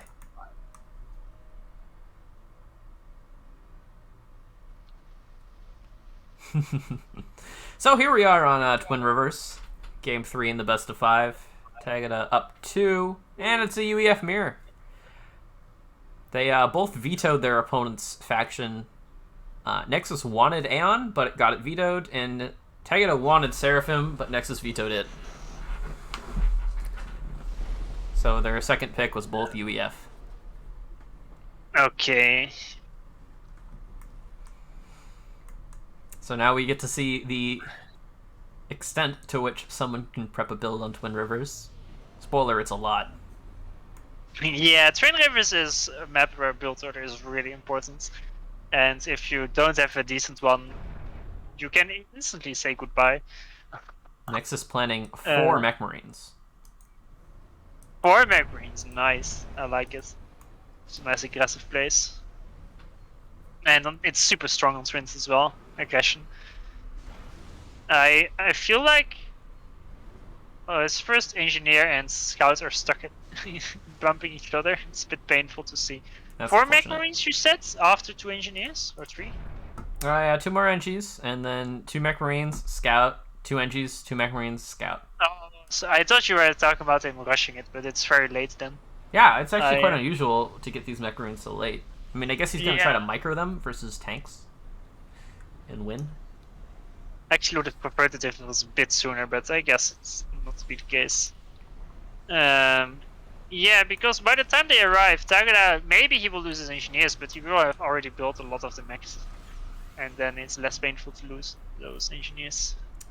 And the key thing is Tagada has 2 scouts already out on the map, so he should see this coming. Although Nexus scouted his scout. So there's some possibilities there to go around it.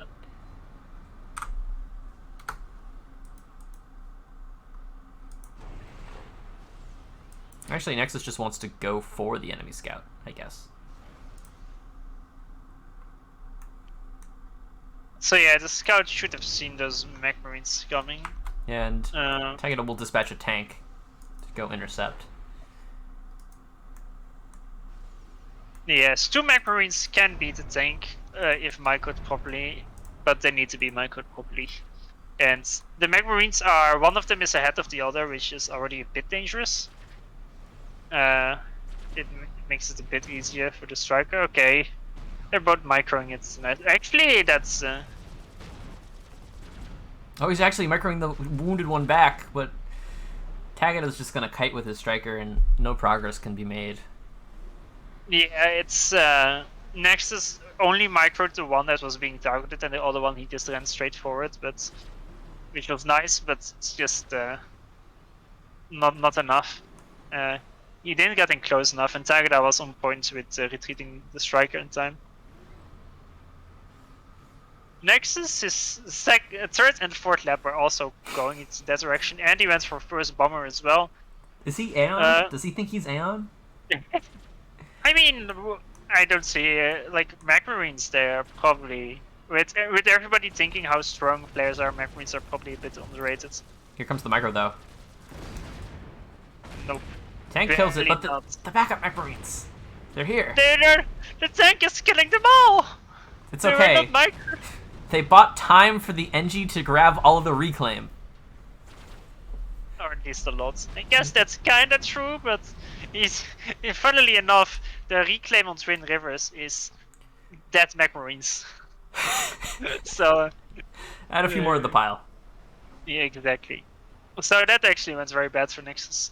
He does have some nice bombers at the back, and at least his initial expansion is also going quite quickly. No!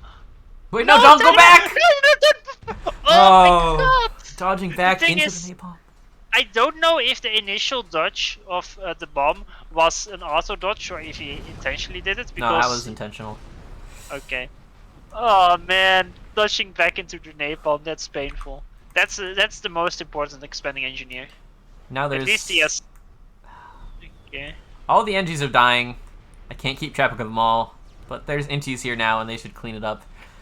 Nexus cleared the bomber from Tagada right before he dropped on Nexus' back engineer, so he saves that one. But there's a the backup bomber. Nexus built a second one. Ready to kill the expanding NG again. Yes, he locked it. That's very important. Just that one engineer is worth the bomb. And he might kill 3 more? No. He's just going for one of them. Oh, that's completely fine. And the bomber crashes into a tank doing 100 damage. The tank is now slightly scarred. Which will make all the difference in the land fight layer, of course. Considering the one tank from Tagada killed 4 mech marines from Nexus, Nexus is having a good game. Tagada grabbing his middle mass finally with his ACU. But a bit of a violent game so far. It's true, but they both seem to kinda be even on the expansion. Nexus is Target is a tiny bit later on his expansion that got bombed 2 times, the engineers. But Nexus also lost an engineer to the bombers there and is finally rebuilding it. But it's just a bit quicker overall, I'd say. Factory-wise, let's see, 7 factories for Nexus and 9 for Tagada, and he's building 2 more, so it's about to be 11 to 8. So Tagada will have a lot more production. Is Tagada pulling a turn here? That's very dangerous. The thing is, Nexus doesn't have enough to kill the ACU. So right now, it's good. But the the ACU thing comes is, over. with moves like this, it's good until it's not. And you need intel to make moves like this. That's the most important part. If he kills these maxes and just retreats now, it's fine. Like, I think he knows the ACU is there. Like, he saw it on the radar. Yeah. Like, if he retreats now, it was a good move. Because now Nexus ACU went over, and now Tagada is raiding the 2 maxes on the right, on the left. So he actually kills 4 maxes with this 1 move. And Nexus's ACU just looks like a bit of a chump. It walked over there and it walked back, and now... Exactly. Well, So now as long as you retreat in time and don't die, it's a good move. As long as you don't die, it's a good move. That's the rule. The rule of the game. So Nexus again with the quicker transports. Tagada is not building. He just started one. He also just started Stack 2 lands.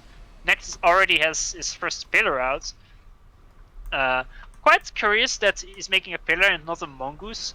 UEF versus UEF. I guess it takes a bit for mongooses to eat through pillar spam, but considering that the map is like the land fights, you basically just have 2 lanes. And that's quite easy to micro mongoose compared to a lot of other maps. So I'm kind of surprised he isn't going for mongooses. I'm not. Mongoose just aren't very good these days. They've really been just nerfed to the point where you get maybe like 1 out of 6 of your tanks as a mongoose. What? I'm sorry? Yeah, like mongoose are not a very popular unit these days. You're not allowed to take drugs while casting on FAFLive. Farms, you got your memory clogged by the 2016 meta where all mongoose all the time and they were OP as hell. But Nexus is getting gunned quite fast. Map, like I played ladder back then. Gosh, I don't know when you played ladder farms. It's been so long. Mongoose are still amazing. I'm not sure why you think they are not. They're slow, they have low DPS, and they barely have more range than a pillar. What do you mean they're slow? What do you think the mongoose speed is compared to pillar speed? Alright, I'm looking at, like, they're 0.2 slower. Like, mongoose are 0.2 slower. What a difference. Yeah, like, it's really slow. Yeah, they are like 0.2 slower while having 12 higher range. And exactly 0 DPS and health. Incredible. That's why you have mobile shields? You are in no way. Mobile shields are so expensive. 80 energy up maintenance for 1. This is so expensive. Meanwhile, Tagada drops left side.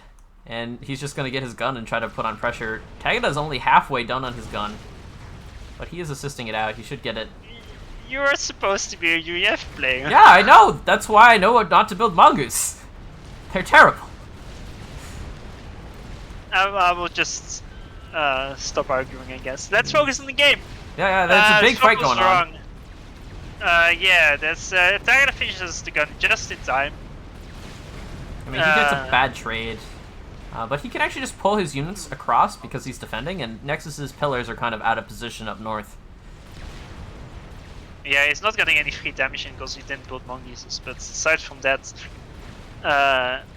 there's the push from Nexus, but Nexus won't be able to do a lot because they both have, actually, it seems like Tagada has a bit more Tech 2 in his army. Although Tagada is sending a way too big portion of his army north, there's only a few units there from Nexus. So he needs to watch out a bit. Nexus will secure this reclaim field. He's actually 100% focused on Tagada's ACU, which is quite curious. It's somewhat an interesting idea as UEF, because if you shoot units, you're much more inefficient. With your DPS, you get more DPS if you just shoot the ACU and then your 200 damage shots. I know, but like if you don't secure the reclaim field, sometimes it's nice. And nice to see on the pillar. Almost got 2 actually. And now, just both sides gonna run in each other up north, and I don't know, the shield here is helping.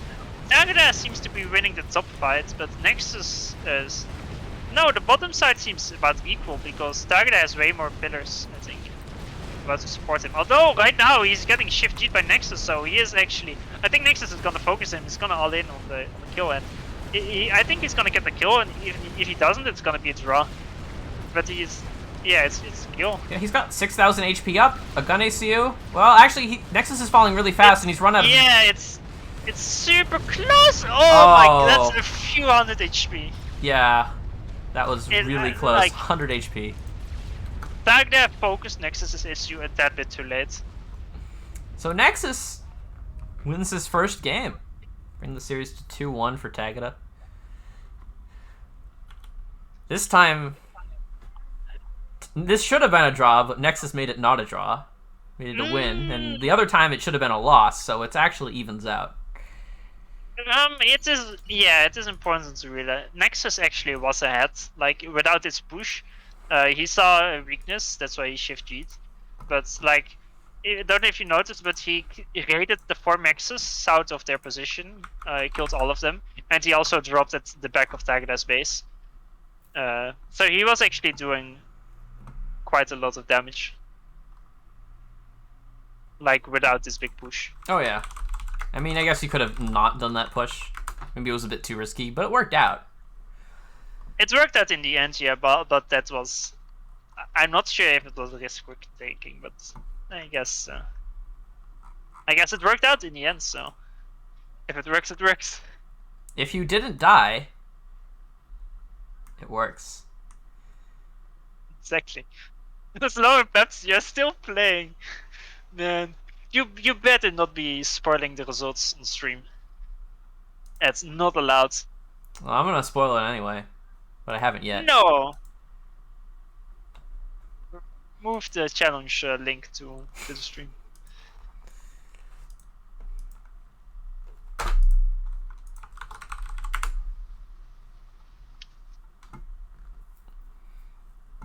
So I hope we get our ditch game, although I don't think Nexus will pick it.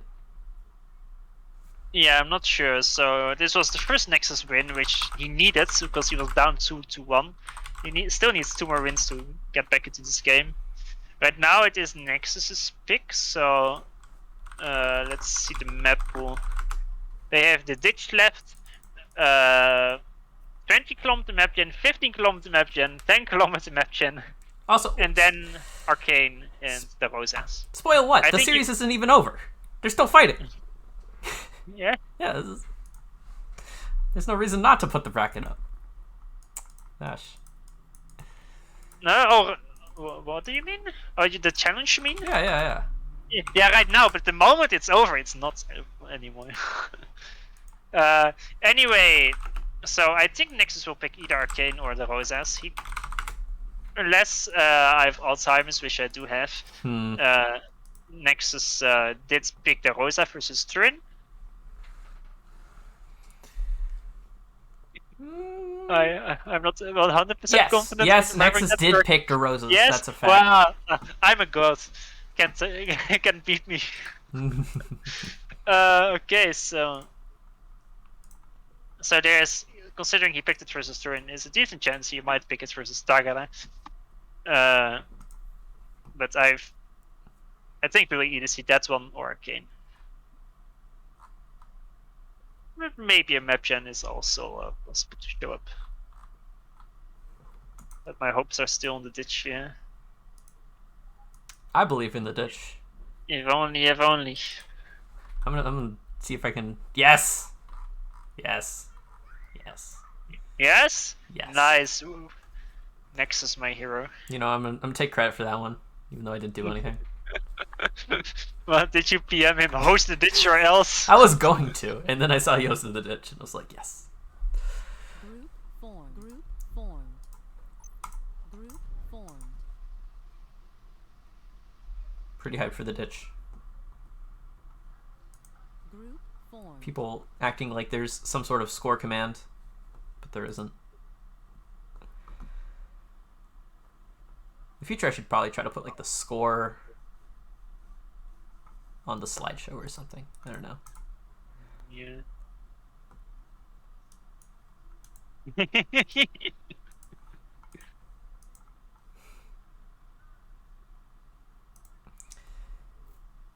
Are you trying to make this a 2v2 farms?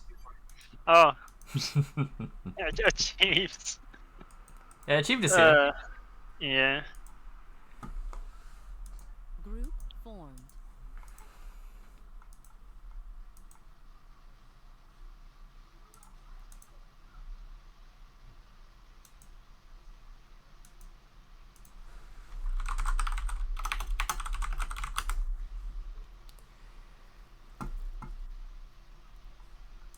Oh, we get some big money. 31,000 points on Nexus right now. Pretty good. Why is the ditch popular? Because it's a good map, that's why. Yeah, it's a fun and, map. And it is fun to watch. It is one of the most... like, it's really a map where you just see players' skill shine a lot. At least, that's what I feel personally. Yeah, it really tests your APM and your attention. No, not necessarily APM.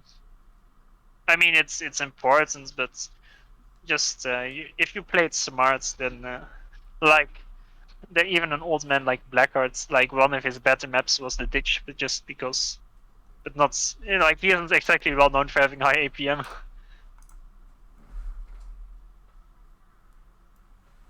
Although it will be interesting to see if we see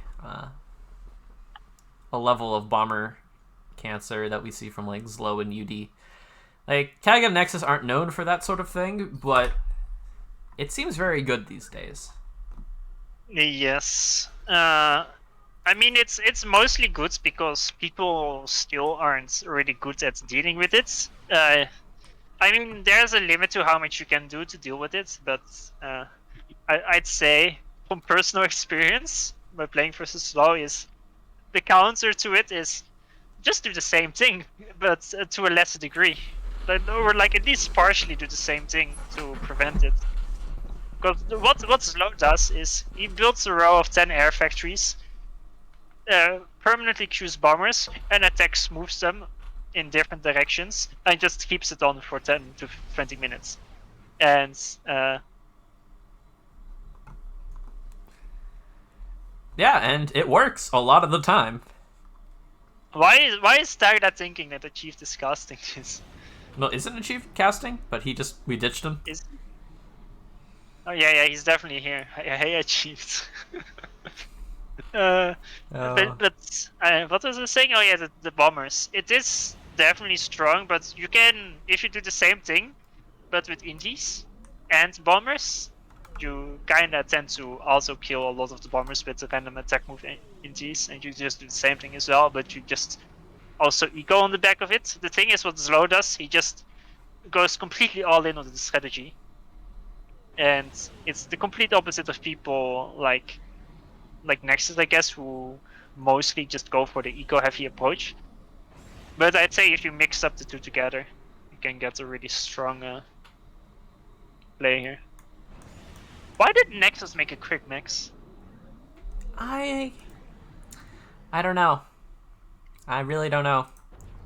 Perhaps the misclick? Perhaps a very big brain strategy to get this to like T2 quickly for some reason. I really couldn't tell you. Yeah. Okay, so first few minutes we won't see too much happening. What's curious to see, actually Tagada already finished his, he's gonna do the same thing as he did on Bermuda. He makes a quick second air factory to rush a scout, and then he's gonna make inties from it, engineers. So he can just see what the opponent is doing. It's the kind of thing that kind of originated, or at least is known from Saturn's Rock, where it's kind of meta nowadays to just go quick air factory, then you make a quick scout from it, and then you just continue to make engineers from it. Just use the scout for intel, which can be very nice. Yeah, it doesn't And cost that second, much. yeah, second air factory, like you normally on the ditch, it's not uncommon to make a quick second and third land factory before dropping, just for build power scaling. And it's actually smart to make one of those air factory instead, and rush the scouts to just see what your opponent is doing. Although generally, I'd say it's worth to react to what your opponent is doing. So yeah, he's making some inches and a bomber, because he already has a scout. Although he needs to stay over the base to, because Nexus is building a transport, but he needs to see it in order to rock it. I'm not even sure these inties will be fast enough to deny this transport if it just wants to drop to one of the closer expansions. I mean, it will never deny that, but that's not really the intention. The intention is to, it's like, I don't think it's quite Turin level of, like what Turin likes to do on a map like Pizza, for example, is he delays his own drop for quite a bit. He just goes for a lot of build power scaling for a lot of air early on. His opponent gets the first drop off, but because of Turin's massive air, his opponents will never get the second drop off, and in that time Turin uses his air control to drop everywhere. He will drop later, but with the air control, he will be able to drop more in the end. That's the plan, at least. Yeah, and Whether it works or not is another question. there's the classic bomber coming up behind this to just try and put some pressure on, especially if Nexus doesn't split. Yeah, he does split. Yeah, he does split. A little bit. Not fully, but partially. And I mean, when there's air aggression like this, you must expect a bomber coming, or at least that there's a likelihood of a bomber coming. This Inti is going to try to find it, but it gets the scout instead. Yeah, and he's just going to build AA first out of that factory, which is absolutely what he needs. Meanwhile, on the back of this, Tagada is going to go ahead and drop his own top expansion and the area near the water, and he's going to proxy 3 NGs across. Yeah, the bomber actually got 5 engineer kills. That's I think he ground fired in between, so it will delay this expansion from Nexus quite a bit. But he has 3 land factories online, so if he just makes engineers only from them, he should be able to quickly get build power to make more factories to stop this proxy from happening. But he has to So, yeah, know that it's bomber- there. But he has this True. nice air scout, which is actually going to scout it immediately. Which is huge. Yeah, that's very scouting for drops is very important on the ditch, and Wait, where is it?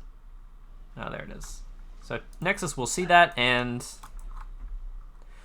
he could actually send And the AA over at it. Yeah, he's gonna go send the AA. yeah. And Tagada, now that he sees it instantly scouted, I'm not sure if it's even worth to try. I guess yeah, I guess it's worth to make the factories anyway, even if you know it's scouted and it will probably die. The factories are just there to buy time for Nexus units to kill it, and maybe it gets up anyway. And he kind of should be dropping at the back, making another proxy north of there. It's like Nexus is thinking, yes, I shut down the proxy. Oh wait, there's another. Oh, another one. Oh, another one. That's like peak Paralon gameplay. He will just Yeah. hide infinite proxies on this map. And that's why partially the counter to that is the slow style of attack moving bombers randomly over the place, because they will just find the random proxies even if you don't find them. I mean, let your bombers do your work for you. Exactly.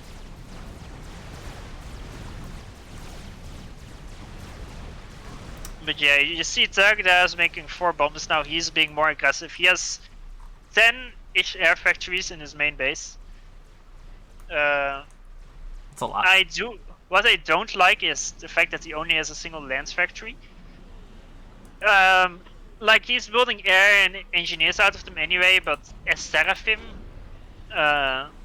you know, I wouldn't dislike some Tech 2 drops, and you need some hobo spam from that. Although you can do it from one of your expansions, I guess. And now the bomber spam claims its first victim. 3 NGs drop to the south. These bombers might actually be able to deny these 2 factories. Unless these inties are brought in to kill them. Yeah, but Nexus has... But neither of them have a lot of inties. Well, you just need enough. You just need enough, that's right. Nexus has finished his 2 Tech 2 pigeons already. Tagada is gonna have to start his first yet. That's the thing. With this air spam, it can be very strong, but you delay your Tech 2 pigeons by a lot because you can't really upgrade Tech 2 air because you're using all your power to, you know, make the Tech 1 air. I mean, but Tagada has more energy income. He just doesn't believe in T2 pigeons. Oh, he has actually more? Okay. He has more, like 200 more. Just out of T1 pigeons at this point. Like, if you go ahead and count them, it's 110 T1 pigeons. Okay. Small few. Okay, you see, Nexus is a bit quicker with Navy, but not by that much. But Tagada is being a lot more aggressive with this air and these bombers. And they just find nice value overall. Yeah, they're slowing down the expansion of Nexus to the bottom. Meanwhile, Nexus is dropping to the ledge, which is important, but bombers are just killing mexes in the back of Nexus's base. Really rude. Oh, they're upgrading T2 mexes too. Oh no. No, he's gonna lose them. He's gonna lose them all. And that's why random attack order bombers are so strong. Yes, this one bomber randomly kills, I don't know, probably 200 extra mass. You just don't have the time to deal with everything. And that's why your bomber's brain, you hope it's good enough to do nice things. But Nexus believes in T3 air, and he'll get at the very nice rush timing. Yeah, okay, it's actually almost done already. Tagada is actually following closely. He's a bit later, but he has way more build power, so he should actually be only a small bit behind, but he's doing quite a lot of damage with his air, I think. Or at least he's delaying Nexus. But is it enough for the investment of power he made into it? I mean, it seems to be doing real damage. Forcing AA from Nexus, forcing Nexus to try to fight from awkward positions, losing upgrading T2 max. I'll go out on a limb and say it's been pretty good. Ecoing from Tagada overall has been a lot slower than Nexus. He has 5 Tech 2 maxes from what I see. Yeah, but Nexus has all these unclaimed T1 mexes, so Tagada's actually ahead in mass income. They have 4 unclaimed Tech 1 and an extra 5 Tech 2s. The thing is, those Tech 1 nexes, they are rebuilt a lot quicker. Yeah, you gotta go rebuild them. If the bomber stops you from walking over there, you can't rebuild them. Okay, so 5 Tech 2 pigeons for Nexus, and then T2 pigeons is being made. Tagada only has 3 Tech 2 pigeons, but like you said, he had a lot more Tech 1 power, so... Yeah, to the extent where he actually has more. Tagada is making a mistake. He's building spy planes, but still building his power. So he must be stalling E. No, he's doing fine. Is he fine? Yeah, he's fine. He's got AE in storage. That surprises me. And those are torp bombers. Torp bombers, okay. It's a bit of a weird choice. Yeah. I mean, he wants to stop this Navy aggression. Maybe he thought there was more than there actually is. Yeah, but... Yeah, that's true. Well, what I would prefer is just make some Notas instead. 2 Notas is basically a strat at this point with low HP. A slow strat with low HP. Oh, another Tech 1 bomber of target at the top, getting upgrading max. Oh, the thing is, I hope these things don't happen when Nexus is upgrading the Tech 2 maxes to Tech 3, because that will be even more painful. Bombers are just flying into the base now. But Nexus is trying to get a lot of T3 mechs. He's already got 1 T3 mech that's not capped, and he's upgrading 3 more in his main base alone. Yeah, he's upgrading another 2 at the top of the map. The top expansion is upgrading more at this bottom expansion. So yeah, it's the best way to do it. Although you need to keep your reclaim in check to upgrade all these maxes, but generally you just upgrade 10 maxes unassisted victory, and even if a few get killed, most of them will survive generally. Yeah, looking at reclaim numbers overall, we see Tagged is at 85k and Nexus is at 94. So it's... I'll be right back for a minute. All right, see ya. There's a serious advantage for Tagged there, or Nexus. Whoever has the bigger number. But Nexus is teching more on the back of this. These T3 mexes are going to start contributing heavily to his economy. As far as air production goes, Tagged still is a bit ahead on E, and he's just building this giant grid. But he's building it slowly from T1 factories up, so it will take a while to become fully operational. But when it does, it will be quite efficient. Of course, now we enter a sort of static-ish phase of the game where the T1 bombers can't really be effective anymore. Nexus has good intel. Well, he's got okay intel. He's also got multiple ASF. Meanwhile, Tagged also knows what's going on. Importantly, Tagged has both corners, which provides like a nice jumping off point, and of course, a lot of reclaim, as it were. The bombers are going to try to happen. A lot of T2 production being spammed up here. Wagner's across should be pretty effective if they can manage to get across without being completely crushed by air. But meanwhile, Torps are going to try to clean up these frigates, and there aren't many frigates, and they're kind of spread out, so the Torps should be pretty effective. Stagana wants to win Navy. Hello, Farms. Ugh. Cruiser's strong. Yeah? I don't see a single cruiser. Not yet, but I think Tagada just wants to transition to T2 Navy pretty soon. I mean, Nexus has already started his cruiser. Nexus is a lot of T3 maxes ahead, isn't he? Yeah, but it actually is, doesn't matter that much. Yeah. He's only like 30 income ahead. Okay. I guess. Yeah, he has more tech than Nexus, I guess. Also, Tagada is dropped the top left and the bottom right, and there's quite a bit of reclaim in those areas. So the criminal on both is quite a bit of extra mess. Yeah, Tagada is catching up on the reclaim number, but he's still a bit behind. Yeah, he's also a bit ahead on this air grid. It looks very nice already. He is actually gonna initiate the airfight, or he's at least attempting to. Cruiser's Nexus out. turns around.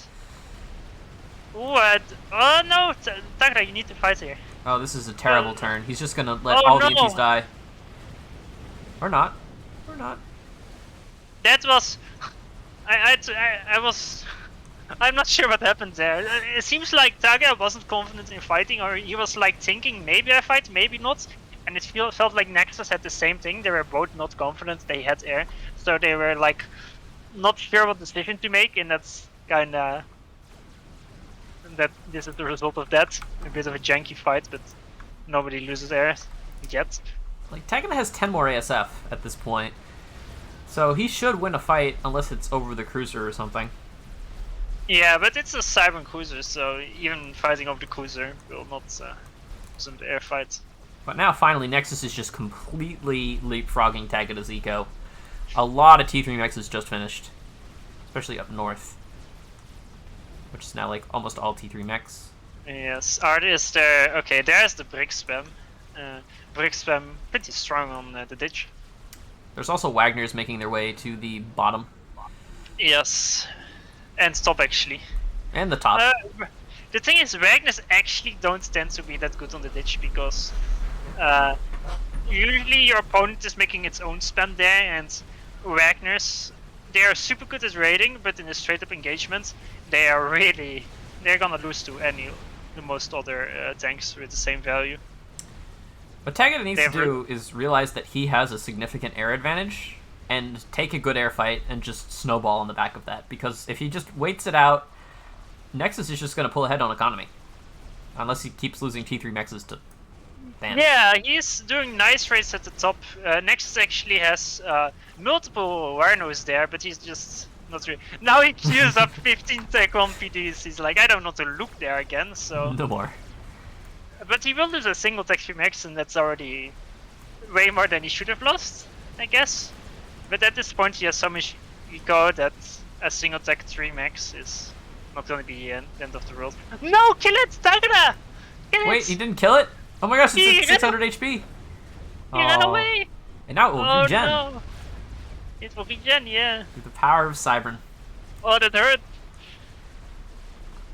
Meanwhile, the cruisers are moving in. Tagada just about finished his own T2 Navy, but he doesn't have a T2 ship yet. I'm going to try to get a destroyer out, but 2 cruisers plus a bunch of frigates are moving in.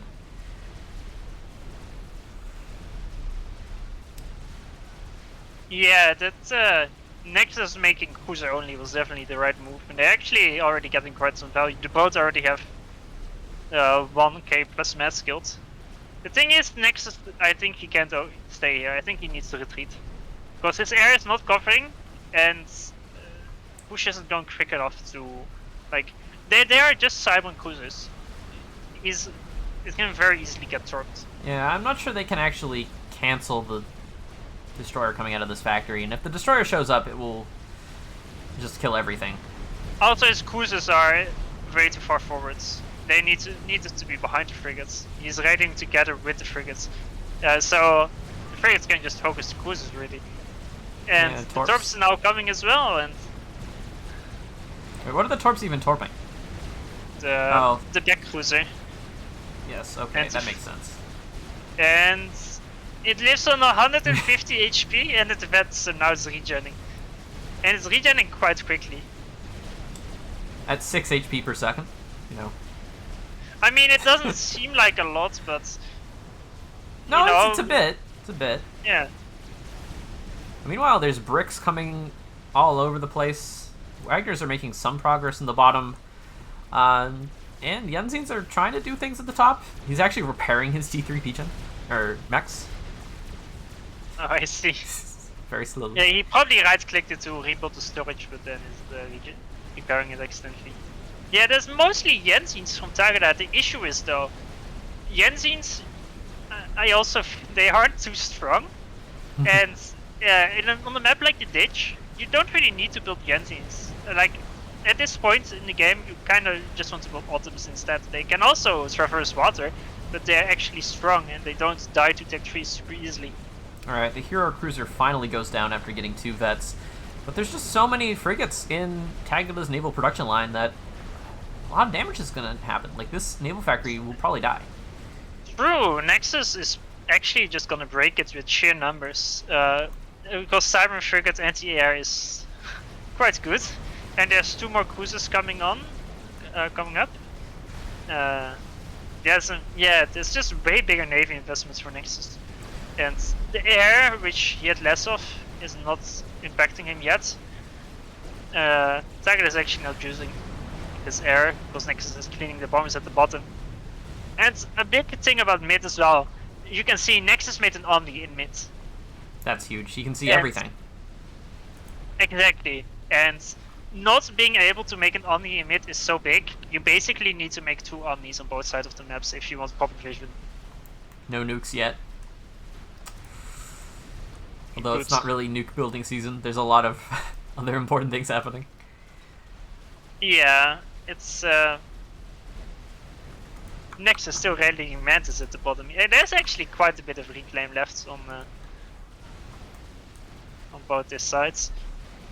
Tagada Like, still has rock an reclaim. ASF fleet, though. He could airfight and probably win. Yeah, his grid has looked nicer for quite a bit, although now Nexus is catching up. Oh, look at Nexus' air grid. He had made a mistake. I think he misplaced the P-Gen, then he reclaimed it, but the single engineer is still making it, so now it's permanently at 0 HP. Oh no. Oh, you hate to see it. Yeah. Although the cruisers can solve a multitude of problems. But this navy is a big issue. Oh wait, here's the Uh, nuke. Tagada's building it. Tagada's building a nuke, okay. Yes. yeah, But it's been scouted, I think, Started by Wagner's. by Wagner's notorious scouts. The Wagners are. Yes. Wagner vision is so depressing. It's okay. They can kill the T3 energy building it. I mean, it's actually not a bad Wagner there. It's killing stuff, you know? But That's yeah, what Wagners next do. is just so far out on eco. He just ecoed way better. And at some point, once the reclaim is gone, on the ditch you realize, wait, I can't actually afford all this spam anymore. And then you have to pass so much of it, and if you still have to eco as well. I mean, maybe the nuke can do some good work. Like, the bottom is pretty stable for Tagada. He's holding it pretty nicely. He's rebuilding a lot of navy in the north. Well, yeah, nukes are never bad on the ditch. There's always a base to nuke. There's no way your opponent makes 3 SMBs. Look at this Wagner spam coming through mid. I don't actually think it's that good. Yeah, he retreats them. The gunships are just ready to get their free vet. Yes. Tagada is rebuilding navy at top, which is what you said, which is a nice move. It's needed. Then Nexus passed most of his navy production, so if he doesn't react in time, Tagada will win it back. But it needs to be a big investment from Tagada, and before it will impact the game, it will take quite a bit. With the big navy reclaim fields, Nexus should be grabbing it as well. Yeah, Also about moving. 30k. Bricks are arriving on Tagada, sure. In multiple locations. Yeah, there's just a lot of spots. And He's reclaiming the nuke now. oh, it's a fake out nuke? No, he built it 75%. You don't fake it when it's when you only built it that much, and even then, you don't need to fake it. It's gonna be a good move regardless. Yeah, because it's the ditch. It's a very committed fake out. I actually Like, don't like it. yes. He should have finished it. Yeah, I think so. Now there's the big air fights, but oh, that's terrible. Tagada's not. Tagada didn't press the stop order in time, I feel, so his ASF are just killing and range splitting for quite a bit. There's no Yeah. Sams either. I think this is a massive air win for Nexus. He came in with a better engagement, even if he didn't necessarily have better numbers. And that can make the difference at these huge air fights. Yeah, although I still think that Nexus had the better numbers at this point. It looked like he had better numbers, although he still has inties in his mix as well, so... Yeah, when I last checked, Nexus had worse numbers, but he might have remedied that due to the fact that he is just a massive economy lead. Yeah. There's Othams versus Bricks outside Tagada's air grid. Sams will eventually clear the skies, but...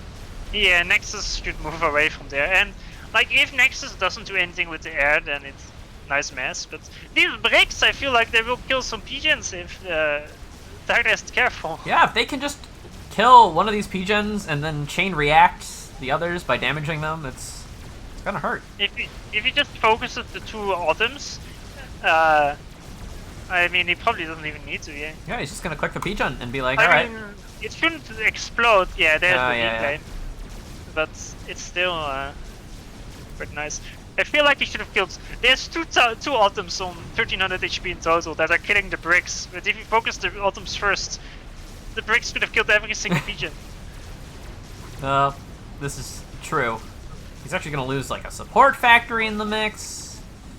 That's the least of his worries, I think. Yeah. Alright, he'll build more Pigeons elsewhere, I think, or just pause air. Just pausing air. So he cleaned it up, but he doesn't have air. Thing is, yeah. So what is Nexus doing? Nexus, is he making SMD? I don't see one. Yeah, Well, but- not like it's gonna matter, but I'm just curious what Yeah. Nexus is doing. I mean, he's just spamming bricks and air, but he should have more mass to build more things. And he does, and Tagada doesn't have a nuke. So it's not really worry. Tagada's gonna try to like somehow naval fight this, but really can't. Brick drops coming across the top of the map, or the middle of the map, Yes. to the top expansion. But there's actually just a bunch of Othams here, so it doesn't really matter. There's quite a lot of Autumns from Tagada in at the bottom, top, actually in all places. But what are Made they a nice actually amount of events. I feel like he should be abusing Notas a bit more as Sarah. I haven't seen them build at all, because Like, just if you did the same thing with Notas as with Tech Bomb Bombers at the start of the game, just a single Deck to Air Factory attack moving Notas at the top base of Nexus. You get one Nota, one pass on all those T3 Maxes, and you kill like 60 mass income or something. Yeah, I don't think this nuke, or not this nuke, this naval push is gonna work. It is if Nexus first suicides his cruisers. Even if he suicides his cruisers, he has air control. What's he gonna do? Torp the frigates? Yeah, there's no tech to navy yet for Tagada. He can make hover flag though, but he doesn't. He didn't yet make it. Wow. More sneaky drops from Nexus at the bottom, actually dropping behind the lines, so the Othams don't have time to get in before the T3 mechs die. True, and at the top, Nexus is sandwiching the 4 Maxes from Tagada from 2 sides. Autumns react to one of them, then he retreats it, and then he goes in with the other bricks and kills more T3 Maxes that way. So that looks now very bad for Tagada. There's a brick at the bottom of his base as well, although there's Autumns to counter it. I feel like the demoralization may be setting in soon.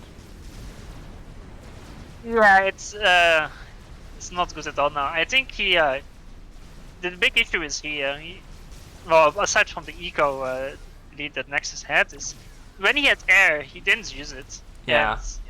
And later on, Nexus caught up. Like, if he had taken that air fight and won it, although it's really hard to know that you have air because all the ASF have stealth. True. And because there's tons of random inties, and you don't always have time to properly check. Oh, is air? How much is inties? Let's do a proper count. Yeah, look at this frigate's Congo line of Tagada. It's not gonna do the job. They're not having a good day. What? They're not having a good day, these frigates. Yeah. They gotta run out and run home. Tagada starts a chicken. Cool. I'm not sure what the chicken does, but it is cool. Chickens are cool. It's definitely cool. Mm-hmm. More break drops from Nexus, killing more Tech 3 Maxes. That dropped right next to Tagada's base. Below. Tagada just can't intercept these in time, but oh god, it's a lot of T1 bombers. There's still 200k reclaim on the map. They're not doing a very quick job. There's tons of rocks left as well, actually. For some reason, Tagada's engineers all the way at the bottom left. They lost their attack move, but they are not. You're like, no, we don't need those rocks. Look, they're picky, okay? They only want the best. Oh, Nexus in the top base is making a Ripper. There's the battalion of Autumns right next to it, but for some reason they got scared away by 4 Tech 1 PDs, even though there's literally nothing else to defend. Well, there's actually like 5 T2 PDs, a T3 shield, bricks. But there could have been a holocaust of engineers there. Yeah, you could have sacrificed the bricks to kill the Engies, and it probably would have been good. Like, what else are the Othams gonna do? Sacrifice the Autumns. Yeah, the Othams. You don't sacrifice the bricks. The bricks win in the end. Another But, airfight. that's what Nexus has been doing with his mass rushing. That is that an air fight? It's an air massacre. There's just bombers and gunships here, and Nexus says they should not exist. Yes, and it seems like the Ripper will win the game because it will probably just kill one of Tagada's 4max expansions completely. And if you just get raided but keep some buildings left alive, you can rebuild. But if it gets completely killed, then it's way harder to recover. I mean, hooray, Tagada's chicken is 2/3 of the way done. Could have built an Awasa. Yeah, I mean, that would have had a chance to actually do something. But the Ripper is done, and here it comes. The plan is to move it to mid and then figure out a plan. It's actually a big ultimate attack from Tagada at the bottom right, and he is slowly clearing out Nexus there.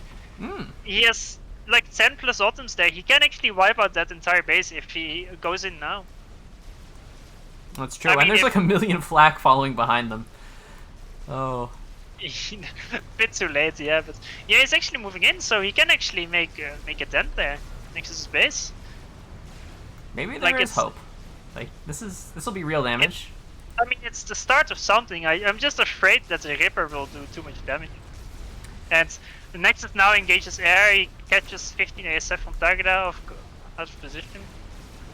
Although, but he it's- actually goes over the stam line, so it's actually gonna be an even trade at the end.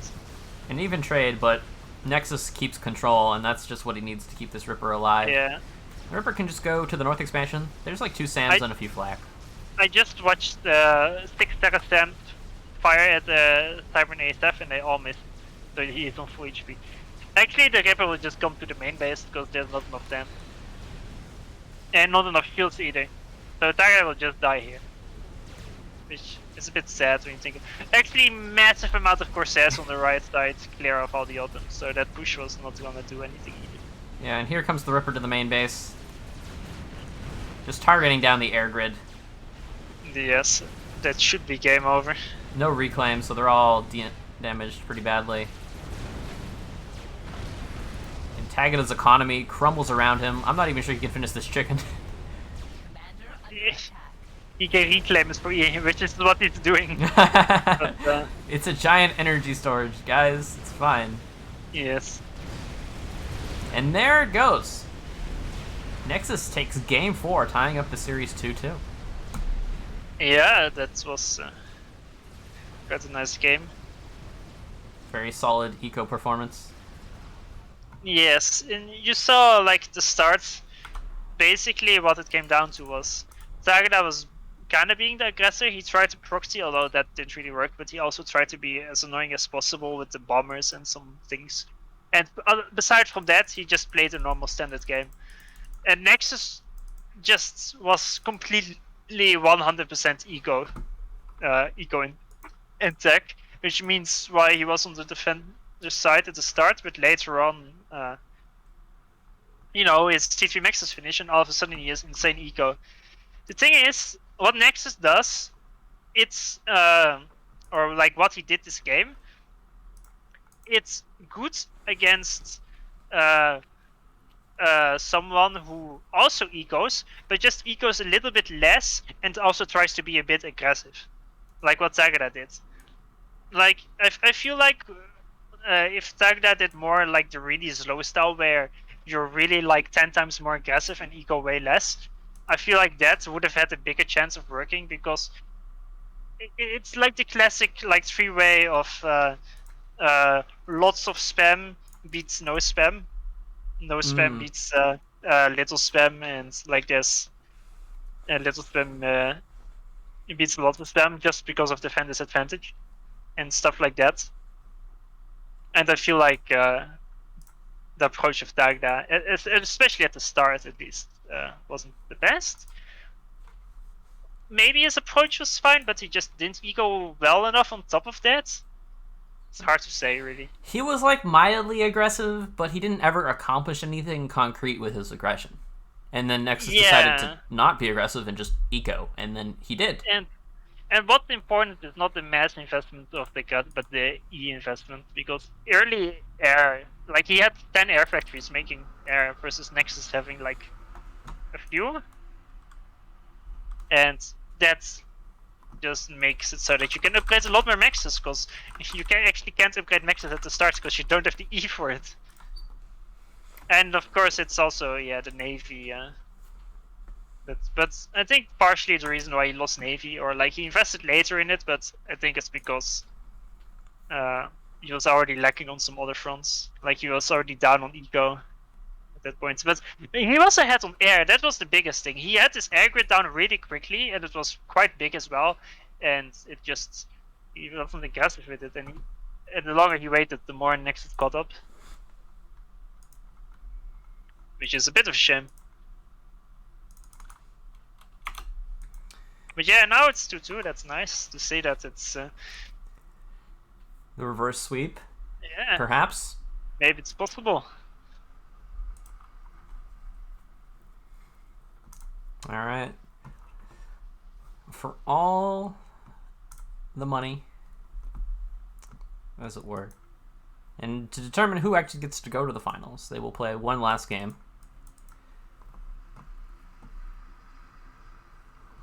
is on a map they have not decided yet.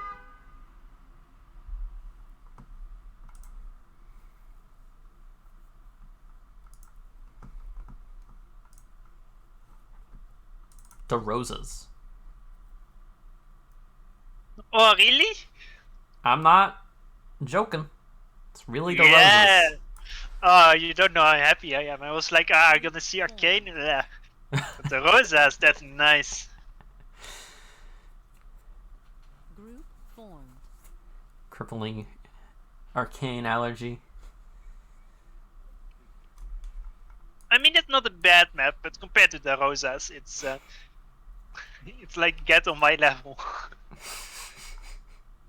Group Yeah, I formed. mean, there's a lot of interesting things that can happen on DeRozas. Like, you can randomly walk your ACU and it gets gunship snipe for no reason. And I mean, hey, if you're Tagada, you look at the game that Turn played versus Nexus and you're like, huh, Turn can beat Nexus here. Maybe I can.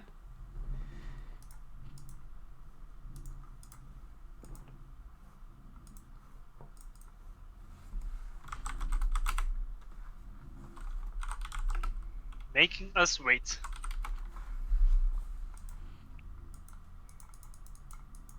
Alright, let's go watch the entire SB series. You better not have been showing the results. I have not. They've been on the slideshow. So they can see people's glorious challenge predictions. Nope. I like how you told Ajax to wait for the next match until we are done here, but yeah, he didn't have to wait a lot because they've just finished. Although actually, considering we will just watch the semifinals first, and the result will be spoiled anyway if it's Batman. Yeah. Well, they don't have to know the score. I mean, That's I'll show the true. bracket at some point, so they're gonna get spoiled. Yeah. Tragic. You won't know the results of the single games until it's the last game.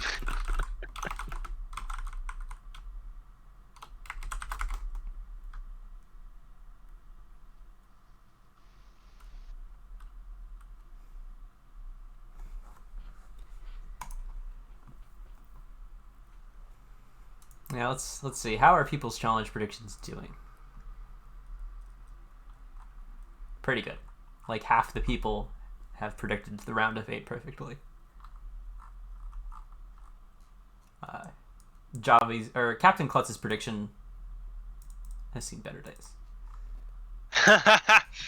I mean, so far the results are all the results are the most likely outcomes.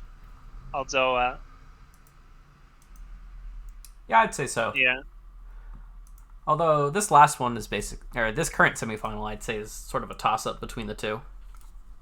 I mean there were more toss-ups like the Turin Nexus. It was Nexus favorite for sure, but considering how well Turin was playing last week and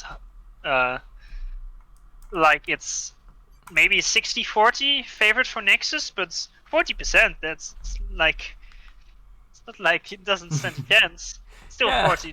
40%. That's a real prediction Then there. Ajax Paralon. Ajax ended up crushing Paralon, but like it's probably because Ajax is in very good condition right now. Paralon is not, I think. Yeah. Which is a bit sad. If Paralon was also at top condition, then it would have probably been a very nice match. But right now, sadly, it was a bit one-sided. And then the slow Pepsi one was, I mean, that was just pure chaos, really. I mean, the fact of the matter is, prepping and practicing for tournaments helps you win a lot. No. No, I know, right? Like, Ajax plays a million ladder games versus SB and like Tex and such, And Judy. he plays, and UD's in there too, and he does well. It's like, incredible. And Paralon he's out there doing something, I guess, winning King of Crazy Rush. Chief is joining again. Yes, excellent. Maybe we won't ditch him this time. Is he actually streaming? No, he's not. What?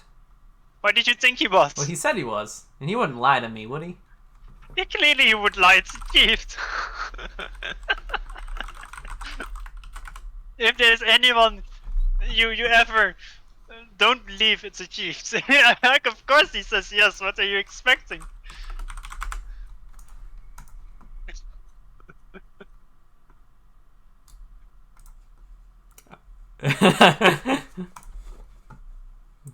Wow. Group formed.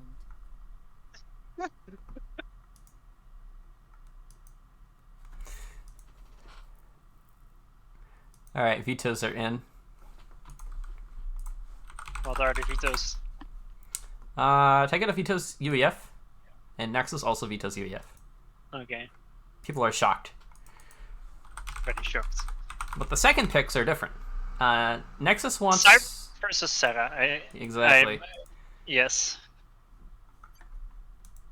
Wow, achieved, you damn liar.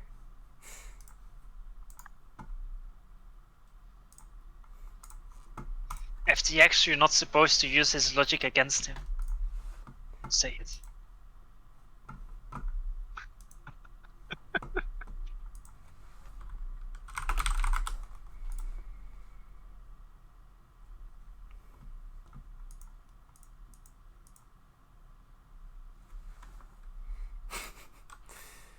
Or we're talking about Bloodier. Oh. Well, you know, you have to... Bloodier is a special case. Special case, I tell you. Of being... Perhaps even more so than other people like Tex at being great at ladder but bad at tournaments. I got it. I have the power.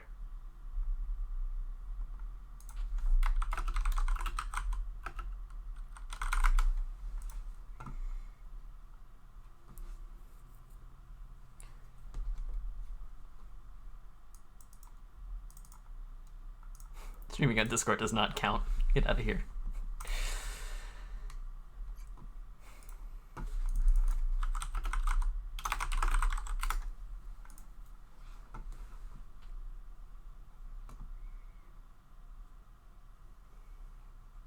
Little did he know that the only reason why I'm here is so I can observe it. That's the only reason why I'm casting, really.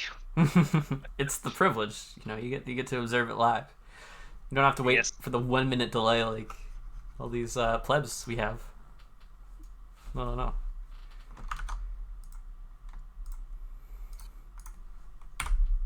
Here we go. Final match, semi-final, Tag of Nexus. Sarah versus Cybrin. The classic Supreme Commander match. It's not. That's UEF versus Cyber. Yeah, that is the classic For matchup, Farms. Guile wouldn't lie to us. For some reason, I forgot.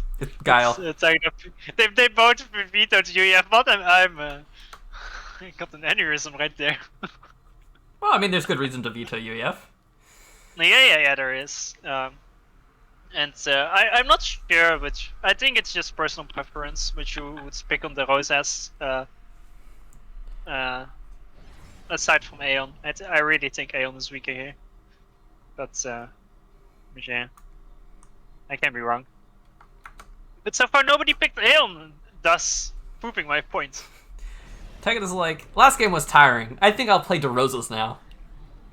Yeah, it's surely gonna be completely different. Well, I mean... For some reason, they're not building their mexes. On DeRozas? I'm shocked. Shocked. Yes.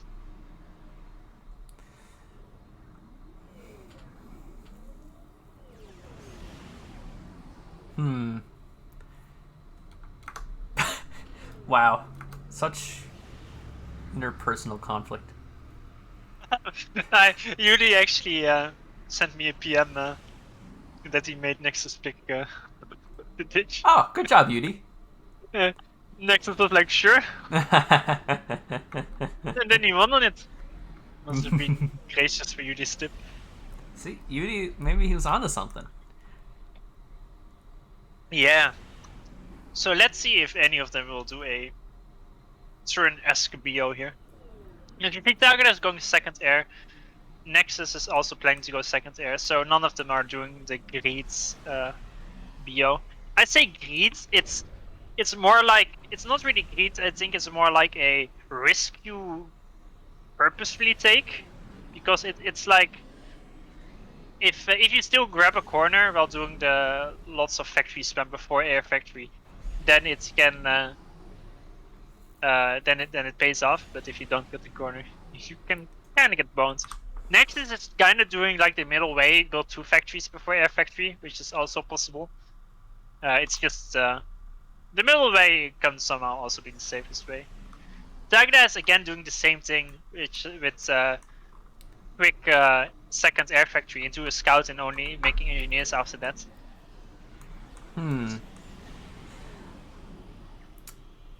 I don't know. This seems pretty similar.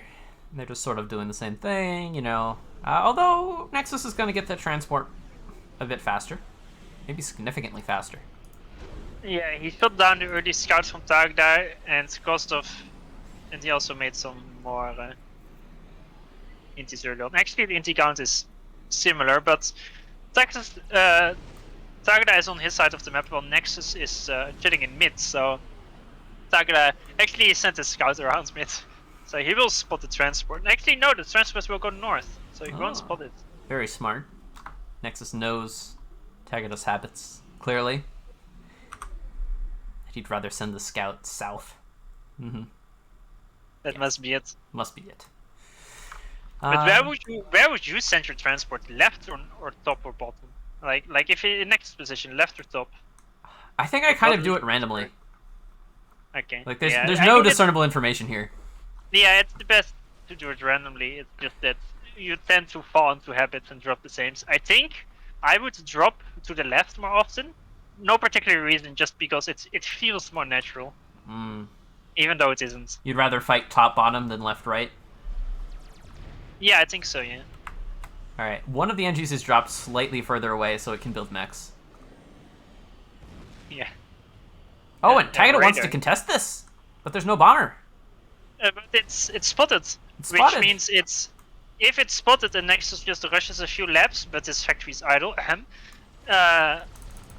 It should be able to deal with it, because Nexus also has an engineer more, although that one is building mechs. Yeah. Nexus actually will not be able to prevent this as well as he could, because the first factory was idle for like 20 seconds. Tagada, however, does win air, so there might be bombers coming. Yeah, he's making a bomber now, but it's not assisted, so it will take a while. Meanwhile, Nexus is sending some tanks from his main base to the top to reinforce it, because he surely doesn't want to lose. And he's sending a transport to the bottom left, so he will be quicker there as well. Yeah, he wants this. But Tagada's not going to build anything after this. Alright, now he's finally going to decide he wants a PD and to commit to this position. But he's got... The engineers were idle for so long. I think it's too late. I mean, the PD, I guess that's okay. The other 3 factories seems a bit dubious. And now the Intis are just going to randomly see this bomber coming. Yeah, but he does lose 2 Intis for it. But the more important part is Nexus is slightly faster at the bottom as well. If he quickly reacts there... There's only 3 Enchis for Tagada. This is a barely loaded transport versus... Oh, right, 4. But there's a scout. Nexus should see this. He knows what's happening. There's the bomber from Tagada at the top. It kind of whiffs, actually. It doesn't get a single engineer kill. I think it's excellently ground fired instead of block on an engineer.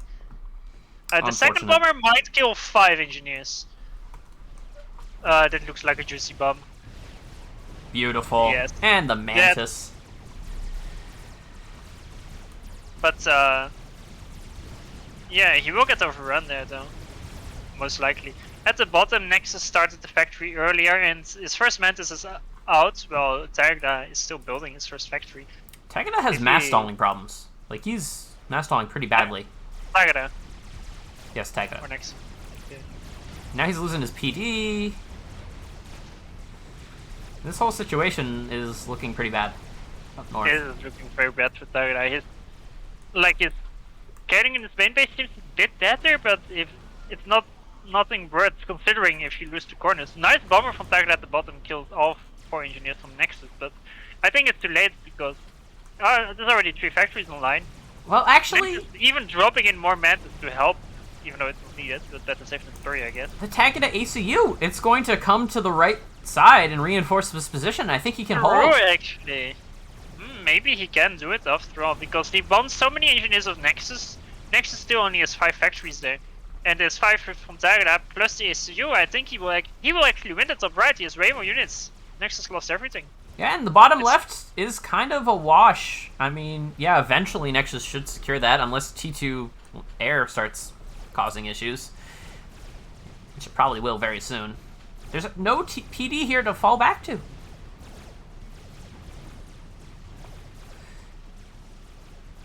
This just looks kind of actually very even. But in a very chaotic way. Zagada is okay. He can actually crush if he just puts his issue at front. He can instantly run it over. I think you say it's even. I think Tagada is ahead on this one. Air or power? No, simply because he kills all the production of Nexus at the top right, and the bottom left on Nexus doesn't have a lot of production at all. Yeah, and Tagada's creating a proxy to counter it anyway. Or at least keep it in check. So yeah, it's also the Ray's making the proxy. There's actually quite a lot of reclaim around that area as well. So even if he doesn't succeed, if he just grabs some of that bottom reclaim, it's already quite nice. Oh, here comes the ACU. Though the risk here is that at some point you might lose air and then you just get sniped. But Nexus wants T2 land instead of T2 air, at least for now. Yeah, it's Nexus actually made 2 land HQs. Oh no. Next to each other. One is making Mantis. Not sure I believe in that. But there's just nothing to fall back to. Tagada just completely crushes top right. Yeah, Nexus needs to try to kill the proxy at the left side. He is gonna be rushing Tech 3 lands right after his Tech 2 BGen finishes, or maybe his second. That's for sure. So the massive Tech 1 spam from the top right, it probably won't do too much damage, although it will take a bit before the Tech 3 is done. Eco-wise, both of them are in the Stone Age. There's 2 Tech 2 maxes for Nexus and 0 for Tagada. Oh no, there's a third one. This is far forward. It's not an eco game. It's in the middle forward area. Oh, true. Oh, there he has 3 then. Aha, yes. And well, 3 versus 0. That's a that's a number. Yeah, he should definitely control K his second HQ though for mass, or at least make Tech 2 units from it. But Tagada has way more units overall. So Nexus needs to either like start making Tech 2 in this position, or he's gonna get overrun at some point. I mean, the fact is, like, he can just build rhinos, and it'll be very hard for this ragtag T1 land army to make forward progress. Yeah, true, but he needs to start building the rhinos in the first place. This is true. He's just building engineers and literally mantis out of his T2 land factories. Yes. Both of them.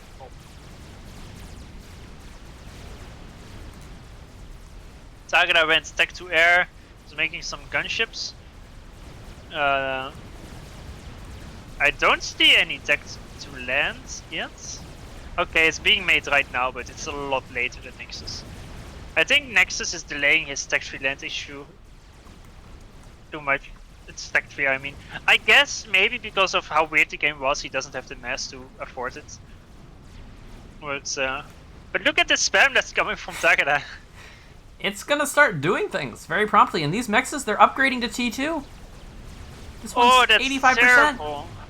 Or at least it's gonna finish, right? I hope so. Well, that anyway, doesn't. That's the thing. Nexus lost 5 factories at the top. That's a lot of production. He didn't have that many factories at home. And with the proxies from Tagada, he just has way more factories. He's just not building rhinos. Like, he needs rhinos. But he doesn't have any. He's gonna be spamming gunships. He has a lot of build power on supports factory, Tech 2. Tech 2 air, I mean. He can try to win air and then use the gunships to great effect. But meanwhile, the bottom left looks really threatened. Plus, Tagada just has enormous map control everywhere. Yeah, that's just not enough units from Nexus here.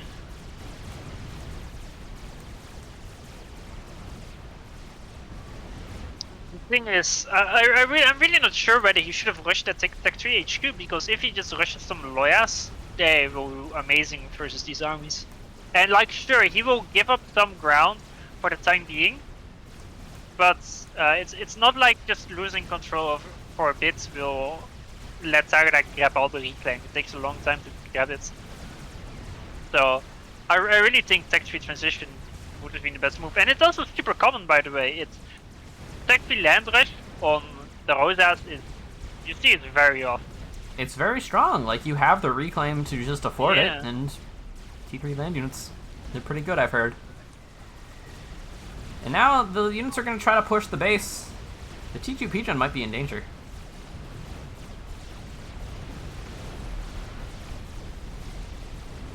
Next is still spamming into you only. Oh no, he's finally making some gunships. He will lose a bit of build power. I think Tagada should just prioritize getting build power here.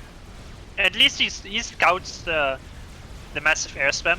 He also sees that there's no Tech 3 HQ.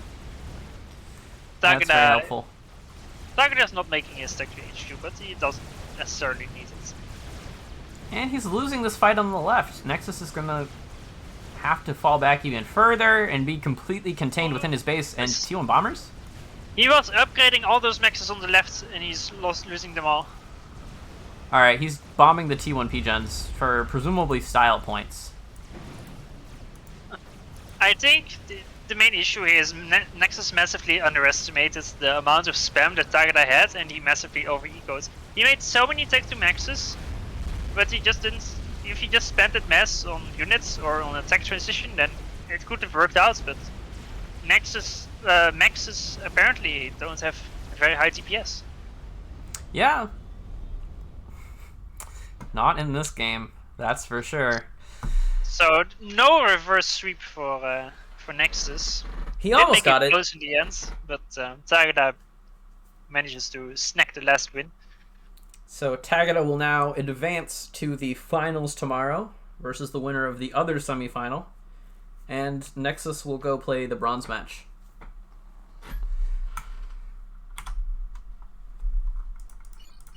Very exciting stuff.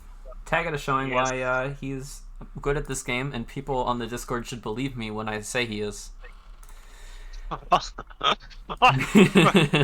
Please point out who said otherwise. Oh no, you don't need to comment on such things. No, please point it out. Who said that? You can just PM me about it. Wouldn't have been also, you farms, would it? No, impossible. I was working while that discussion happened, and although I did disagree with you. Well, thanks Tagada for being good at video game. Yes.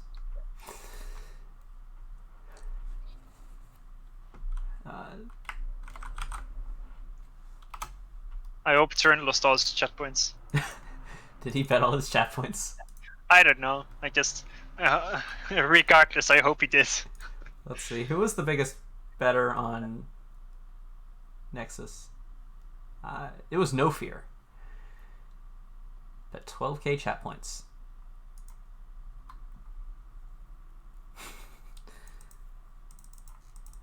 Yeah, originally I tried to have the finals happen the same day as round of 8 and semis, but the players revolted. So now they're on a different day. Yeah, I agree. It should happen on a different day. Plus, that way we can watch them like one at a time and, drag it out. Like compared to other like games and like RTS games and how they handle major tournaments, it would be even more slower paced. They would like do 1 or 2 groups per day, and because they would cover every game. Yeah. Like, they can do that because they need the viewer eyeballs. But over here, we have to have a balance between making the players suffer and making the Oh, viewers yeah. suffer.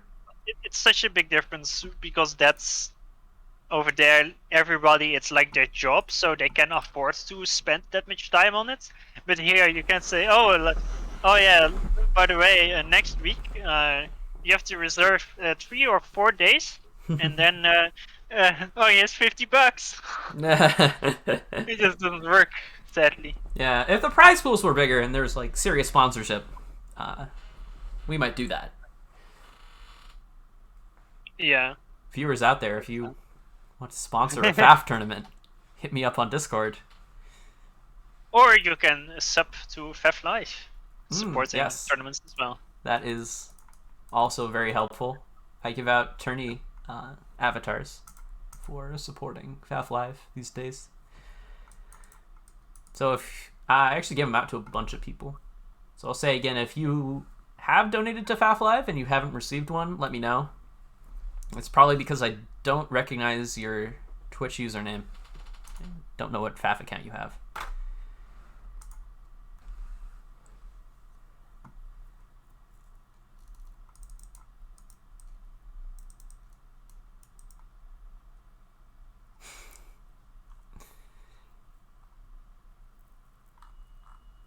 Yeah, meanwhile, the Supreme Commander 2 guys did like a 64 player double limb all best of 3 plus more best of 5. Absolutely crazy. Yeah.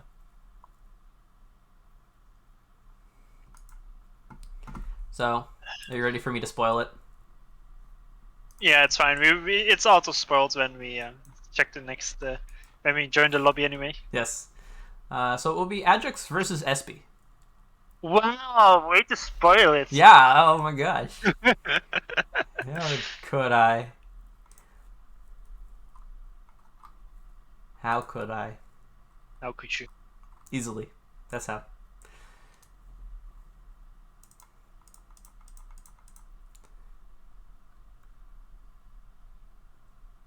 Alright, so now 10 out of the 30 predictions are still all correct.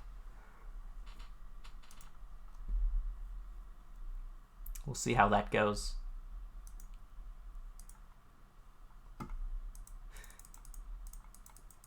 FTX, please. You made me make the avatar. I'm not going to give it to you.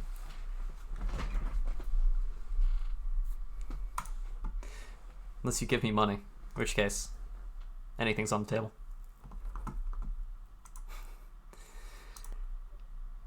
I offer 10 FTX coins. I want some FTX coins. How do I get... They are worth a lot. Oh, are they now? I've been saving them up for years, and my current balance is like -2. That's how expensive they are. Well done. Well done. I one day hope to be as rich in FTX coin as you are. Yeah. Yeah, you bet you want that. But some things are just, they're too good to be true.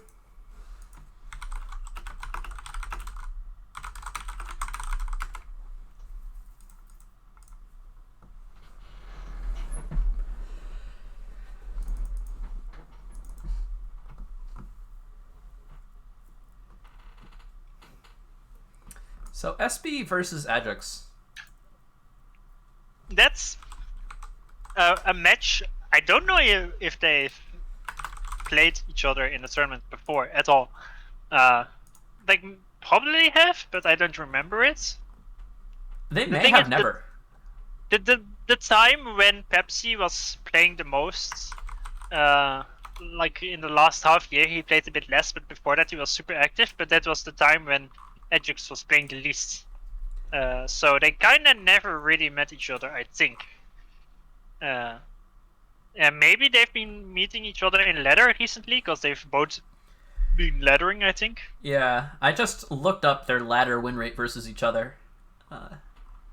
They only have 11 games, though, versus each other all time, and Ajax won 60% of those. Yeah, that's not really. So that's basically even for the sample Yes. size. Yeah, true. I agree.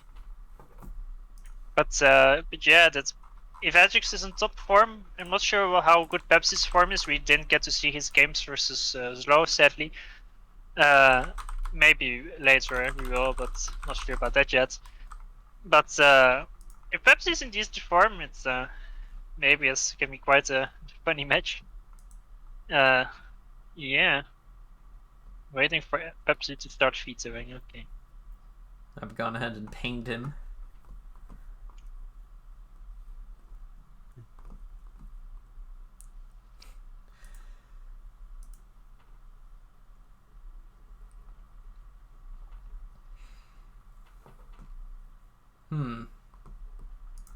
Oh, now that's a competitive betting environment. Turn will be pleased.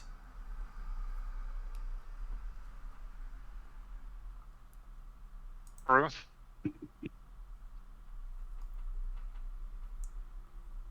Sadly, it doesn't work like the old Niai bot. Can't wait for Washi to show up and bet 2 chat points and win everything off turn. Sometimes you just need to make some money. I think that was like he bet 2 versus turns 2000 and he won it. Yeah.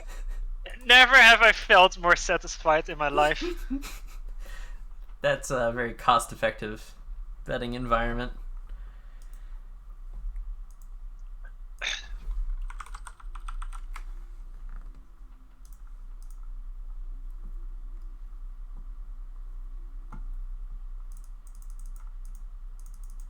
I will eat a bit before the next game is up. SB is here now. Excellent.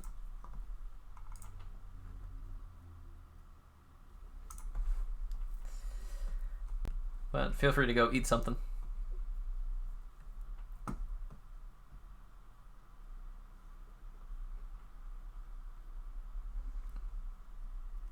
I think we'll do an ad break because I need to go get some water. So we will return with SB versus Ajax.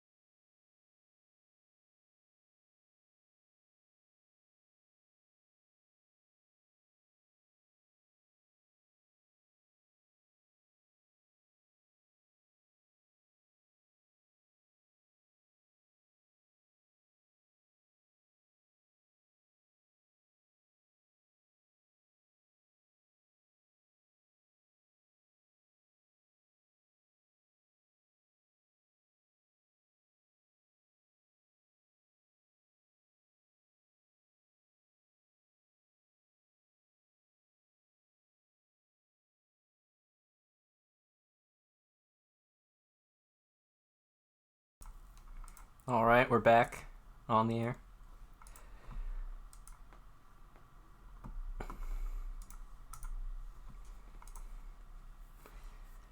I assume Farms is still eating the food. So these guys have played each other probably 11 times in all history. Because Ajax is a very old school player. Played in like the early days of lots, and SB's been good recently. By recently, I mean like the last 2 years of serious tournament play. Like he was the first winner of a qualifier tournament for seasonal invitational with the 2020 summer invitational. Or if I recall correctly, he just sort of crushed. Just to complete. Alright, we're back on the air. Oh, we got echo. Don't worry about it. Why are there Dutch ads? Because if we need to sell things to the Dutch, of course.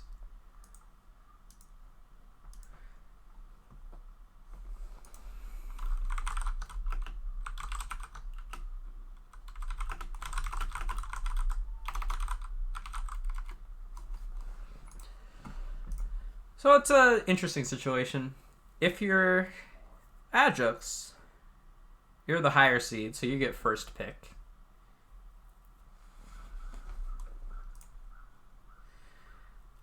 Which means you probably want hard FFA because I don't know, you're some sort of addiction to hard FFA and playing it.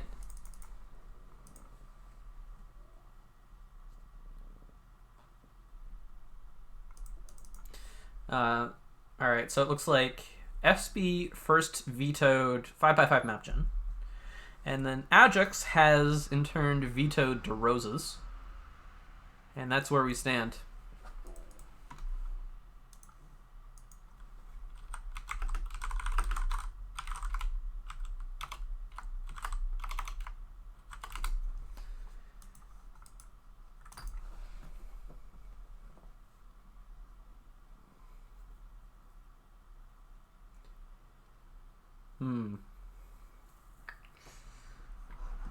Now, SB probably wants something that's a bit more chaotic.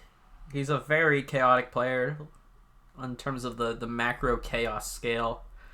Whereas Ajax is probably a bit less chaotic, although, as was said in the pre-game show, he's not really well-defined by that scale. Especially because he's just sort of coming back into his peak form for this tournament.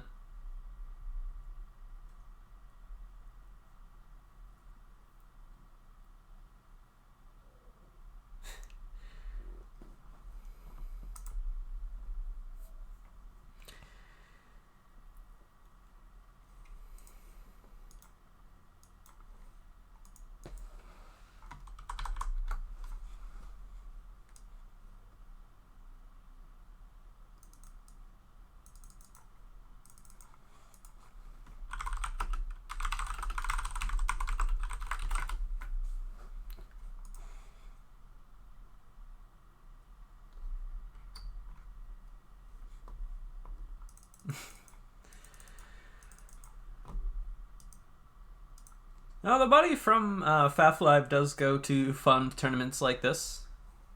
Like, some of the money has been spent from the FAFLive and other FAF funds.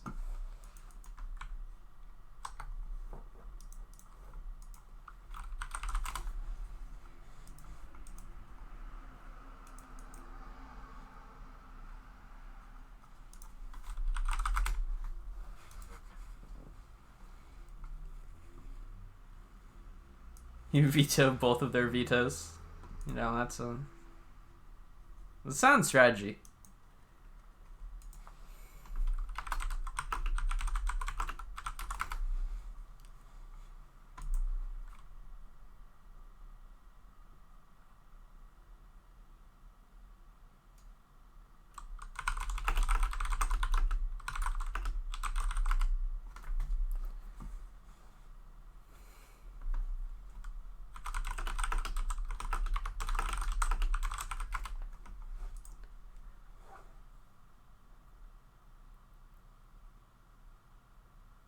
Apparently 7.5 map gen has also been vetoed.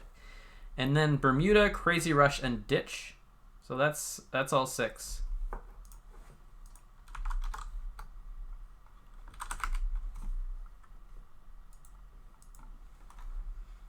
Pepsi, the rising star. Wait, no, Turn, you're the rising star. We can't have 2 rising stars. Otherwise, people start spamming the star emote again. So many stars. We can't have that.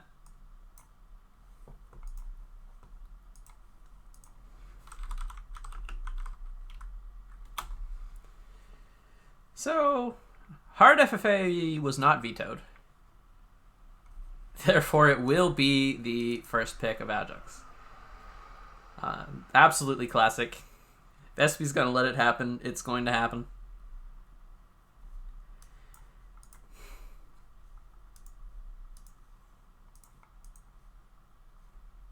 Group formed. Group formed.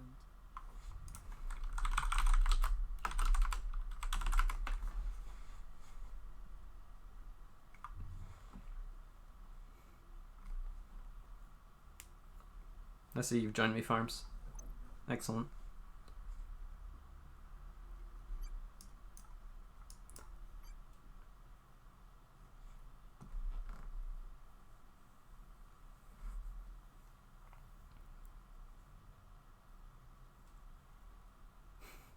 UD Rising Star. Oh, Sane Maki.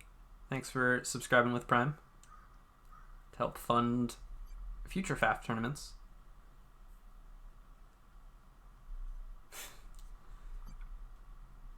Apparently Ajax has banned all the maps that SP wasn't going to pick anyway. Classic.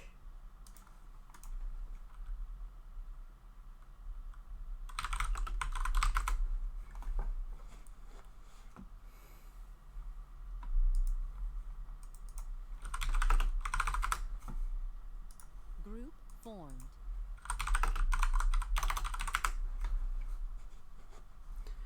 Alright, so it will be not a mirror. Ajax will take Aeon, and SB will take Seraphim. Of course, both of them banning UEF because it may or may not actually be a forced win on hard FFA if you get drone. The science is still a bit out, but someday we'll figure it out. I think the answer is probably yes. So here we are, hard FFA, game 1 of the semifinal between SB and Ajax.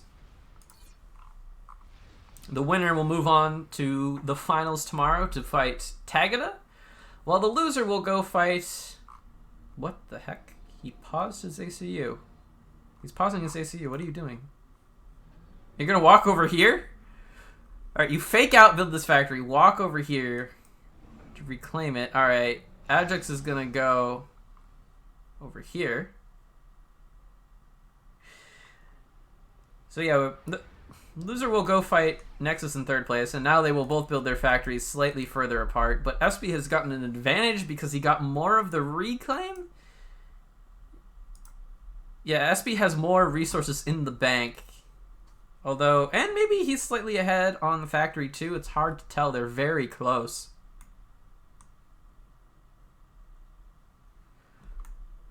Although, thankfully, it appears they're not on the same team, as we saw with the false start in the Paralon game. Alright, so they will now both immediately walk, but the factories are sufficiently far apart that I think you can't reclaim the NG in time. They both should get away, barring absolute disaster. Yeah, so Ajax will send his NG to the south, SB will walk it north, and then both guys will try to reclaim the other's factory.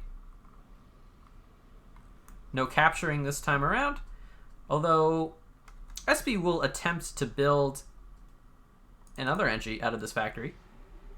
Ooh. Thank you for the sub gifts, Saint Maki. FTX got one. Oh, that's great. Congrats, FTX. You know, sub to FAFLive. So back to the game. Wait, does the second energy get away? No, it was close though. That almost got out of range. So it was kind of a waste for SB to build it. Kind of evens out the eco game again. But hey, I'm just on time. Hey, welcome back. So SB's gonna find Ajax's engineer, but Ajax is still in the water building a naval factory, so he will secure navy. I guess he can build a second one sure too. what I'm looking at. Ajax wants 2 naval factories. His ACU's in the middle of the pond. Meanwhile, SP's going to try to hide a factory on the left side, and I don't know what he's doing with his ACU, just walking around. Yeah, but where's this ACU going? You know, he's going back north. I feel like this is not going very well for Pepsi. Alright, SP's going to turn around and go north, which is where the NGs for Ajax are. Yeah, but it's gonna be too late, isn't it? Yeah, like, dude could almost just build more NGs and send them other places. Like, what are you gonna do?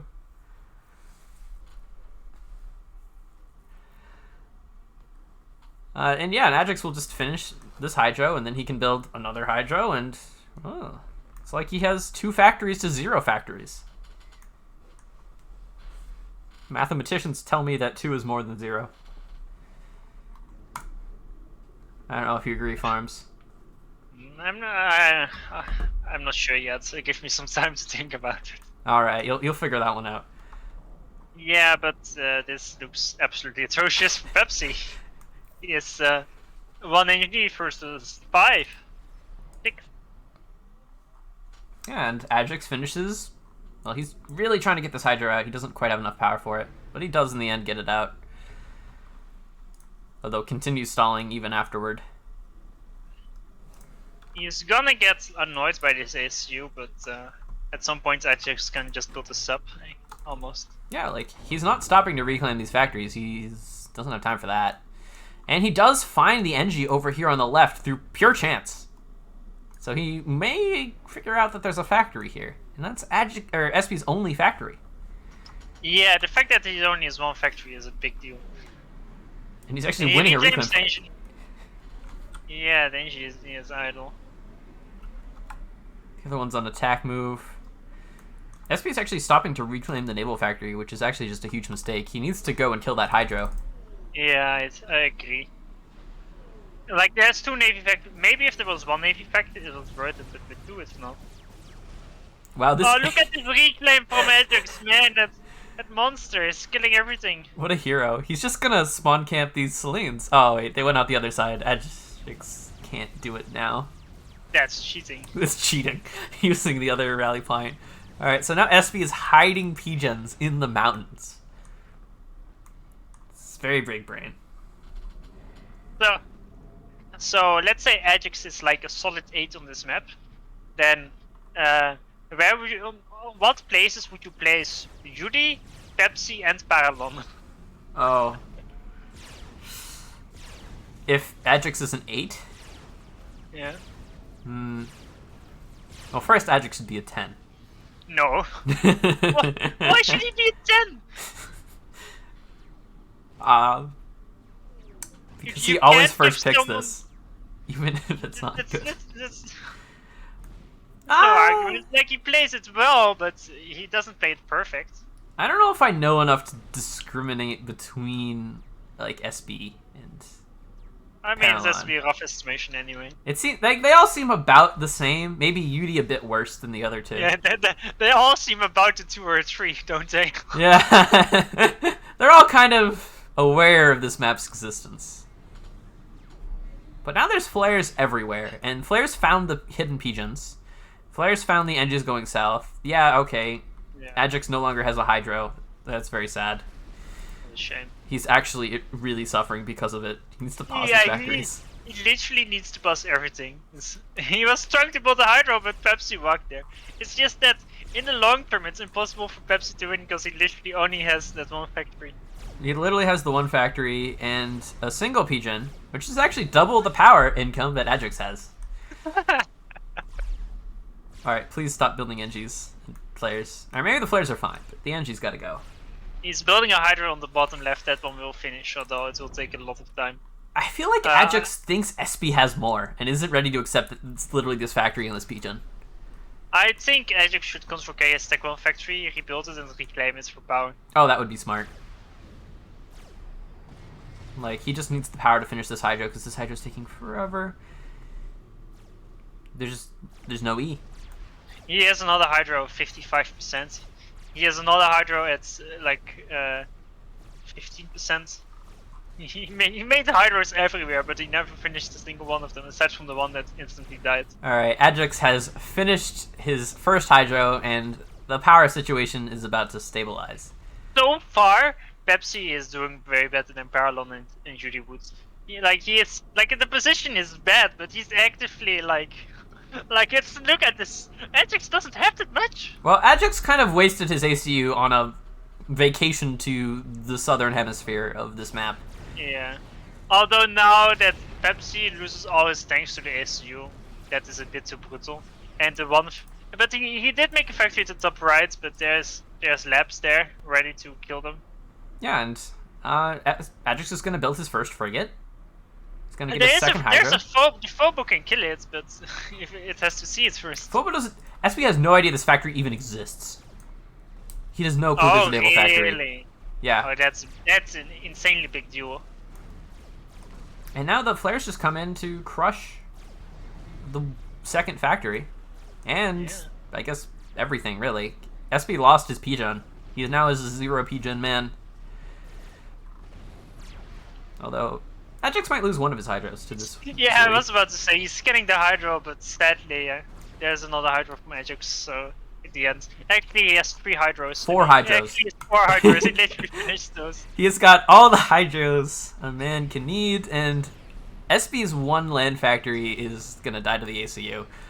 Leaving SB. No, he made another, but that's still gonna die to labs. Oh yeah, that one dies to the labs. The other one dies to the ACU, and that leaves him with an NG in the mountains, an ACU, and a single Phobo that's now dead. Looking good. Looking good. Very good. Which begs the question, what's the fastest way to end this game? If you're Ajax. T2R-ish. Yeah. I mean, the sub might help a bit. It's too much. I mean, mass isn't really an issue, but you really just rush T2 air and just make Third Bomber have such high DPS, and you know, if he gets on lands, you can make the fabled Mercy. No, he should make gunships instead. Well, he just needs Torp Bombers to kick him out of the water, and then, I mean, you do Mercies for style points. Stupid map. A classic Pepsi comment. I mean, is he wrong? Yes. No, it is a stupid map, but it is also the best map. These things are both true.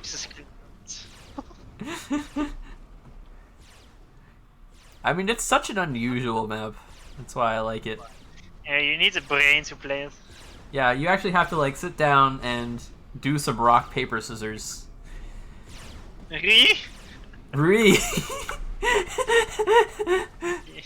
Waiting for Ajax to say yes. I say no. Ajax says no. Excellent. I feel like Ajax might feel like he's in a winning position here.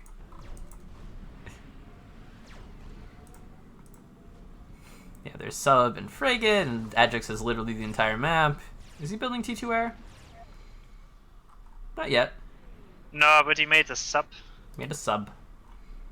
SB has a single factory now. The NG that escaped has built it, and it is now building tanks.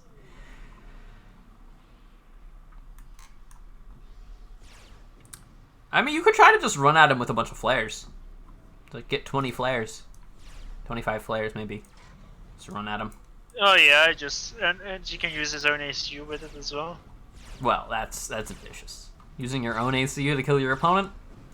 Disgusting. Actually, Pepsi's managed to make a factory at the top. Yeah, like, he's doing stuff. Those tanks are gonna go kill NGs that don't really matter, but they'll die. Dealing crippling psychological damage to Ajax.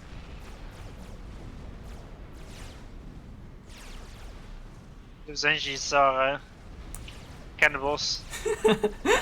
I like a comment from Arch. Literally top 4 players. This is what they do. Yeah, now there's a PD, and SB, is he gonna walk into the PD and die, or walk away from the PD and die later? He's gonna choose to die later. Mm-hmm. I like how Ajax is playing it literally beyond safe. He's like, no, I don't want to shoot with my ACU versus his ACU. What if I might get drawn? Yes, the draw possibility. He's building a T1 transport for ghetto possibilities. which I Nice. respect.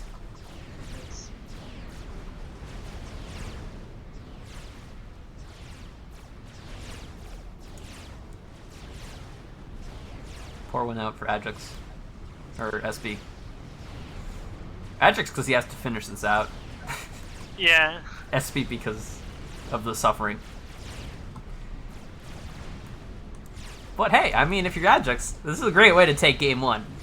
SB is prone to being tilted. Yeah, that is true.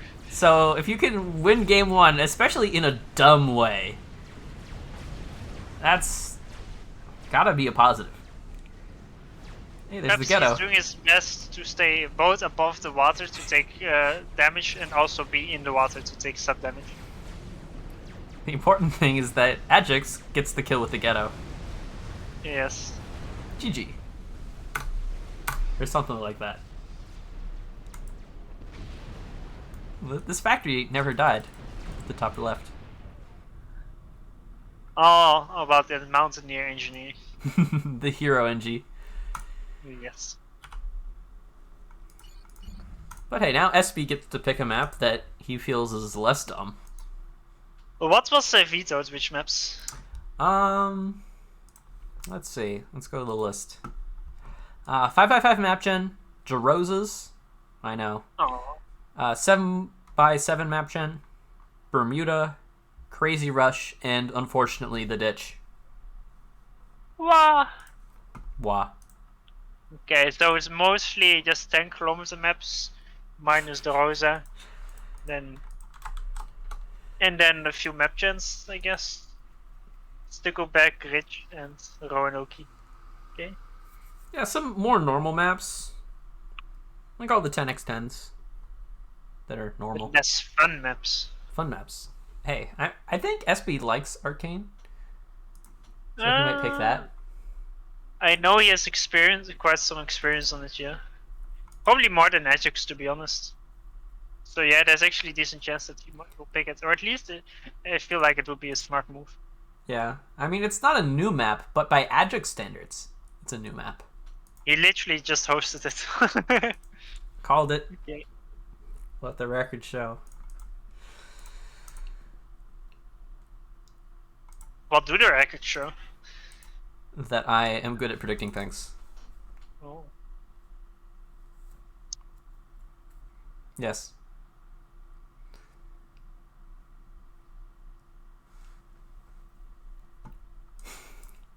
Group formed. Chat is having a great time. We love to see it. It's because you put in these Resident Sleeper classic maps, Kappa.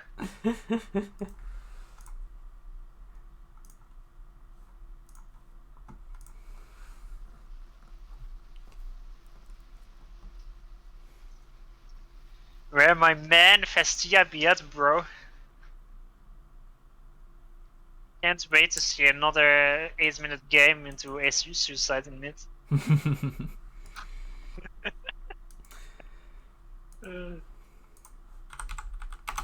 I think so far, over the I've seen tons of games on it, of like 1800 plus, and I think I remember either 1 or 2 games that didn't end up in SU suicide in mid.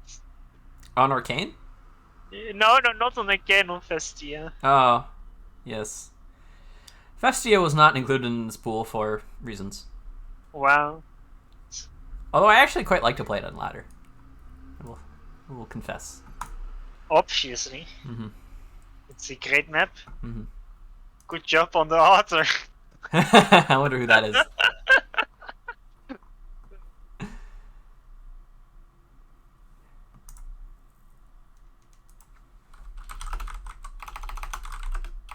So it will be a UEF mirror.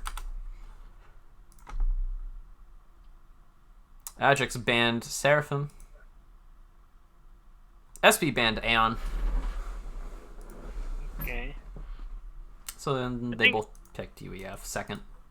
Well, actually, that's not true. SB first picked it. No. Sarah was his second pick.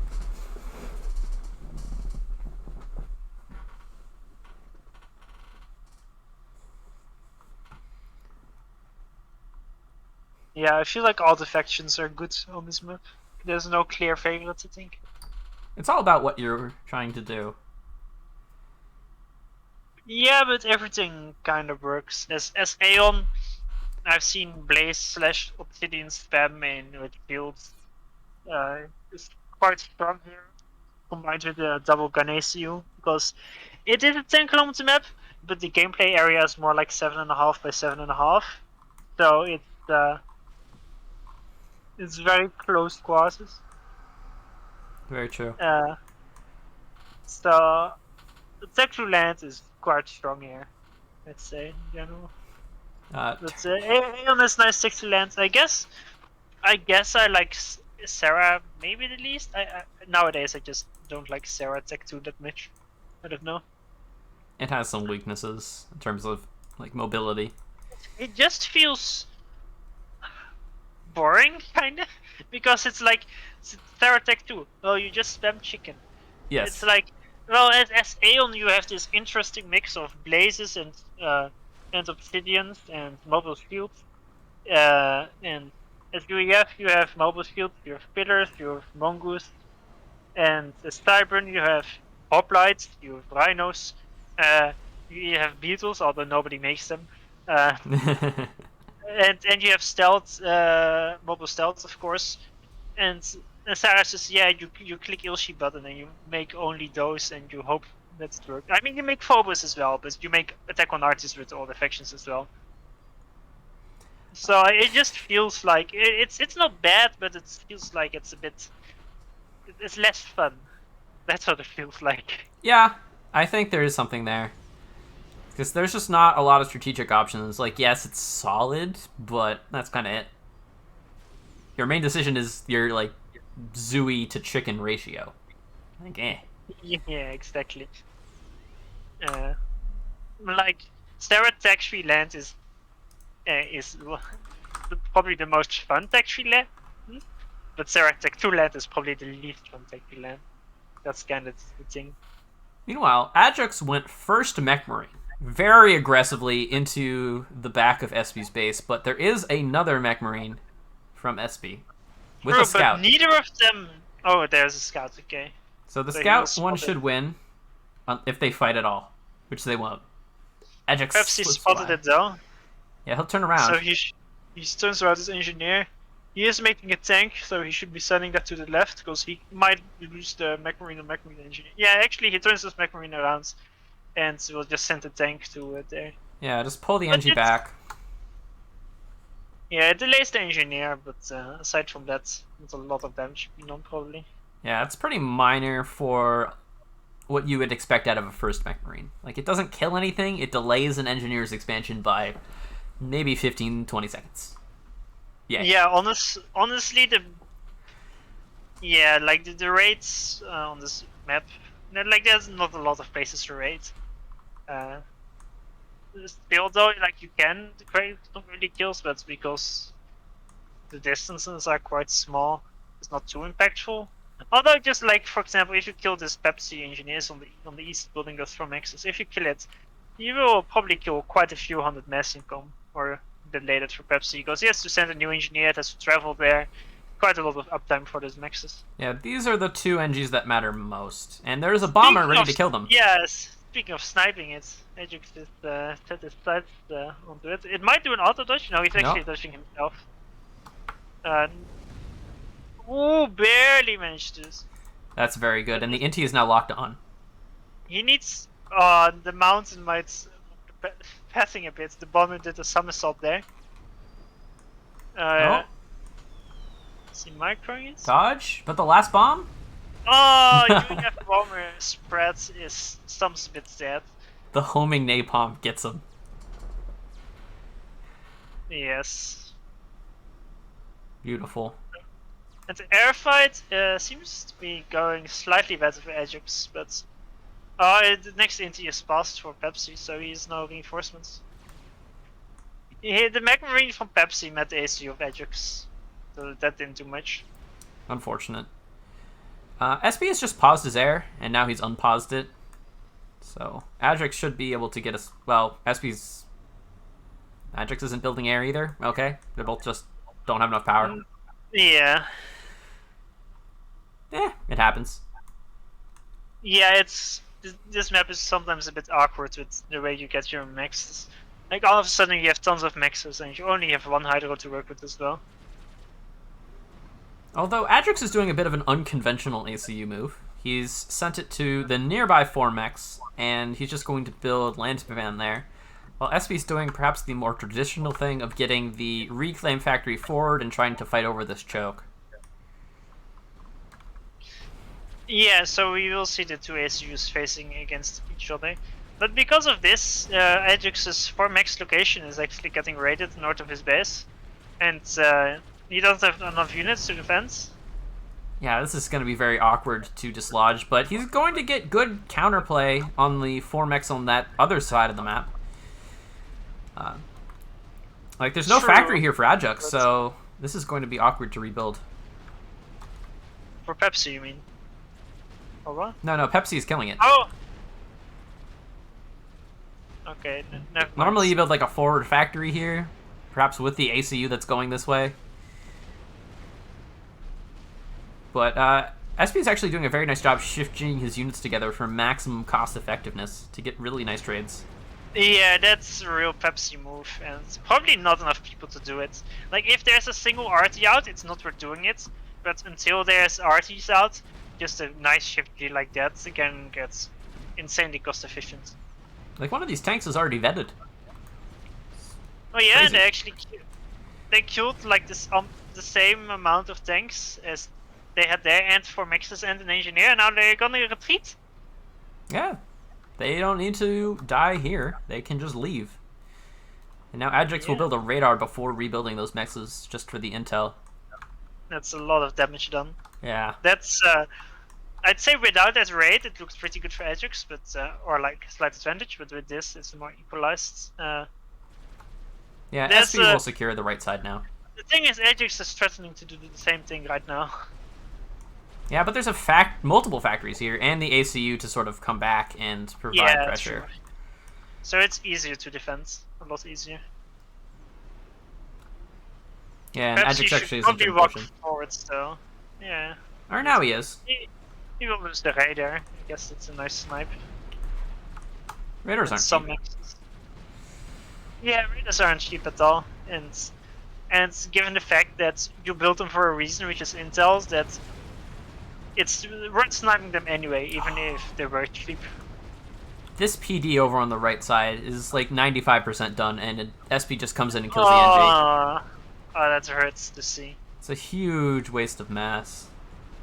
And if it finished, it would have killed everything. There's not a single RD in this mix. Well, if it finished, then perhaps he would have retreated, but Yes.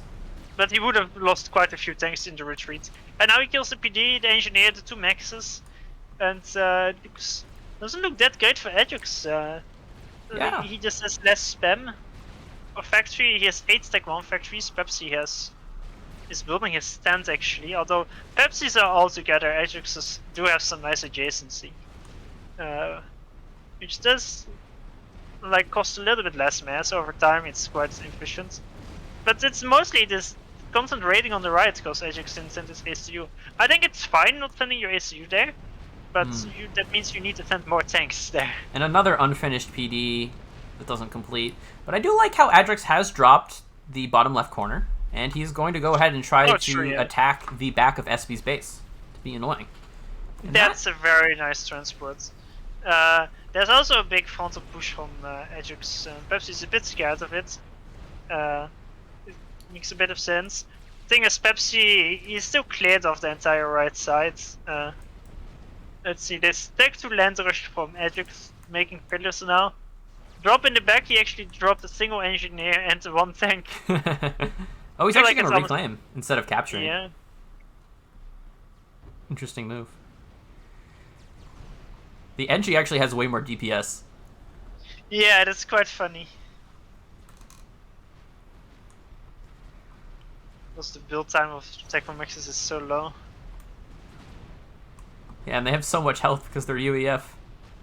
Yeah.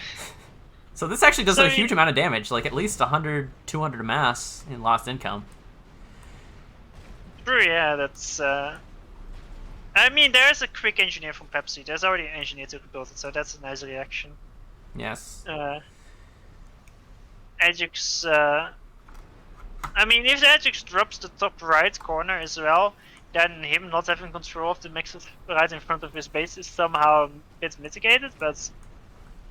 Actually, he will get control back. He has pillars there now. Yeah, the Pillars should win it.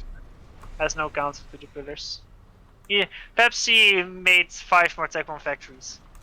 It's going all in on it. They're both making gun at the same time, but Ajax's boss doesn't have the E for it. I feel like Pepsi also doesn't have the E, but he just eats through it. Yeah, SP really can't afford this either. But yeah, Pillar's just going to start crushing. But even if Pepsi doesn't have the E, sometimes it's still worth to get it, because a gun ACU can be so impactful. But it looks like SP will actually take the top right corner with this nice drop. Although it is scouted by Ajax. Yeah. Ajax, I think he didn't lose his transport. Or did he? I don't see it. Alright. Ajax actually rushes a T2P gen, pauses basically everything to get that out so he could get this gun faster. Or at least afford it. That's a decent move. Yeah, although he needs to unpause everything. Yes. He, Unpause your ACU. You've got the P-gen for a reason. rushing a shield next to a single tech to P-gen, I don't think that's worth it. I guess it asks as like rudimentary TMD, but no. No. TMD is not needed because you're behind this big mountain. In front of you. I realize this. It's not gonna happen. Alright, Ajax has unpaused his gun. SP is stalling mass very hard. Yeah, I figured. He has way too many factories, he has no eco at all, it's just a single tech to max. His factories aren't adjacent to the mixes as well as Ajax's are, and you really shouldn't underestimate how big of an impact that can have. I like SP's attempt to construct defenses over on the right side. 2 walls to channel in the units towards the PD. That's just very nice. Looks like SP will have to fend off this attack by Ajax, but he does catch the drop, so SP should be able to secure top right for a while. Okay. That's good, yeah. There's under some nice nexus. Probably we'll see some more. Yeah, PD and AA. Ajax also made a factory day. But now Pepsi finished his gun. Ajax did too, but Pepsi has a lot more units there, and there's no tech to support Ajax. No mobile shields either. Yeah, Ajax is going for 2 tech to support factories, but you know those units aren't there at the moment. So in this initial push, it seems to that Pepsi will push Ajax quite a bit back. And Ajax wisely is retreating. He can't stay there to fight. Even because all the reclaim Pepsi should be getting, he already has 4 engineers behind his army to scoop up the reclaim after the fight happens, which is a very nice move to do. Alright, he shift streaks his entire army towards the Formex, but his ACU is still leading the charge. Although I suppose he feels safe because he's close to the water. If you shift G your army towards the 4max, and then your army kind of spreads out in that direction, and then you shift G to the right, and then it's nicely split like it's now. SP taking a great air fight for no real reason, just because Ajax is retreating. Yeah, I thought he lost air just now, but not at all. I'm not sure how good this attack is from Pepsi, because even though it initially looks good, he has to. Oh, he has a 50 on. Yeah, Ajax. He's gonna try to kill Ajax here and now. Army is completely out of position, and Ajax isn't 50ing himself. He does have good OCs, or the ability for him. Yeah, I think SP's just gonna have to respect. He gives up, and this is terrible. Pepsi can actually die. There's a lot of pillars, and he doesn't have to take the PGen for OC. And he ate so many Lobo shots there. He keeps eating them. He needs to like actually dodge these. I think Pepsi is dead here. this was just a tremendous overextension. He thought he could kill Ajax, but he was just wrong. Or maybe Ajax will let him live. I don't know. He's backing up. SP's at like 1k HP. Wait, don't go back in. Alright. Once you get the value. Once you get the value. The thing is, killing an ACU did not matter for this attack. My issue with it was whether the attack wins or doesn't. Like, eventually it will run out of steam simply because it's way closer to Ajax's reinforcements. Ajax has attack to max more, he just had more production there. Also, Ajax is raiding top with 7 pillars that are crushing through everything, by the way. Yeah, this isn't a raid. He's just killing the base. Like, there's nothing here to stop this. All the power will die. This attack from Pepsi, eventually it would run out of steam and Ajax would get the reclaim. Yeah. So it would never have been great. And now all the power is dying to those pillars. Some of them have 1 pillar, 2 vets. The others all have 1 vet. He's gonna try to shift you again. There's a Lobo with 5 vets in the mix. Wait, can SP draw this? Surely not, right? Like, Ajax is gonna vet. Pepsi does have his own pillars now. I feel like Ajax might want to focus Pepsi's ACU. Don't tell me this is a draw. Alright, No, Ajax I don't needs think so. to shift G his pillars forward. Yes. Block the ACU. This is, I mean, it's kind of close. Like, he's down to 3.7. It's really close to drawing range and a few OCs. He needs an OC and then he can actually draw him. Wait, SP doesn't have energy storage. Draw? No. What? The last shot. Oh my god, No. how did that fail? Oh, the Kappa. SP doesn't have OC because the pillars killed the energy storage. Oh, true. So he just You should not have let it happen. Alright, he just like clicked on ACU target priority and was like, I got this. That should not have happened. No, But he wasn't. But somehow Pepsi is he's the master of the shift G. He when he sees an ACU, doesn't matter how much HP, his the target is locked and there's no escape possible. He's just a homing missile. Alright, so the rule is we replay draws. So let's do that again. Solid. Very solid.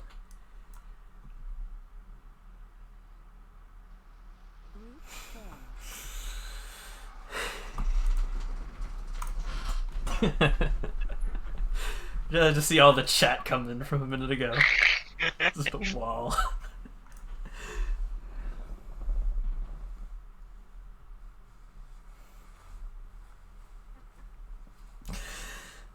My goodness, that was a game. Not quite Blast versus low tier yet, but we're getting there. Literally the last shot, and Ajax was like on 180 HP. It was 20 HP away from surviving it, and that's also taking into account that somehow Ajax didn't vet from killing Pepsi at the end, which is also quite rare. Well, I think it's just because he just vetted. Like, he wasn't close to the next vet at all. Oh, I see. Otherwise, he would have been fine.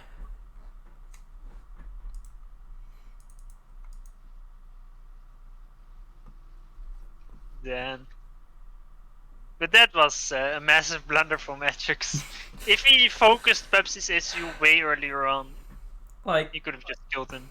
SV rapidly was not having a base anymore. Yeah, but Ajax, honestly, aside from that big army, he didn't have that much either on the map. He didn't have that much map control.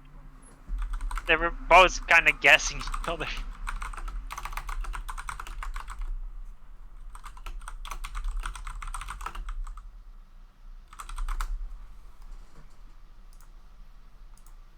Close one, says SP. You know, I think he's onto something. He must be right. I mean, I don't think I've ever seen a closer draw. Literally the last shot, 20 HP. The dude was dead when the shot connected. Well, you know, now it's a chance for SB to learn from his mistakes. Now it's also the time for Ajax to learn from his mistakes. No, it's time for Ajax to double down on his mistakes. I see. And just not die randomly at the end. See, that's the key. It's fine until you die. Story of my life. But you haven't died yet, Farms. You're still here with me. That's what you were thinking. Oh my gosh. Are you undead? Mm. I mean, all casters are at least part zombie. That's why my voice is so ruffled and fucked.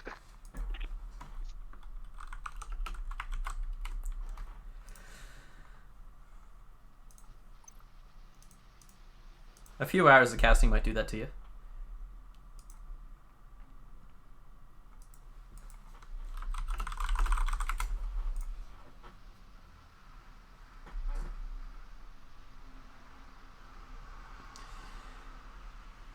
So yes.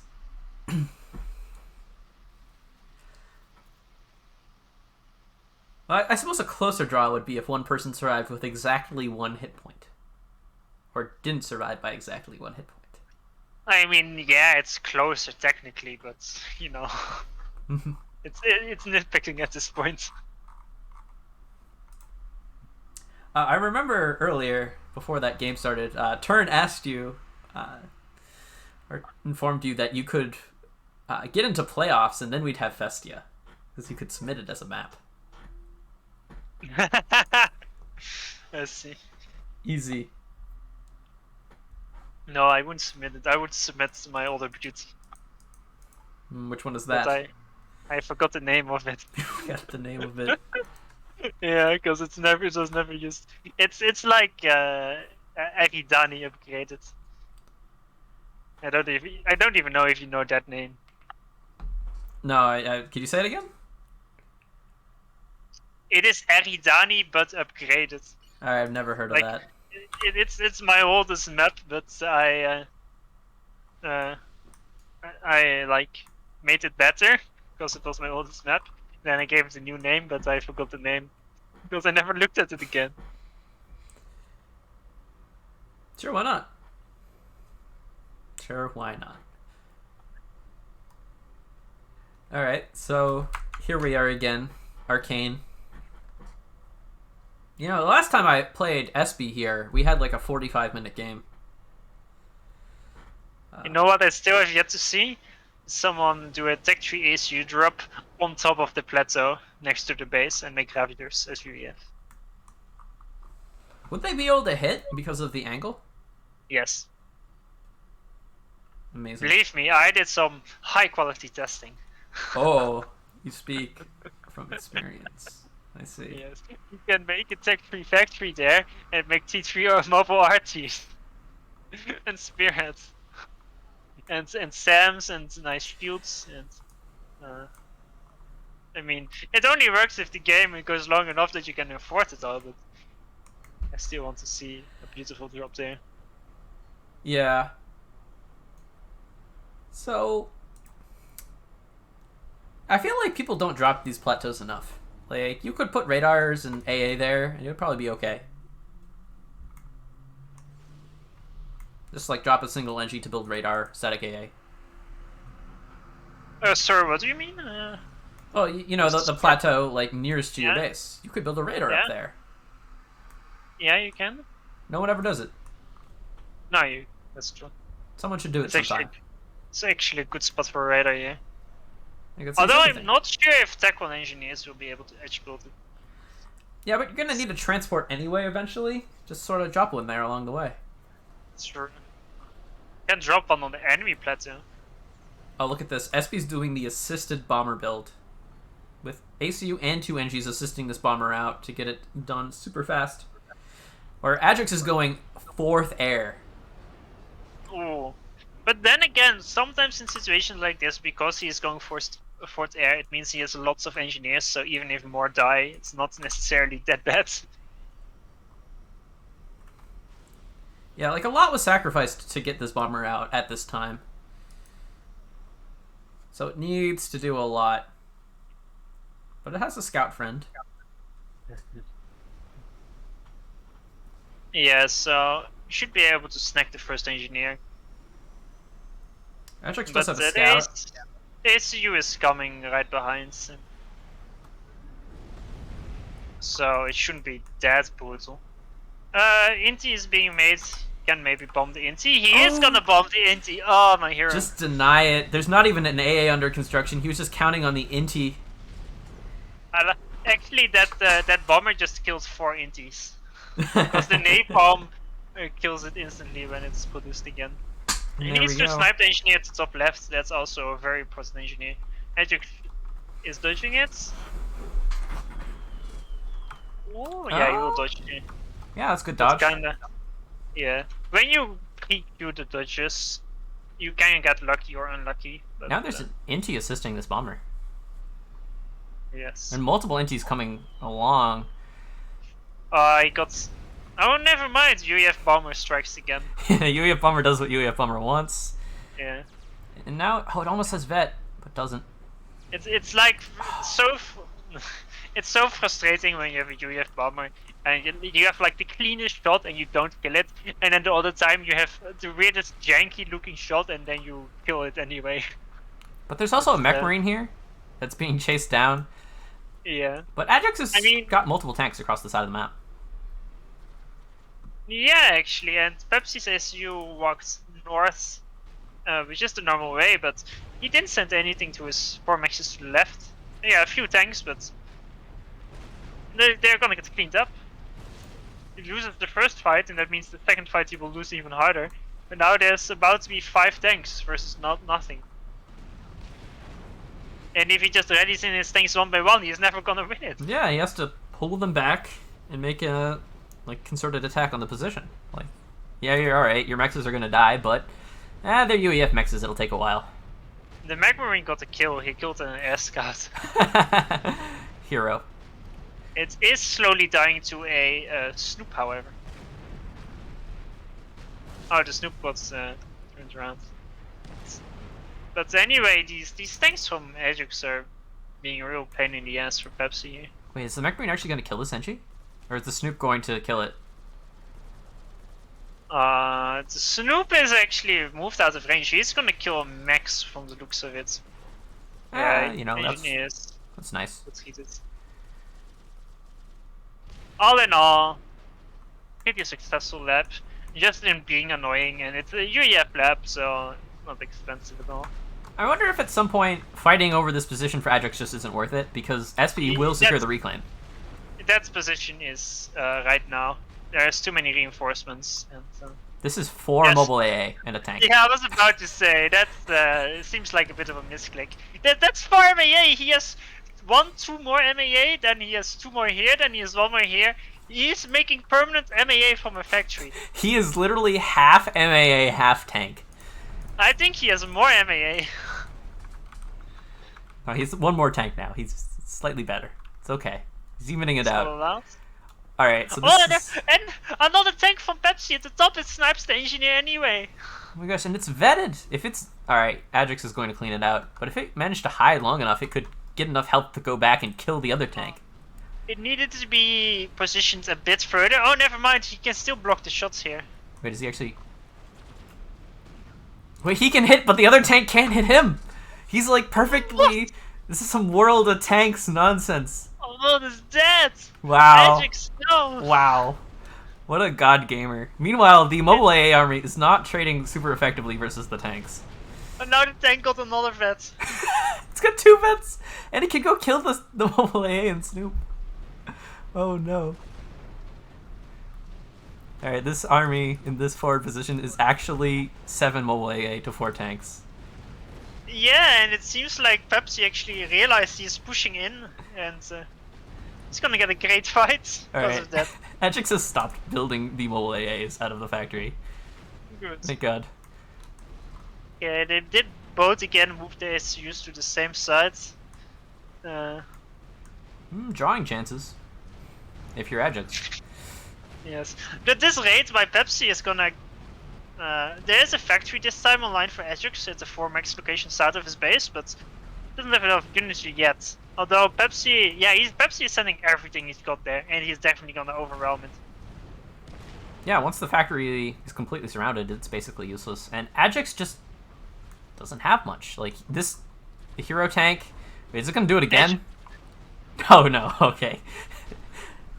But he's still regenning. At some point he will come out again. Ajax is rushing tech to land, but he's in a way worse position this game than in the last, I feel. He's got mass and storage for it, but he really doesn't have much income. I mean, relative to Pepsi. Yeah, neither of them built a transport yet. Pepsi, of course, has his air factory passed. Oh, there's the transport for Ajax, so he will be the first to grab one of the corners again. Which will be a bit of a saving grace. That's 3 maxes, which are important. No, finally he moves in.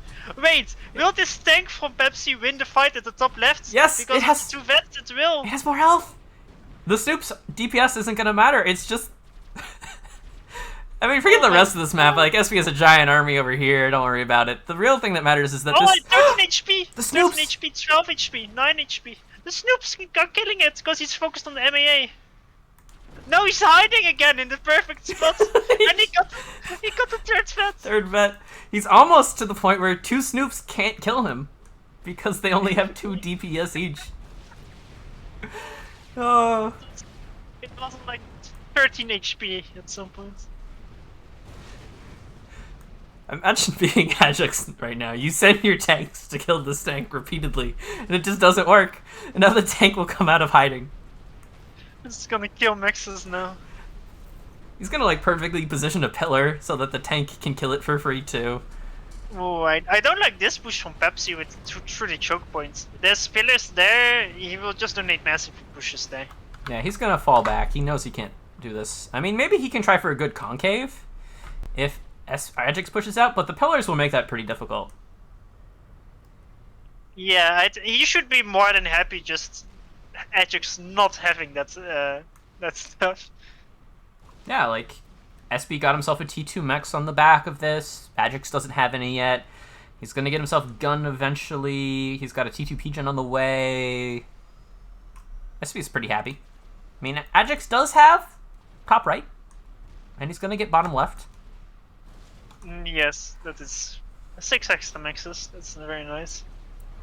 The tank is still alive. It's gonna kill the max. No, it's gonna die. It's focused on the max. It should have killed the Snoops. It's with its last shot kills the max. It kills the max. The last insult to injury. Oh no! SB gonna try to do a run by on the right side, but I'm worried this is a mass donation. Yeah, that is not great. It's gonna lose 8 tanks for free. The ASU is just here. Kill 2 maxes, but this you can just rebuild them instantly. Pepsi did rush tech to land this. Look at the tech to support factories Pepsi is making. He must be selling infinite mass. Going to his No, he can actually afford this for now, off reclaim. But he's gonna stall like minus 40 in a minute. Yeah, but he's also making a tech to max at the same time. And, you know, it's... Why did he decide to purposefully not make the factories that are adjacent to the maxes to support factories, but the ones that are in a straight line? Well, sometimes your brain is just very big. Just a line of support factories. Also, they don't have a rally point, so the pillars are just rolling off and they're all piling up there next to the HQ. Alright, yeah, alright. Now SV is finally mass stalled. He's at like minus 60. And Transport just gonna drop the 4 mechs in front of his base from Ajax. Very nice, very efficient. But there's a giant pillar army here from SB with exactly 1 pillar. Giant pillar. It's enough to kill that army from Ajax though. There's too much to take 1. He will completely overwhelm that army. Yes. It's a giant army with a single pillar. Yes. And honestly, like, the pillar of Pepsi, it tanked 1k damage. That's quite nice. Yeah. Pillars be tanky. Yes. The main purpose. That's an amazingly efficient fight for Pepsi. And he's getting the he already has engineers in place. Let's see, Pepsi does have Tech 2 and gun this time, so he went for the double. Ajax has neither. Yeah, this looks very bad for Ajax. The only thing that keeps him going is that he has the plateaus on the side. Yeah, that's pretty More important like that he has both islands. plateaus. That's like Yeah, plus 12 mass. exactly. Though SP still has more because of T2 max and denied forward expansion. 2 Tech 2 maxes compared to Ajax's 0. Yeah. Ajax doesn't have a Tech 2 Pigeon yet, and Pepsi does. And Pepsi has Tech 2 and gun. And now there's an attack from Ajax, but this should be a mass donation. This is a heavily fortified position. As well. Yeah, you can't break that. Yeah, he's gonna retreat now as well, but only after taking quite a bit of damage. Meanwhile, Actually, SP doesn't lose too much. SP wants to run into the base. I'm not sure this is a good idea. That. You can't do that. It's too close. Ajax will get all the reclaim. He's trying. He's committing. All right, he's decided against fully committing. Maybe he can get another hero tank in the back of the base. That's the goal. It's not meant to be, though. Yeah, I feel like Pepsi's just gonna do a gorilla push into Ajax's main base now, and there's not a lot Ajax can do to stop it. I think Ajax might be dead if Pepsi shifted him. He's not going to. He's going to kill the army very efficiently instead, but he could have killed the ACU. Well, this is one of the situations. You know you're massively ahead if you're Pepsi. Why risk it with a 50? What if you're into half your army gets received? Yeah, I mean, you can just say, alright, fine, I'm just gonna put a T2PD right on this position and control it forever. The thing is, Ajax was like 80% on attack to PGN when he could have been shift leads, but Pepsi doesn't know that. At this point, you kinda assume your opponent has attack to PGN and storage. Yeah, but Ajax just doesn't have the same amount of income that SP does. Yeah, that's... Fancy how that works. It did very well for Pepsi. And now he's having a semi-efficient fight on the left, but it's not great. But when Pepsi's other army meets up, then Pepsi lost the 4 maxes at the top right corner as well, for the time being. And once again, Pepsi is just securing map control with a few attack to PDs, which I like. Yeah. I like playing it safe. SP will once again secure the reclaim field on the left. Yeah, He's got the just antis there. slowly reducing map control of Ajax. And he just wants to T2PD creep his way into Ajax's base. And he has some nice mobile shields with his pillars as well, that's making a big difference. Just when you thought the trade couldn't get more efficient, it did. Yeah. Although now they ran out of shields, so they might just die now. Well, thankfully, 2 of them live. Oh, he's dying, that's right. Okay, Ajax gives up. Yeah, I mean, this is over. Yes. Wait, no he didn't. He's still here. He probably couldn't control cases because he was upgrading. That would do it. Well, I mean, if you're Ajax, you're probably not happy about that. You definitely won the first match, but then it was a draw, and now SB has evened up the series 1-1. Yes. And it's this was kind of Pepsi's map though. Like he picked it, but we all kind of knew or expected that Pepsi would be better on the map because this map kind of became popular when Pepsi became good as well. So he played it a lot, and Ajax didn't play in that time. So Pepsi has a lot more experience on this map. That's very true. I mean, it's the reason he first picked it. Oh, yeah, it makes sense.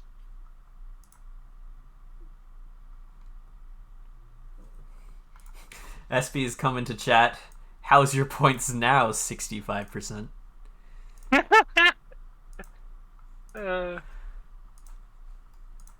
Let's see. Noob Dragon bet 20,000 mass on Ajax. Well, Thomas bet 15,000 on SB. Thomas now rich. Time to gamble it all away. Yes. I mean, that's how it goes.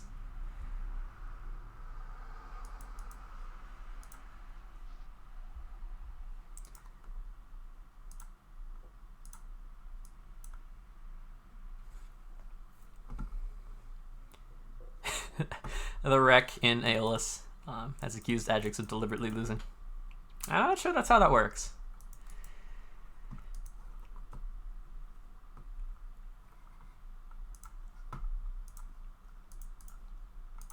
So, I don't know. You're Ajax. What do you pick next?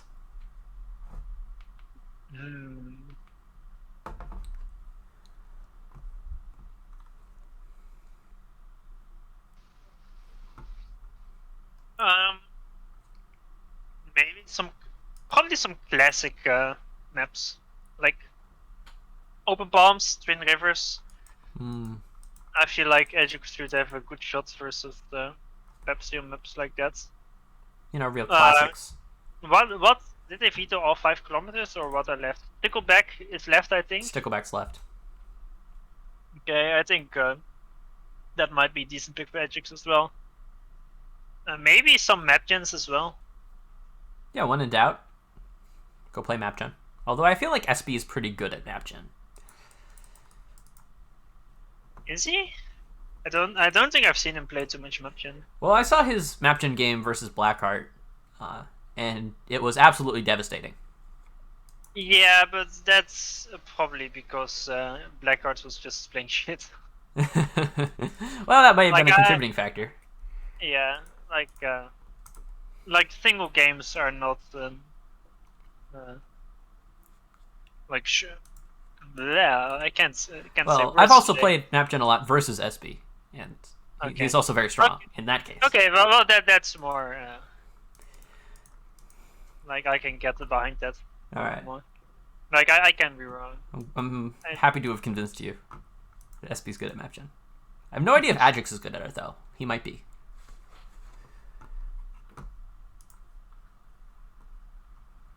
All right. SB and Ajax have played 2 map gens ever. I don't really know either actually.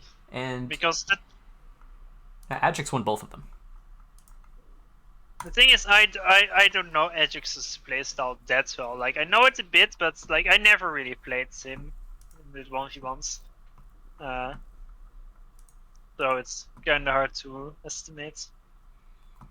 Like I don't know how good he would be with like improvising on map gen situations like that.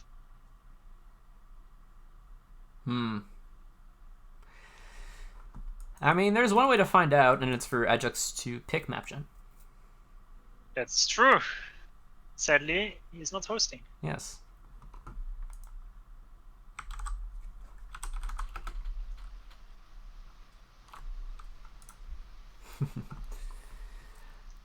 Yeah, for once we don't have Settins in the pool.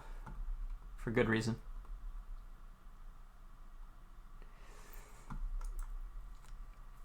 So I think you were onto something with the Open Palms idea. That will be game 3. Or game 4 if you think about it. I guess so, yeah.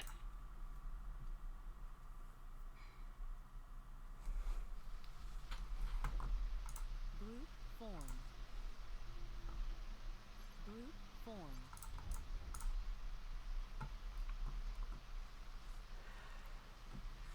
That's the one. Group form. I found the name of New Eridani Kappa. Oh man. Oh, do I need to look in Aeolus? Fucking Alzheimer's. Aeolus? What? No idea what you're talking about. But that's okay. Never mind, we got Open Palms.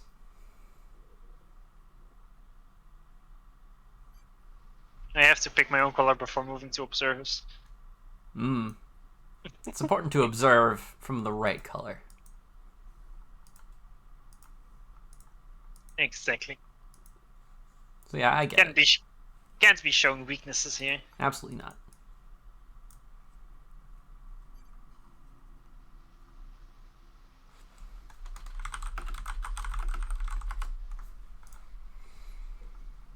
Although I imagine SB is deep in internal debate whether he should veto Aeon or not.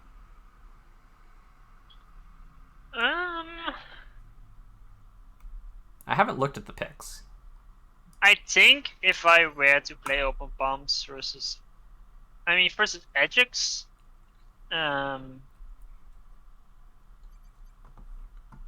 Yeah, I just don't know Ajax well enough. To probably make an estimation. I don't really know what his strengths like. He's I'm too young to know him properly, Kappa. You're too young, Farms. Yeah, that's it. What are you, some kind of... Either too young or too old because he played so much recently and I haven't watched any of those games. Judy probably knows better than I do at this point. Played so many games versus him.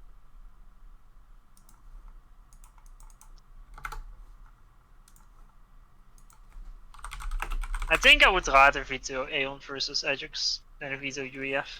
Well, SP did go ahead and vetoed Aeon.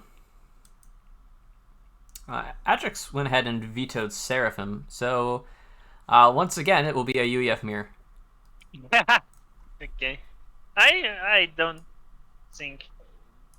I think UEF mirror versus Ajax on open palms would be fine with it. I'm not sure about Pepsi because I mean UEF is not really a faction that Pepsi would often pick, although he did pick it on Arcane just now 2 times in a row. I mean, it's not a hard faction to play. Like, you can figure it out. Yeah, I know, but it's still it's a bit about style as well, like what's favors you. Like it's like Cybern isn't also necessarily a hard faction to play, but I just play worse with Cybern because you're just not used to it and it's a bit different, and that's small things can disrupt you a bit more, so your average goes down. Very true. Although I feel like it's similar enough to Sarah, and SP plays a bit of Sarah these days. Not as much as he's played Cybern in the past. But yeah, true. Pepsi is originally a Cybern player, but he played a fair bit of Sarah too. It's his second most played faction, I assume. I think so. Although I'm sure people in the gameplay and training channel will tell us we are wrong. Yeah, FTX. It's like, it doesn't make any sense what you're saying. Okay, so this is the third game. Score is equal, 1-1, with 1 draw as well. So it's close up until now. You have mirror match on the classic open palms. Trap indeed. Don't see any around here. No first bombers. I mean, I don't speak SP, so I'm just gonna go with Ajax and say okay. Okay. Very aggressive double mech marine planned for SB with no scouts. Yeah, it is possible. Making no scouts with mech marines is acceptable because they're so cheap. So it's less worth to have a dedicated scout to accompany them. Yeah, although sometimes you'll find that a mech marine plus a scout will be more effective than 2 mech marines. Just That's because right. it's able to evade tanks and find NGs better. Yeah, I agree. Intel is very often key, but especially on the map like Open Bombs, or especially not, because raids at the start are super common on palms. Almost everybody does it. But because almost everybody does it, almost everybody prepares against it. But what's also true is that the engineer expanding paths you also know, so you don't really need to scout to see where the engineers are going, because you already know. Interestingly, neither Ajax nor SP made a quick land scout to send to middle to scout for early raids coming through mids or an early bomber, perhaps. But Ajax so will it's protect his technically expanding in that NG. regard. Yes, Pepsi is actually sending his labs the long way around. He's not going to go for a quick skill when the engineers are close to the base. I actually like this quite a bit. Although the labs might have been made a bit too early for that, considering he rushed them out so quickly. Yeah, and they're not going to... They're going to be there before the air scout is, which I think is important. Like, the air scout to scout for the labs in absence of any snoops. It's important. Yeah, I see. But yeah, these labs for near future. Actually, like, Ajax stopped defending that one engineer on the right side because he was like, "Oh, there's no raid coming for it, so it's fine." But Pepsi just went the long way around. He did the big win thing. Although sadly, his air scout is too late to. He actually went Inti first instead of scout. I think that's a mistake considering the two labs he has on the other side of the map. Yeah, I get the idea of, alright, you want the Inti in case Ajax did some fast second air bomber build, and then you get the Inti to go kill it. But in this case, you kind of sacrifice the intel for the labs. Yeah, true. Ajax is a bit quicker with his factories in the main base. He's got his 5th factory up a bit quicker, but aside from that, it's kind of similar. They both moved the ASUs to the same side. I like what Ajax is doing here, or like I tend to do it as well if I would play this. Like you have the classic way where the ASUs kind of go different ways, but you can also just go towards the same direction as well. And then the game would become totally different. And not a lot of games are played like that. And considering my opponent more often has more games than Open Pawn, I just like to keep it that way. Yeah, I feel like most games you go to opposite sides. And the real question is, do you go aggressively or more conservatively to your opposite side? But you can do this and go to the same side and have a big old ACU brawl at some point. And maybe draw. Oh! Just the idea of a draw is terrible. Revolting. No, I drank some cola and it didn't go into the right direction. Oh no. But both the mech marines are still alive, and one of them just got the Engie going to the back. Yeah, the funny thing is, there's 2 labs and 2 tanks at the back, and the one engineer is already dead. he's already dead. The position is heavily reinforced, but SP's going to get a great engagement right side. Oh, true. That's very nice. The classic passive 50. But even without the 50, the army that's a nice concave almost. So yeah, Ajax is sending engineer to mid. It's always funny on open palms because people tend to ignore mid because there's so much going on, and then it's like, oh, my opponent just got that for free, and then you send a few tanks and your own engineer to grab it for free yourself, and then like 2 minutes later your opponent is like, oh, now he got it for free, and then you just be back and forth for 10 times. Yeah, that is the problem. And SPS actually has a transport now. Maybe looking to drop the sides. Quite quick. Tend to forget transports quite often. A lot of people do on open bombs. Although Ajax is also making one. Bit later, but seems like they will both get the sides. Ajax actually also needs his transports to drop the back. Which can be quite important. I'm curious how quick there's going to be a Tech 2 rush. I feel like it's good if it started now or soonish.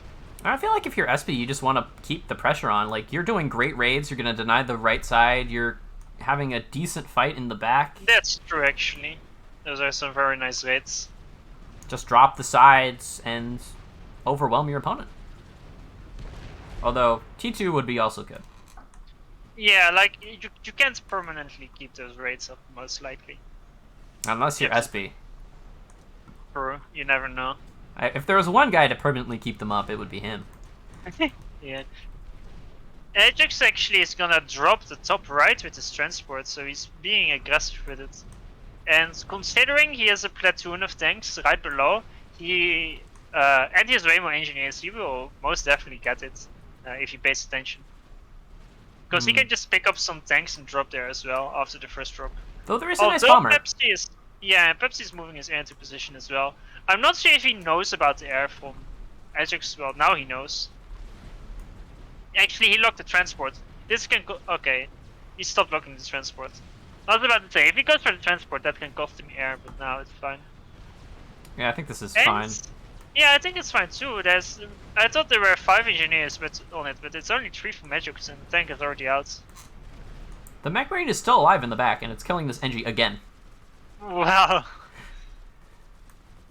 Magix actually gets the PD online. Wait, what? How did that happen? But all the Engies die. Yeah, the reclaiming Engie kills them all, and now an RT will save the day. Okay. There have been fights all over. There was a kind of a bad attack from Ajax, like southwest of the plateau where the Engie fight happened. But now Pepsi also just threw like 8 tanks into Ajax's ASU. With all the way at the bottom. Yeah, Ajax really shouldn't have been allowed to get those 12 kills, but you know, it happened.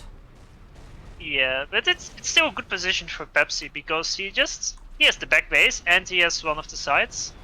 And Ajax doesn't have the back, there's still the mech marine, although it will finally get cleared off, I assume. There's another nice tank raid from Pepsi south of this Ajax's base. Deny another max for even longer. And now Ajax should lose mid as well, although on the right side he's planning a push. Pepsi reacted in time though. If he reacted like a few seconds later, But he look would at have this. lost his entire army. SB is ready to just get in with the flank attack.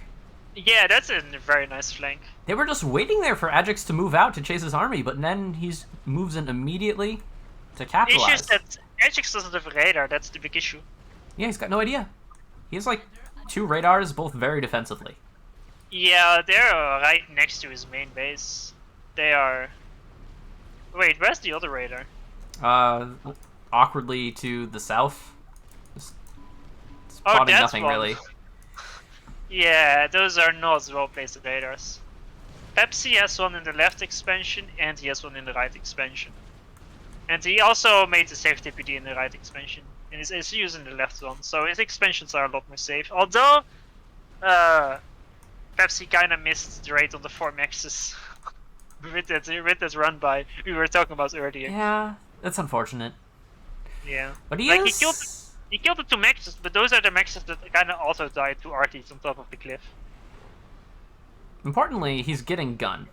And Ajax doesn't have a gun.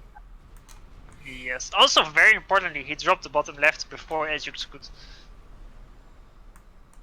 And he has an advantage there as well. And if he pays attention, he will get that side as well and all the reclaim that's there. But Ajax is However, kind of... Ajax made quite some progress at the top right, but it feels like Pepsi is about to shift on that army and he seems to have more tanks. He's kind of Although he threatening needs to to- push the base. He needs to 50 on top of the army and Ajax will lose that army. But Pepsi is only engaging with a partial part of his army. This was a very weird. Where's the shift G Pepsi? This is the moment. No, he wants to like awkwardly concave this force and not engage it directly. He's letting them run away. What do you mean awkwardly concave?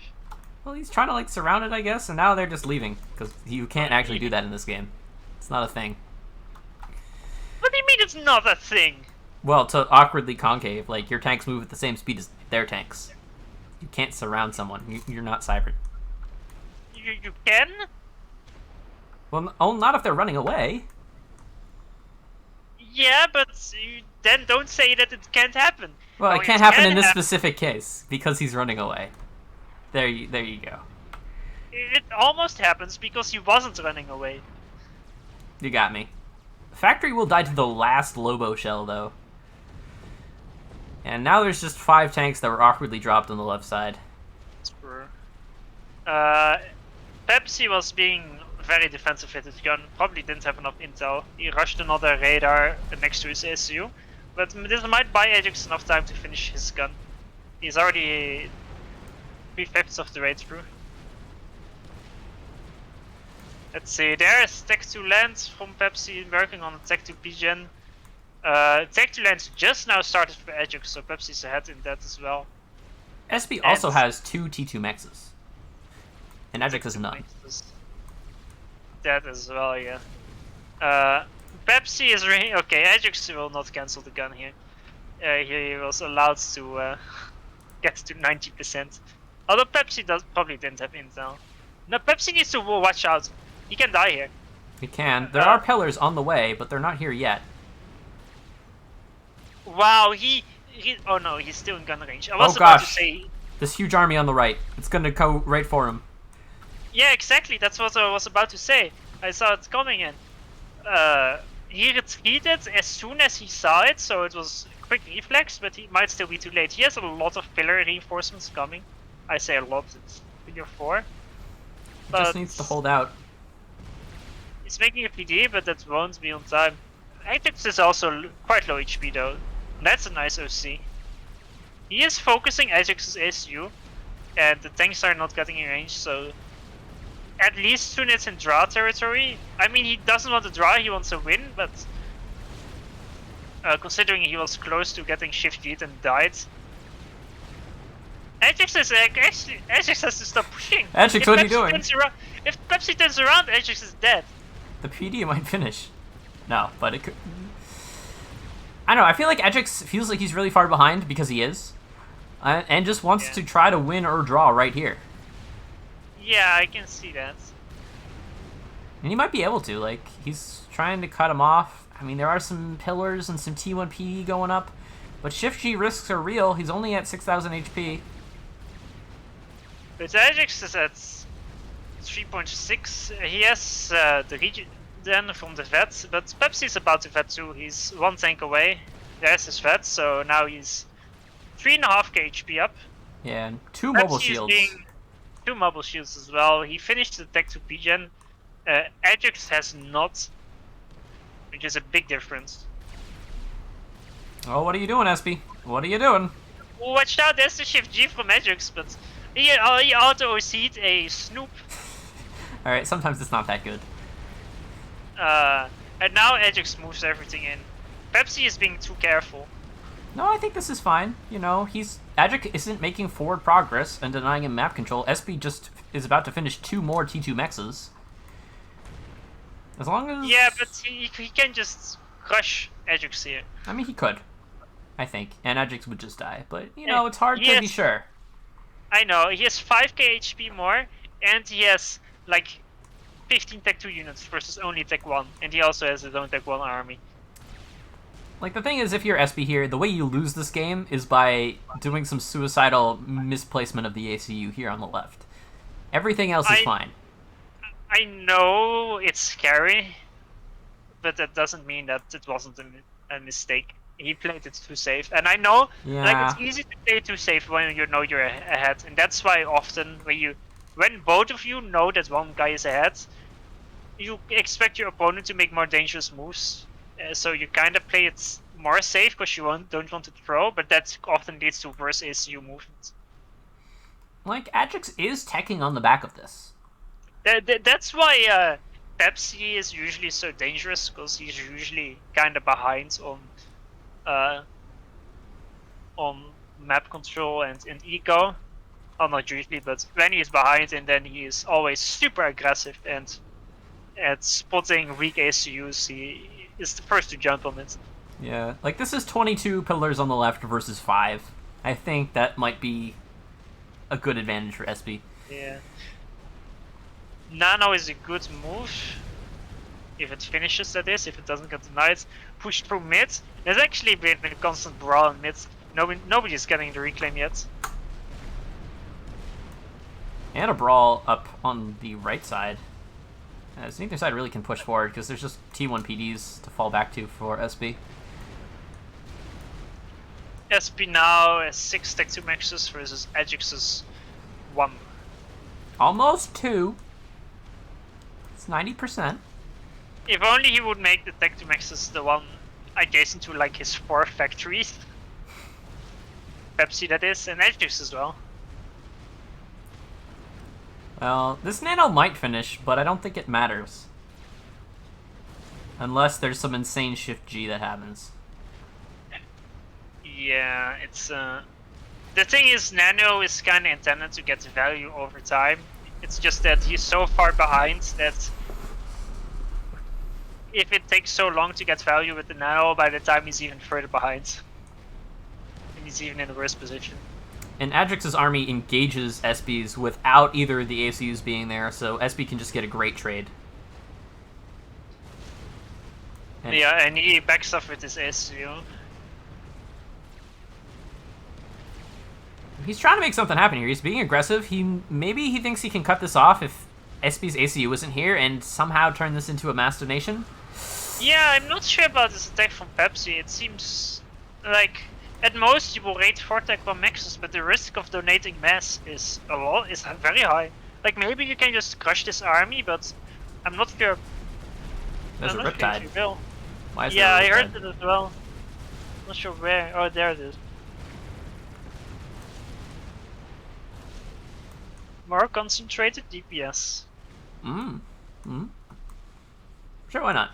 That's Okay, reasonable. yeah, he just crushed through there anyway. I guess he's too far ahead. He's also making Tech 2 gunships now, transitioning into Tech 2. He's capping his maxes at home. Making Tech 2 PDs next to his ACU. Gonna make a TML. T3 land is on the way.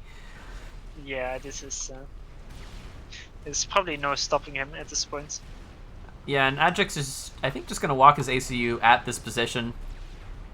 Either to die or to win, but mostly to die. Yeah, Ezek's setting up a big flank as well. He's gonna. But Pepsi is already retreating with his ACU. There's some Tech 1 PDs to fall back to as well, and. Yeah, SB can just sort of walk home. He's fine. Adrix is just going to get damaged by all these PDs. Yeah, I mean, he does get insane value with his ACU, but his main base will get overrun. Pepsi needs to move his bottom army and crush Azix's main base. And honestly, the Tech 3 land is kind of a wrong decision, because he doesn't need it, but I guess he didn't know. And Adrix lost his T2P gen, so there's really no overcharging anymore for him, which is terrible because he needs it so badly. Yeah, honestly, like at this rate, if Pepsi just makes a line of infinite Tech 2 PDs in his main base, he wins.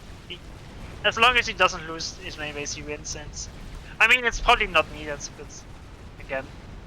SP just wants to, you know, not die here, and Adrix wants to do a death push.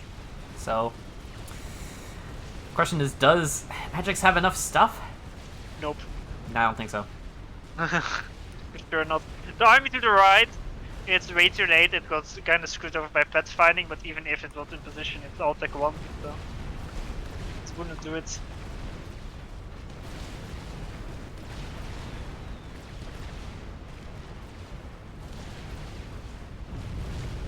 And that's it for game 2. GG. SP. That was very nicely played by Pepsi, actually. Yeah. Like, really solid. And this was Ajax's pick, right? It was. Yes.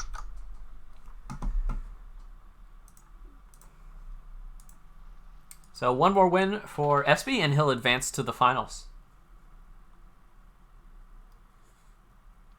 On match point. Match point.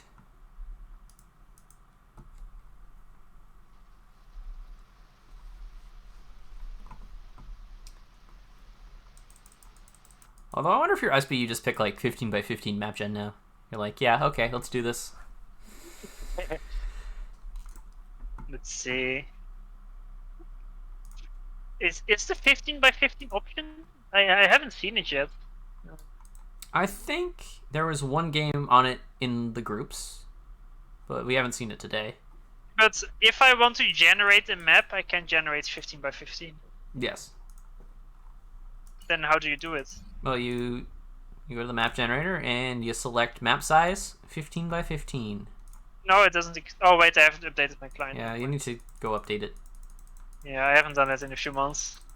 Yes. I still got PTSD from my last update, which caused my ladder button to not work for 1.5 years, so it prevented me from playing at least 3 ladders. All right, no, that's pretty tragic. I mean, I understand you would want to be risk averse when your ladder button is in jeopardy. Yeah. Afraid it might break my TMM button as well. Tagada says, I don't know if I want to play Pepsi. You don't get to decide. Yeah, this isn't up to you. It isn't open for discussion. Yeah, I mean, it would be pretty crazy if SB won the whole thing. After That would 0 be people quite predict him. upset. Yeah.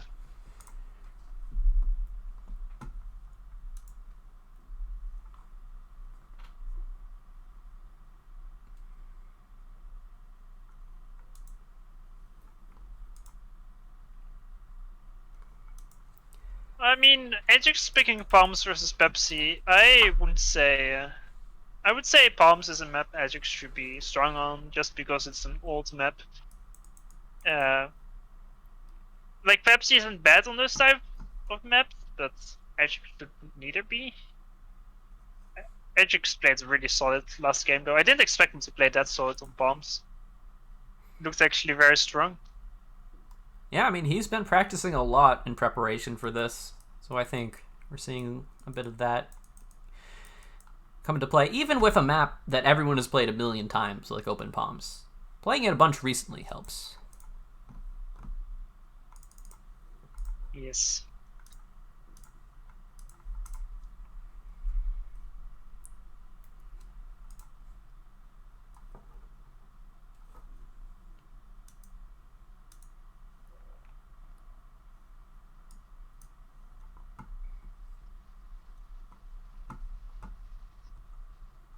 The question is, what does SB pick?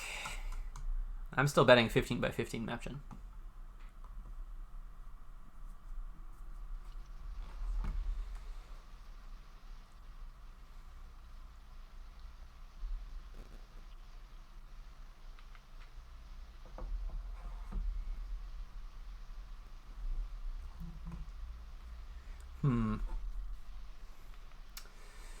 Takeda trying to say, just pick all the 20 by 20s.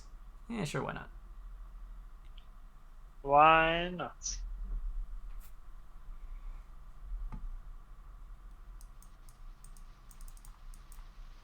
Never pick spam maps versus SB. You know, that might be good advice. Like, just go play Roanoke.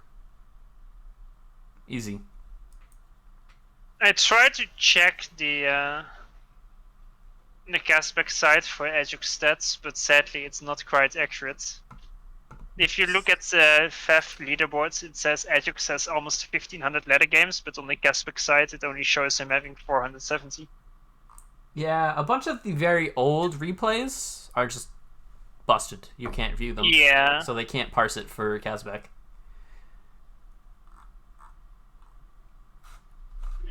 So many replay servers ago.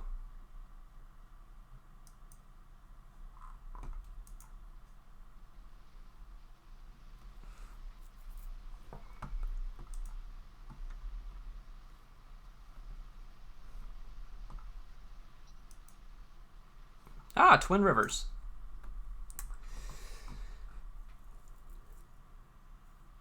SB feeling Twins.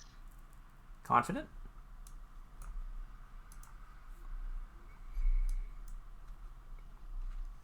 Because, I mean, Adrix did technically beat Nexus here.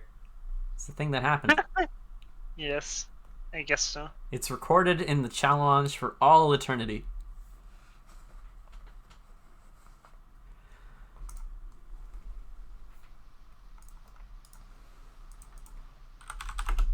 How about the beautiful turn Nexus game here then? Alright, these people really like their UEF mirrors. Again. I mean, they sent me the, well...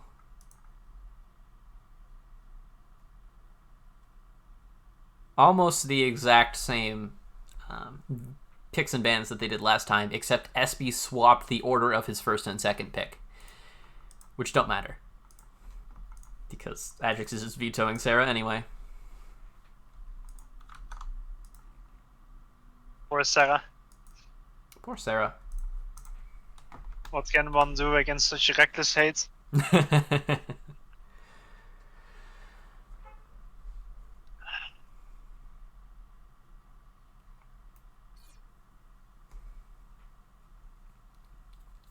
No one wants to play UEF, but they'll pick it as a solid second backup. Yeah, UEF on land maps is just such a solid pick. It's kind of never wrong, really. UEF is it's a perfect circle. No weaknesses. The only issues is UEF on the water maps, but aside from that... The water maps don't exist, don't worry, it's fine.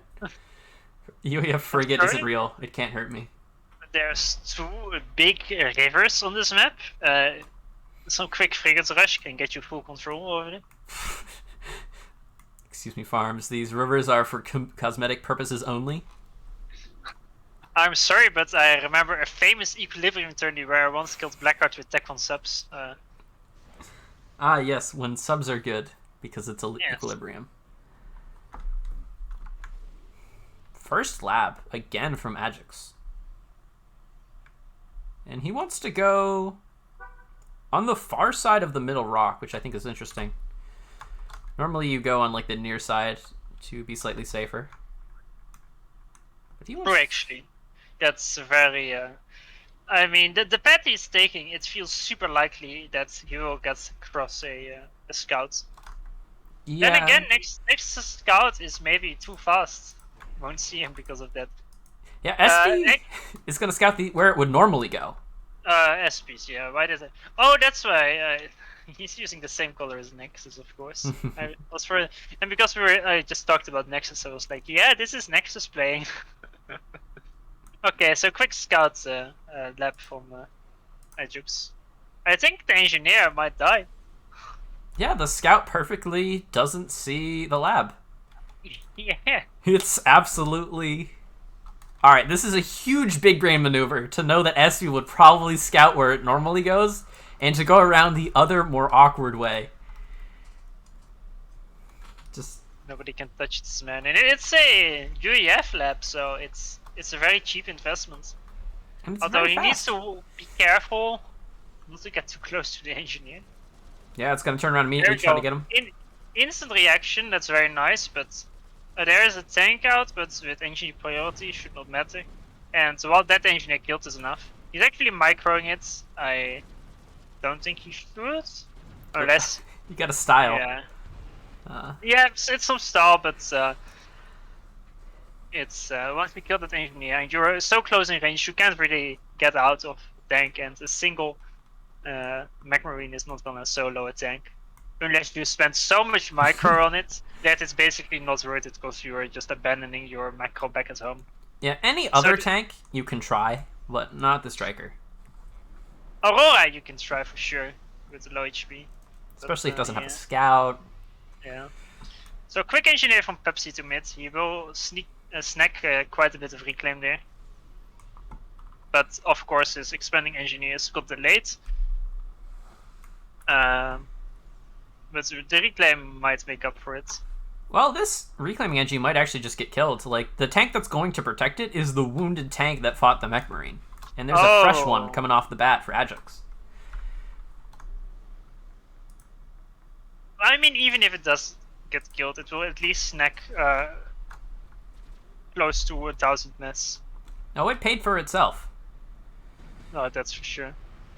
It's not hard for an engineer to pay for itself, though. Yeah.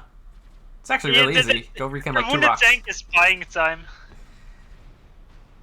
Oh, he's actually just going to change focus on the Engie, though.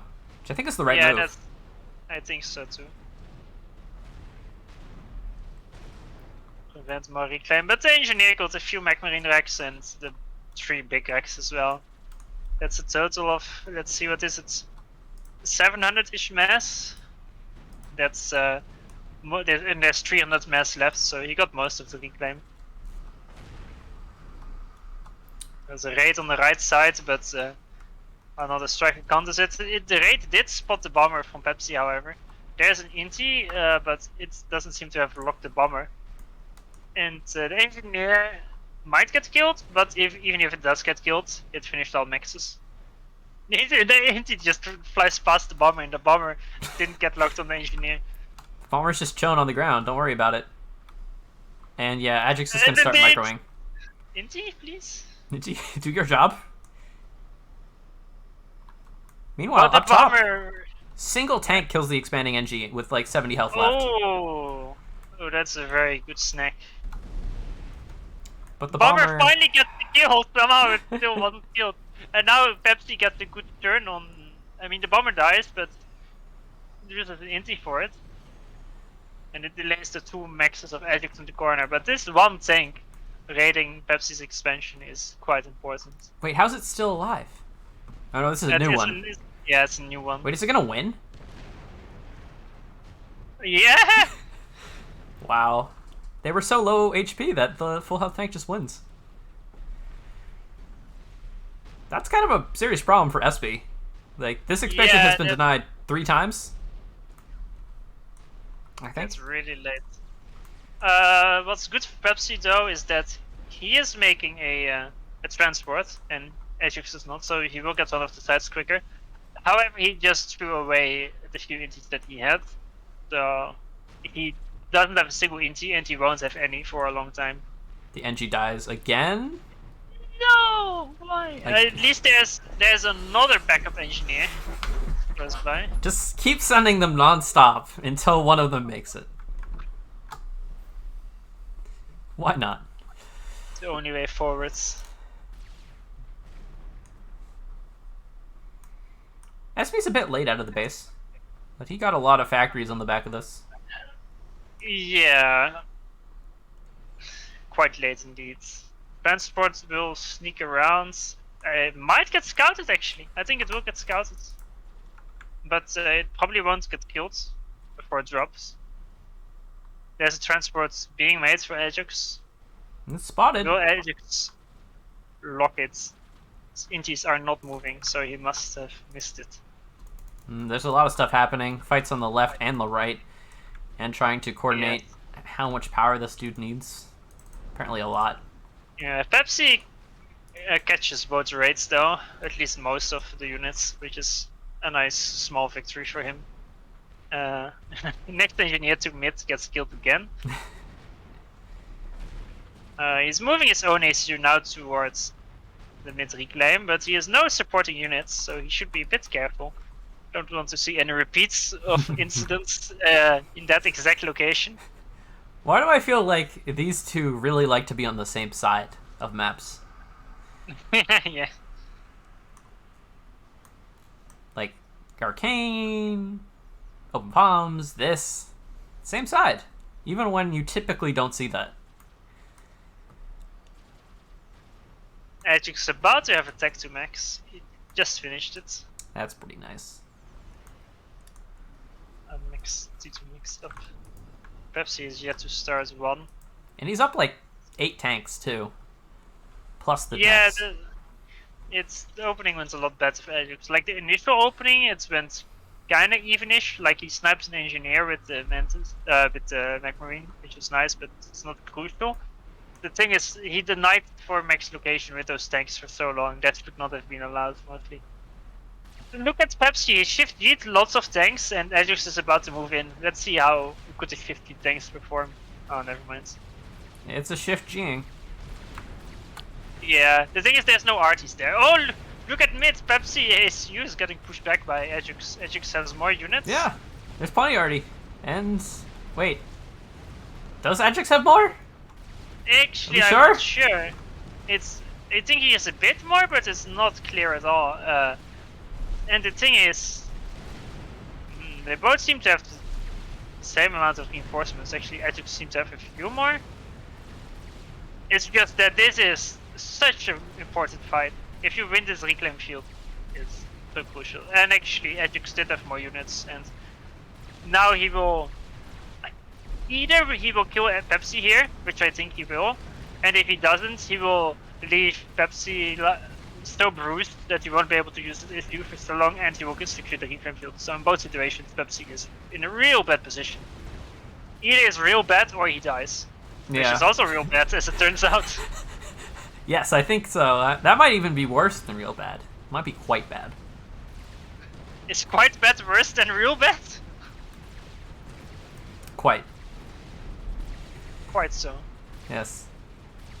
We got Lobos hitting SP's ACU. He's gonna vet soon, but I don't know, maybe this attack runs out of steam.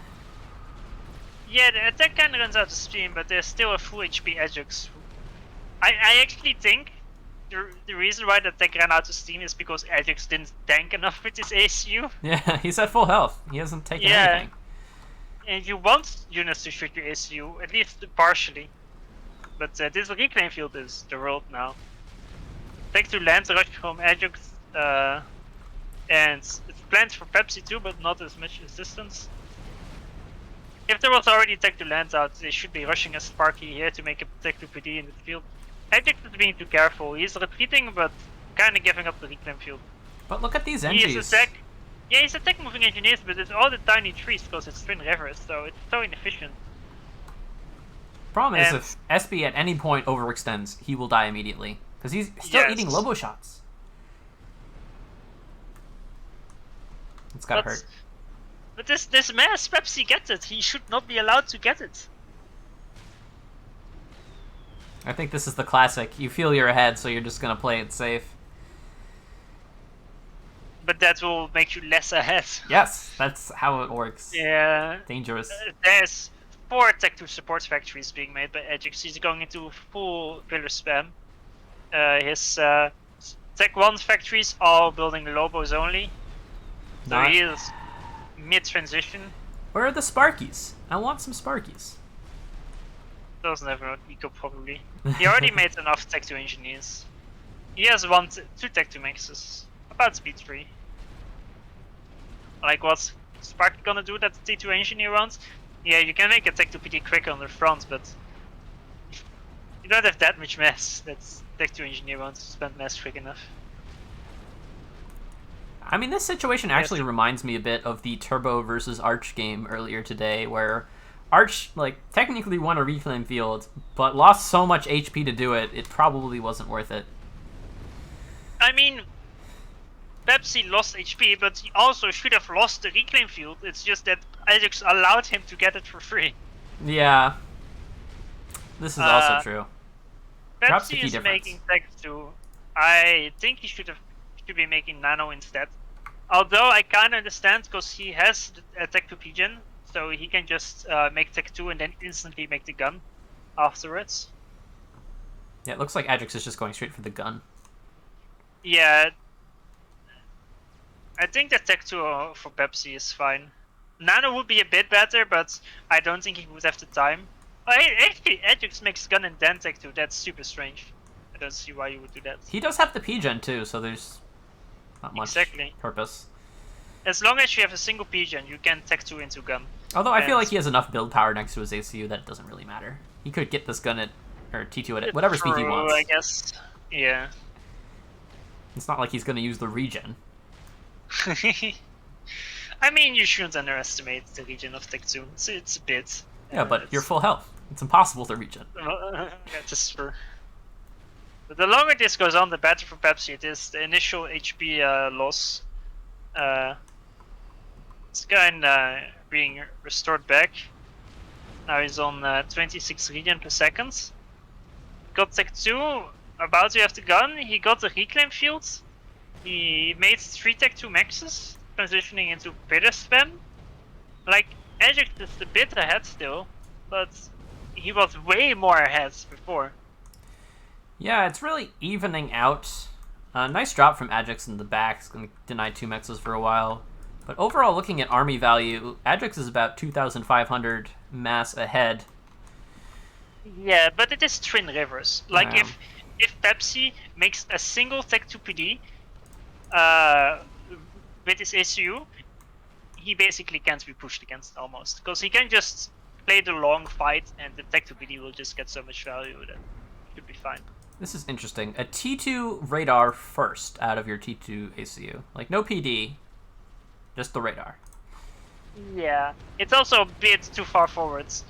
It's also I just don't like people ringing radars with tech completions. It's efficient, but you basically tell your opponents it's so easy to spot them. It's just a big target it becomes, and your opponent is like, oh, let me just make one tech one bomber and right click it. But Oh, meanwhile, look at like SP's getting a great trade here. Like he's only fighting half of Ajax's army with his whole army. Defeat in detail. Let's go. he did make the tech to PD, although it's too far to the front. It will actually die to the gun issue soon, I think. But I'm not sure about this push from Ajax. Yeah, there's build power as well from Pepsi. He never finished the T2PD. Oh, that's a massive mistake. Perhaps for the best. Just gonna die to Lobos. Like I think trying to rebuild it, it's terrible. He's finishing it with his SU, but that means his SU isn't shooting with the gun. The gun is just much better than a PD. The thing is, he should be starting the PD, then finish it with the Tech 1 Engineers while he shoots with the gun. Well, that's what he tried, but then the Engies all died. No, he has tons of engineers to the right of his SU, but he could have just started the PD there. But anyway, now the PD is online, and that will make securing this reclaim field a lot easier. Ajax did also make a tech to PD himself a little bit back, but it's a bit further away from the reclaim field. They both are already reclaiming from the battle though. Just an absolute mess of a fight. The pillars are just going nonstop. Yeah. Imagine if there were mongoose in this battle. Oh! I saw 4 red HP pillars from Ajax die to a single Lobo shell. Beautiful. But while this is all happening, Ajax is going to launch another attack on the Formex expansion, and SP's going to have to pull a lot of units to defend that. Yeah, but he's pulling a lot of units, probably way too many, and Ajax is starting to overwhelm Pepsi. It's just that there's no more tech to PDs that got sniped, and Pepsi is 5k HP down, which is not the worst, but the fact that he doesn't have enough PD to fall back upon is quite bad. He's also still shooting the SU. Yeah, he really wants to build this PD, but he really can't. Ajax is putting on way too much pressure. A nice raid at the back of Pepsi's base for Snoops. The Snoop Patrol. Manages to sneak past. They'll eventually kill something, maybe. Oh, a shift G from Pepsi on Ajax's SU, but I don't see it working. Yeah, he's not focusing ACU. Ajax has a mobile shield, almost full HP. I think he's just trying to scare Ajax off the position. Like, just bluff him. Like, Ajax Maybe. has moderate intel. This is such an important position now. He has tech to engineers in his base. He should select a few and just start PD creeping from behind his SU to the front. Like, just... But Ajax is really getting auto reclaim behind this. And Pepsi is about to... never mind, he has 7k HP left. He just has so much max HP. But he loses the T2 radar. And, like... Yeah, sure, finally he's rallying some NGs to come build T2PD in a line. But he just doesn't have enough stuff. Here, okay, here... The big move from Ajax. Both move everything forwards. I'd say it's a bit risky by Ajax too. Yeah, now he finally builds Tech 1 PD. But I feel like... It's such a mess, but I feel like he might just focus Pepsi down here, which he is actually. So Pepsi's about to die. He's not focusing Pepsi with his SU though. They're both focusing each other's SUs, but it's not enough. This time, it was far from enough. So Ajax ties the series 2-2, and we'll go to the final tiebreaker match. Yeah, that was quite close of a brawl. Just a non-stop fight, which is often what you see if both ACs will go to the same side. Like, a reclaim field will form, and then they'll just keep fighting over it until one of them dies. The big mistake was just not having the Tech 2 PD. I think Pepsi made the Tech 2 PD at 90%, then he walked his SU, and then he went back to finish it, but by the time he finished it, Tech 1 Artis already brought it down to 10%, and the moment it finished, it instantly died. If that was alive from the start, and it would have just focused down the attack on arties, and it would have been alive for so much time over which the battle was taking place, I think that could have turned around the entire battle. Because then he could have made the second PD as well, which he was doing, and just 2 tech 2 PDs is quite strong.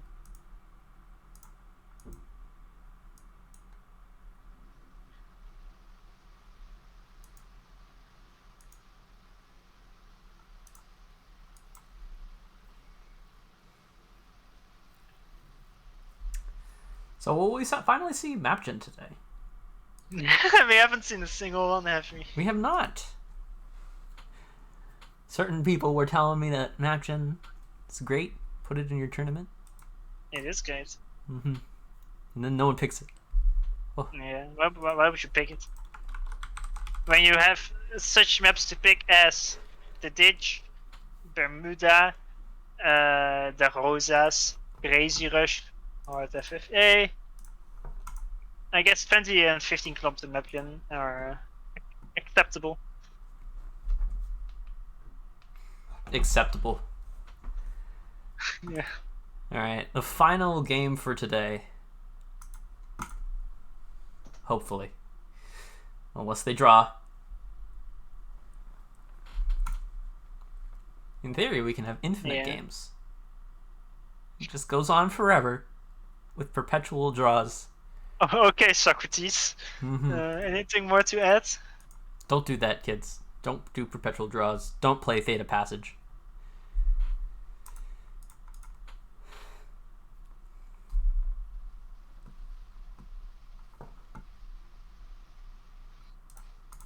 Look, I just sit here atop my casting chair and dispense wisdom. My wisdom is giving Ajax 99% odds is perhaps a bit much. 99%. Well, it's down to 96 now. Gracious.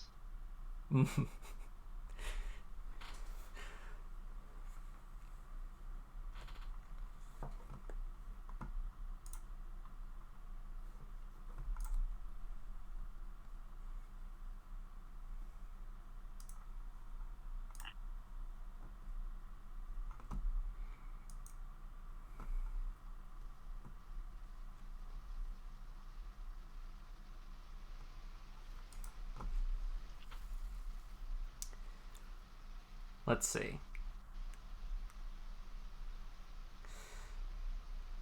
You know, my brain's too mush at this point. We're 7.5 hours into the stream. No stamina. No stamina. Not when playing FAF, not in casting FAF. 2 weekends too slow. Too slow. Maybe stop going 3-2. Yeah, don't you love having 6 games on a best of 5?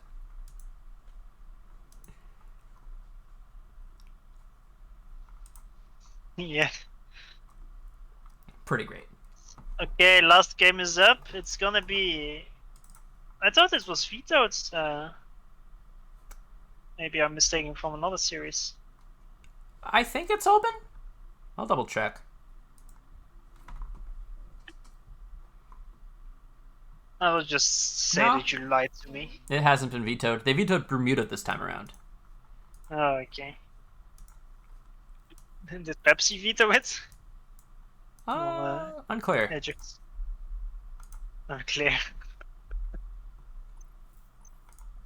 Roanoke, I haven't seen a game on this for so long. I feel like everyone just wants to play Point of Reach instead of it. Yeah, it's. I would like to play it over this too. I feel like it's just a more fun and a better map as well. But if I recall correctly, this is actually a player-submitted one. Oh. So someone won Roanoke. Person who will remain anonymous, in part because I don't remember who it was. That no Keyser was in this tournament. Imagine if Keyser came back. That'd be pretty crazy.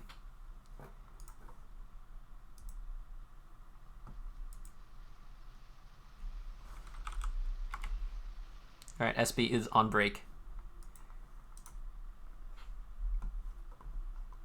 So I think we should go on break. Okay. How long is the break? He said 3 minutes. Oh, okay. So I'm gonna go get some water. You want to keep the stream company? Or should I play an ad?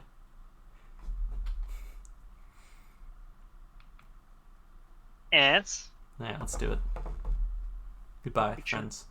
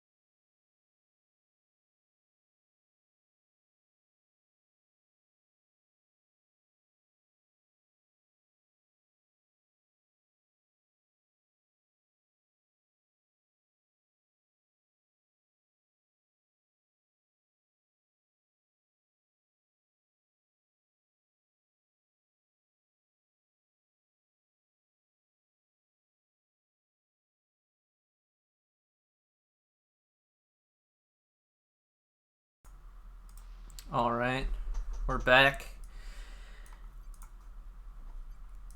Still waiting for SP to send me the vetoes.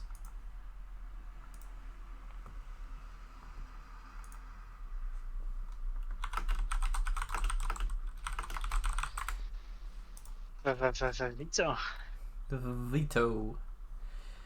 I mean, like, the veto should be probably pretty reasonable here. You want Cybran or Seraphim? Unless you're a madman and want, like, Janice or T2 or something. I don't know who would want that. Seems crazy. My prediction is they'll both first pick Cybran. Well, SP will first pick Cybran. Ajax will first pick Aeon. Because he's Ajax. Yeah, it's Aeon. Okay.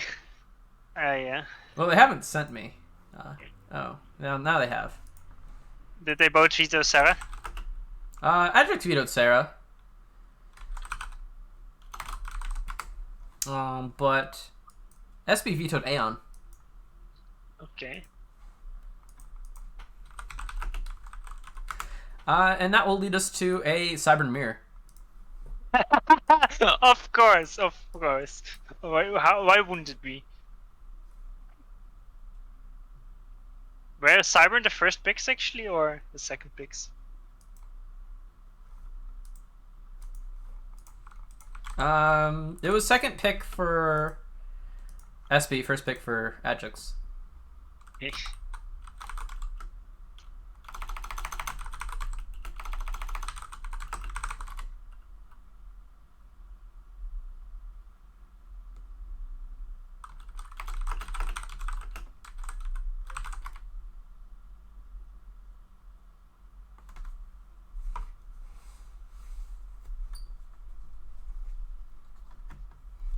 SB is apparently baffled that anyone would ban Sarah. I'm sorry. Such a strange thing. Yeah, he's like, what do you mean I play Cybern? I said I wanted Sarah. It's like, well, he vetoed it. You can do that. It's legal. Alright, who gave Ajax 85% chance to win this? 85. 85? Clearly, if you've seen the last few games, Ajax is gonna crush Pepsi.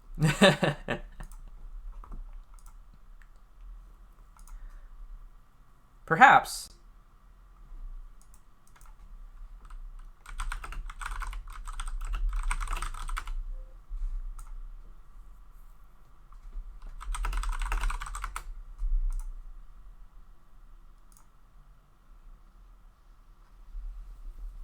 So there's a lot of options on Roanoke.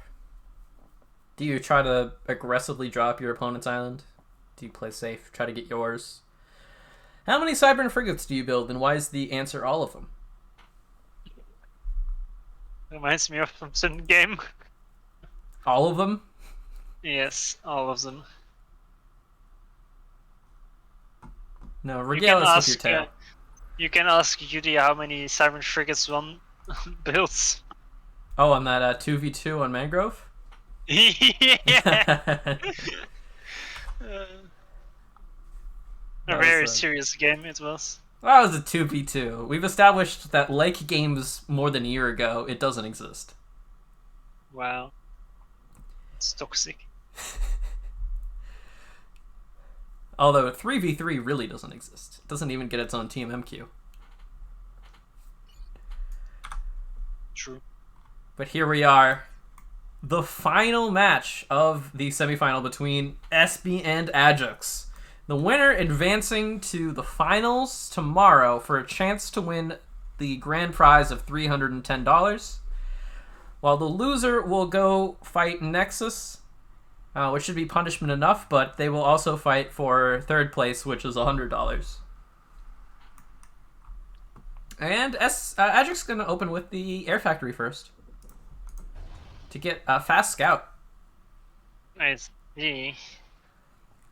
This has sort of fallen out of popularity on ladder after the most recent patch slightly nerfed the Air Scout.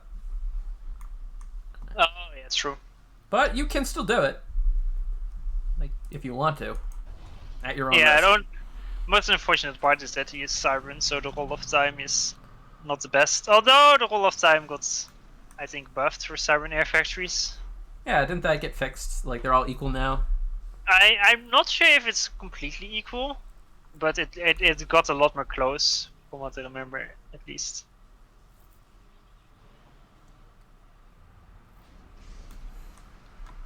But there's a lot of good reasons to get the scout. Just, you know, see if your opponent is doing anything cheesy. First bomber can actually be viable here. Can always scout for that. Although if your scout finds a first bomber, I'm not sure what you do. Just build like a static AA, I guess. Or cry. Yeah. I've tried some cheesy things here. The thing is, it's so hard to do because if you rush intis or bombers or whatever, you don't know which side your opponent is gonna drop. Generally. Yeah, that's the risk. I mean, sometimes in guy in Ajax positions, I feel like the most common thing is when they drop to the left and the SU walks to the right, but it can be reversed too. There's no real way to say itself. Yeah. So, because of the scout, SP will be slightly faster to his economy and the power and such, which might matter at some point. Unless the intel is worth it. Yes. Has anyone made a FAF version for Roanoke yet? Like, I feel like these mech positions are just really imbalanced.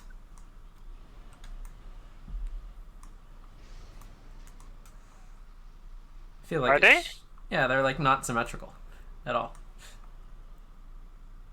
Like, look at bottom island versus top island. Like, one of the islands, like, on the right, it's like all the way in the front. Yeah, it's a bit different. I feel like bottom island the mexes are easier to hit from the water. I think that's the case.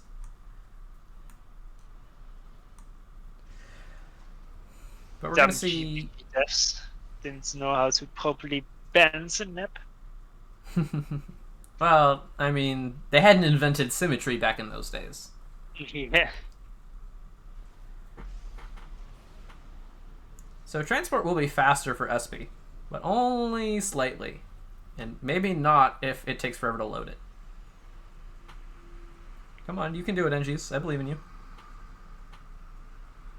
Oh, this is painful. Oh, no. It's trying to go to, like, the front of the transport, but the AC is perfectly in the way. Alright, there we go. Yeah, it's not nice to see. He leaves a bit quicker than Ajax. Ajax instantly rushes a second transport, by the way. Whoa, that's kind of crazy. Like, I mean, he can defend all this, too. Like, there's only one Inti that's going to try to kill this. Yeah.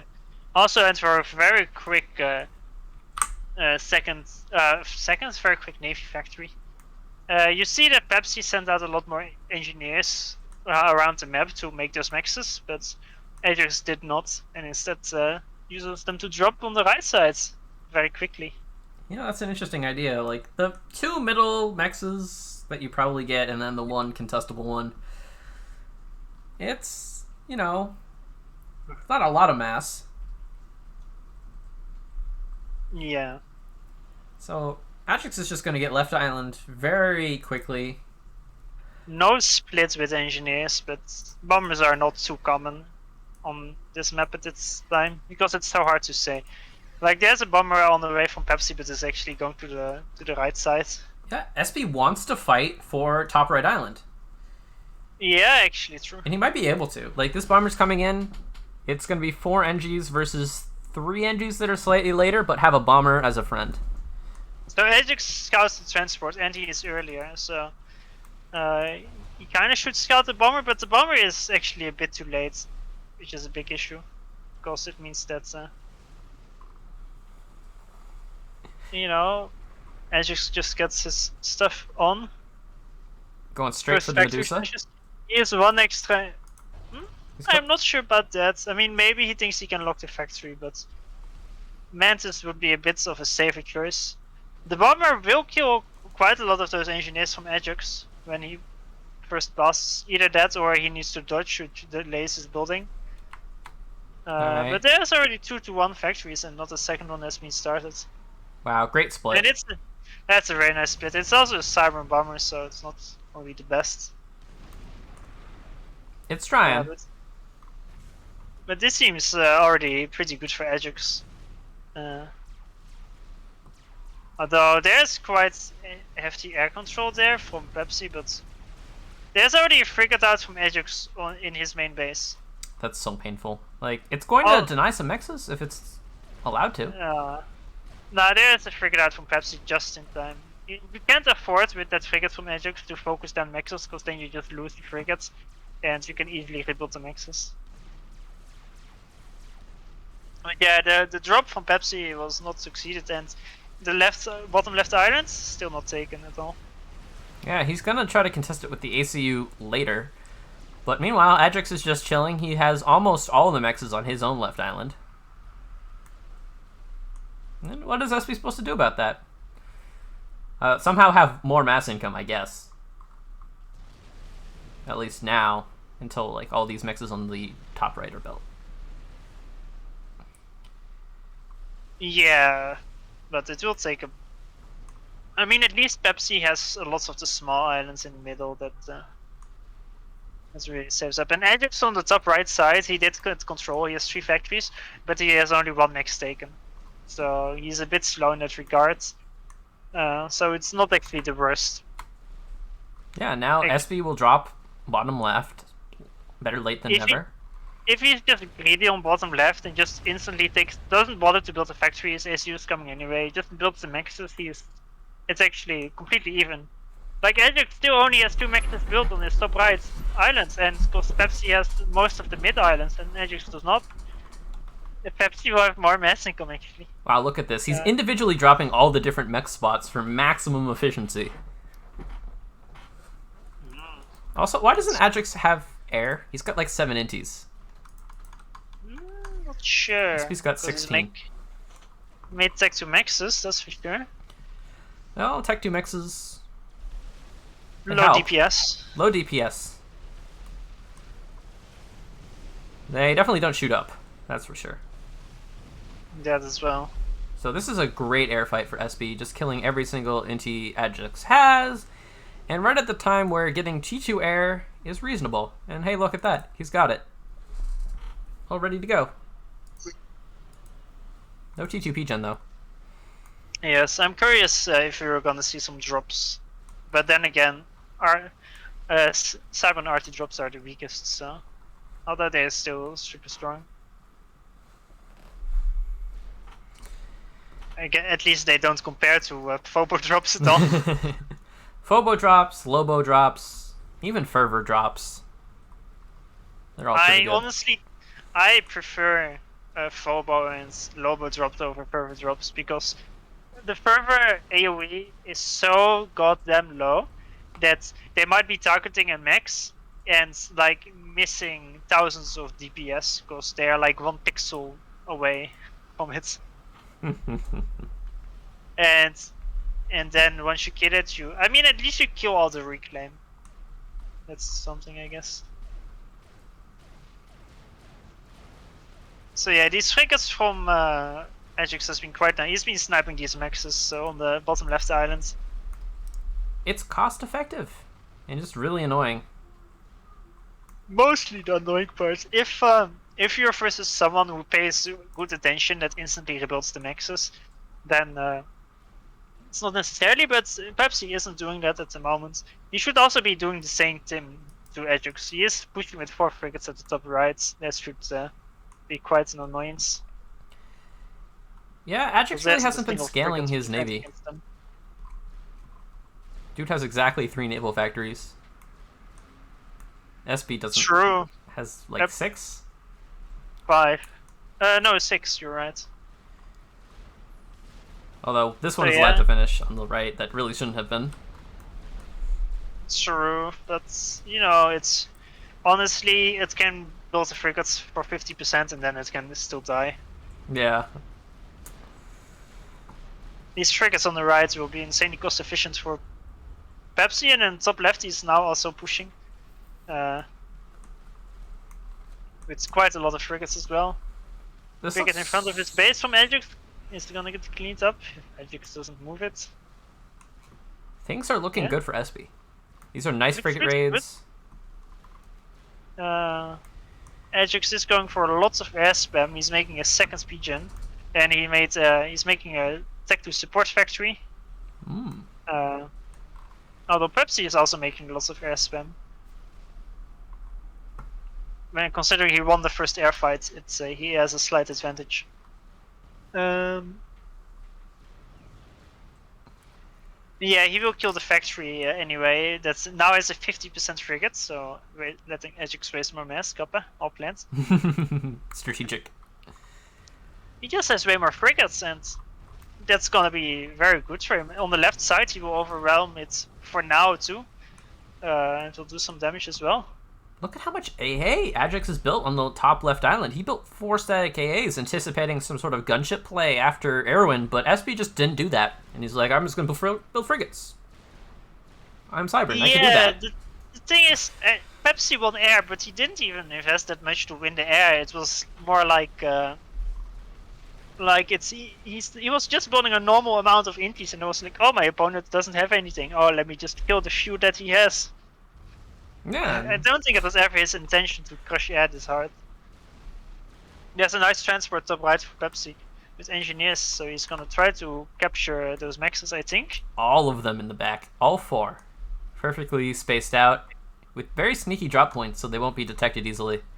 Ajax made second AAs on 2 of those islands as well, left and right of his base. Ajax, build some frigates with that mass. Like, these are not cheap. They're 150 mass each. And now SB losing some of his, or crushing some of Ajax's navy on the left. Yeah, Right. that's not a navy factory down, maybe even a second, although... Yeah, on the right.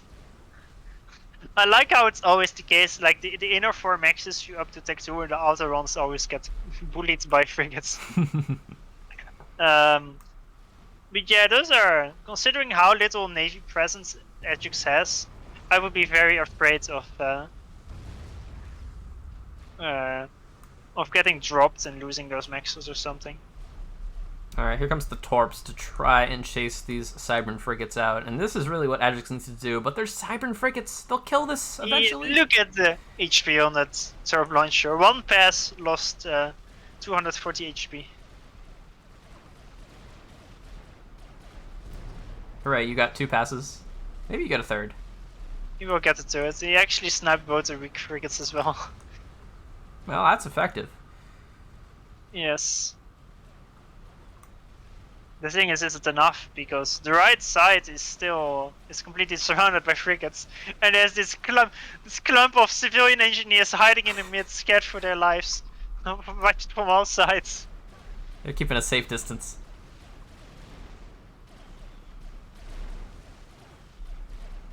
And now SB, he's going to make a play for air. Try to protect his frigates from Torp bombers. Ooh, I'm not sure I like that. I don't think it's needed because there's such a low amount of Torp bombers. The thing is, if at this point you lose the air, then there will be even more Torp bombers. But if you just wait for Ajax to build a few more Torp bombers, it means you have more time to get more air, so it's easier to win the air. And he is so far ahead on Navy anyway that I think it's fine. Like, losing the air here, he has no intel where his intis are, that's a terrible position. Ajax is going for him as well. Ajax has a radar. Yeah, he's just going to be able to engage. SB does react quickly, though. Yeah, that's... Ooh. And actually get in behind. Wow, that's actually a great turn for Pepsi. Wow. He was just merely pretending to have his intis be idle and then just absolutely go in. I think it was partially, like, there were like 3 intis leading the charge for Ajax, and those triggered Pepsi's intis to turn that way, to attack, and right after he turned, the intis from Ajax showed up. And now there's Corsairs going for the main. Yes, the Corsairs! No shield! He's gonna the shield is not on time. Alright, it tanks damage, though. Yes, and he will actually kill, I think, all the Corsairs, if not 2. Well, they're not properly defended. Alright, so that's a bit unfortunate. Well, one of them might make it back and around for another pass. Yes, but the shield is online. Well, 1 pigeon die, 1 pigeon dies. But as always, if you can't do the crucial amount of damage to power snipes, it's basically not that great. It's not that great, but consider the fact that now Ajax is very far behind on power and he has absolutely no air. Is he that far behind? He literally lost 1 tech to pigeon and he has 250% one, so he can reclaim 1 and build the other. I mean, he has half the power. SB's operating on 3. Yeah, T2 but pigeons. it's like in half a minute it's equal again. And Yeah. he got tons of mass in his base as well. And in the meanwhile, SB can just build gunships. While Ajax is busy rebuilding his power, and those gunships can just go over to like the right island and kill all the T2 mexes. While he's busy rebuilding that power. But I still don't think the Corsair attack was that great. It wasn't that maybe great. It was Maybe passable. it was fine to do it. Yeah, passable. Forced It wasn't shields. massive mass donation either. He was building the shields anyway. That's true. Forced him to rebuild the shield. Alright. Oh, look at this nice T2 radar positioning that SB has. He's got 2 in very good positions. Just sees everything. Oh, I see, yeah. It's very sexy looking. Slow would not let you get away with this. He would send individual bombers to kill all of those immediately. Yeah, it's true. So, now... You should probably see a tech to Navy transition soon. Yeah, Pepsi just finishes the Navy HQ. He's also actually prepping Ragnars to invade the right island. But there's Tech 1 PDs and Ragnars do not like those.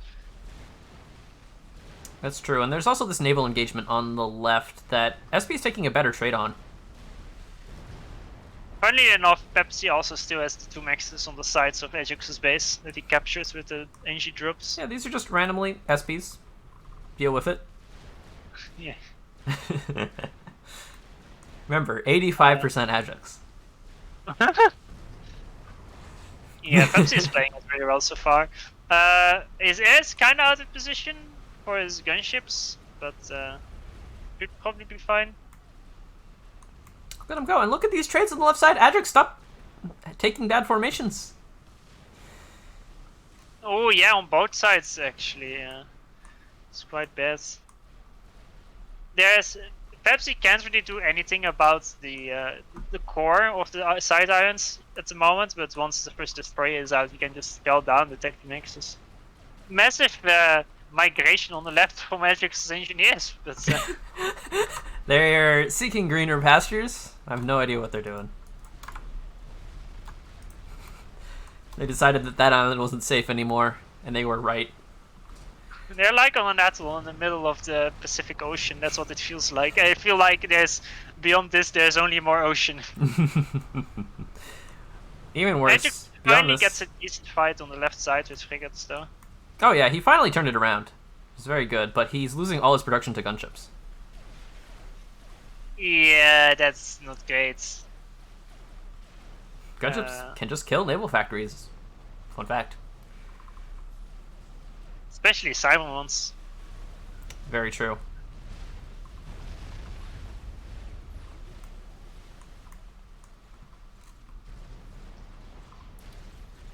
Wagner's trying to kill the T2 Max. Yeah, not but working. Yeah, not at all. Where are the Destros? First one is 70%. Well, there's one already on the way.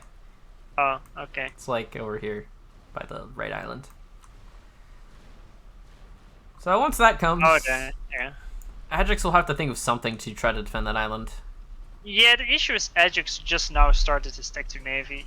He's so far behind on the Navy part. He did finally win the left Navy, but Pepsi has 10 torps rating.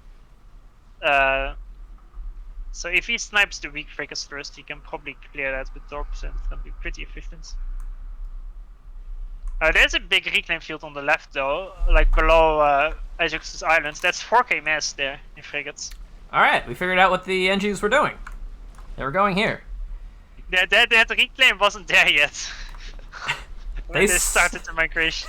They saw the future. smelled it. They knew. They smelled. I mean, how do you think they decide where to attack move? They smell it out. Look at that, the Wagner just killed one of those engineers with its torps. Yeah, and it's like, alright, I'm out. Frigate, you get the rest.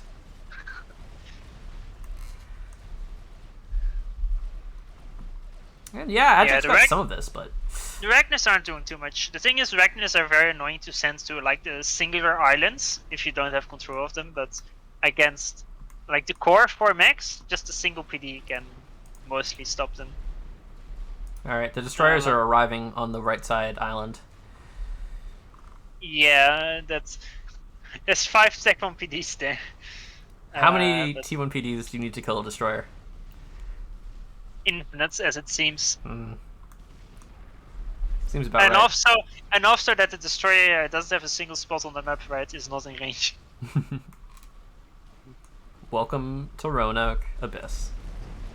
There's Navy. And there's air. That's a nice split attack with the torps, and he will clear off Ajax frigates on the left side. It seems pretty bad for Ajax. He's perhaps he's ecoing a lot as well. Most of the mexes around his main base he made tech 2 as well, also the ones in reach of frigates. But he could afford to because Ajax is constantly on the defensive. Ajax loses 4 tech 2 mexes on his right island. Left island his frigates are getting torps. Alright. He did get some of the reclaim, but aside from that, there's not a lot going on for him. Where's the comm drop from Ajax? I want to see it.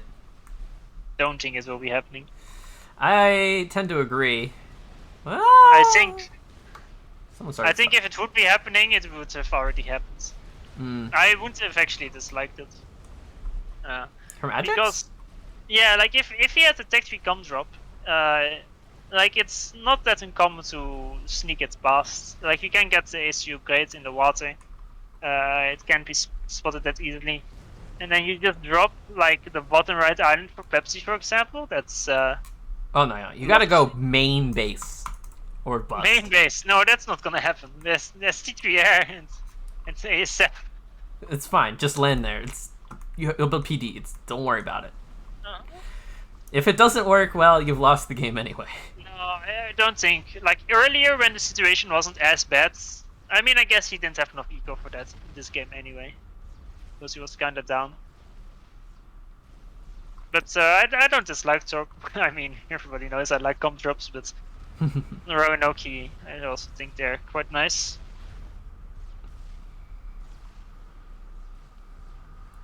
So Ajax's ability to hold on to the top right island is somewhat dubious at this point, although maybe a missed micro from the destroyers leaving them forward could lead to a good trade.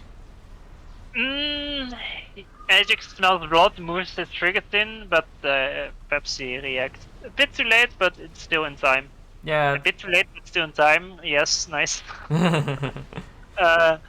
Those destroyers, one has almost 5k mass skills, the other has 2k mass skills, all on the stack to maxes.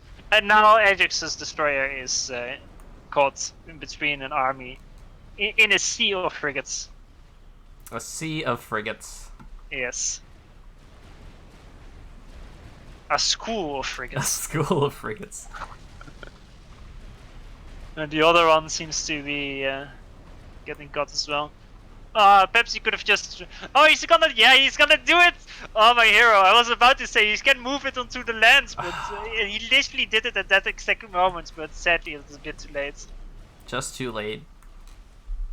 But SB just has T3 air. Ajax doesn't. SB has more eco. And he's trying his best, but like this is a hard place to defend versus superior numbers.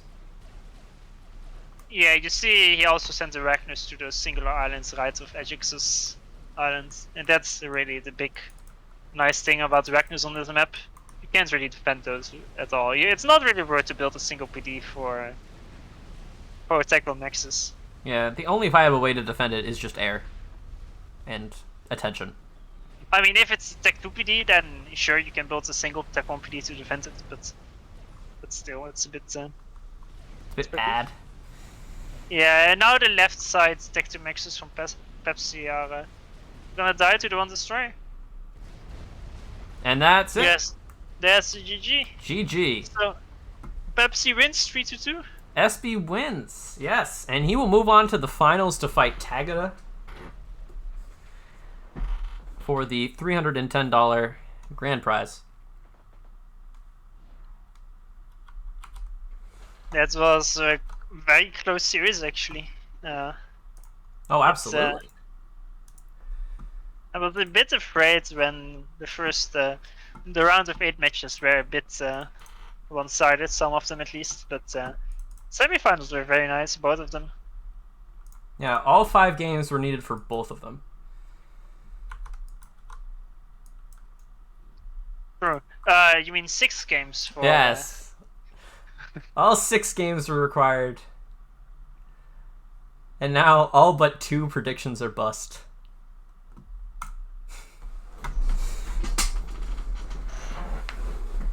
What do those 2 predictions Who did they say win? They both The say finals- Tagada wins. Okay, and the bronze match? One of them says Nexus wins. The other one doesn't say anything. Oh, okay. Yeah, that's well played by Pepsi actually. He just played solid overall. He didn't really resort to any cheese tactics or something, and well, that was actually a very nice looking series. Pretty solid. So yeah, Tagada will be facing Pepsi in the finals. The semi-finals, not semi-finals, the bronze match will be Nexus versus Ajax.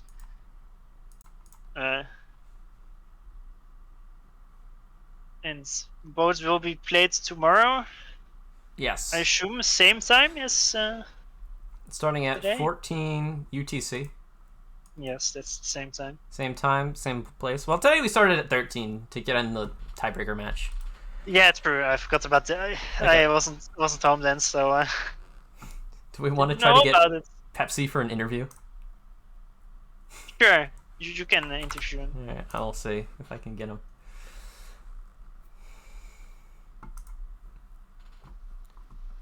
For our potential Tagada killer.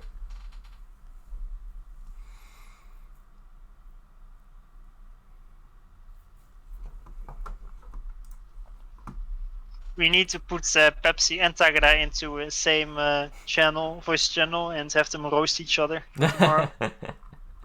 Yes, that's the pre-game show. Just two of them locked in a room,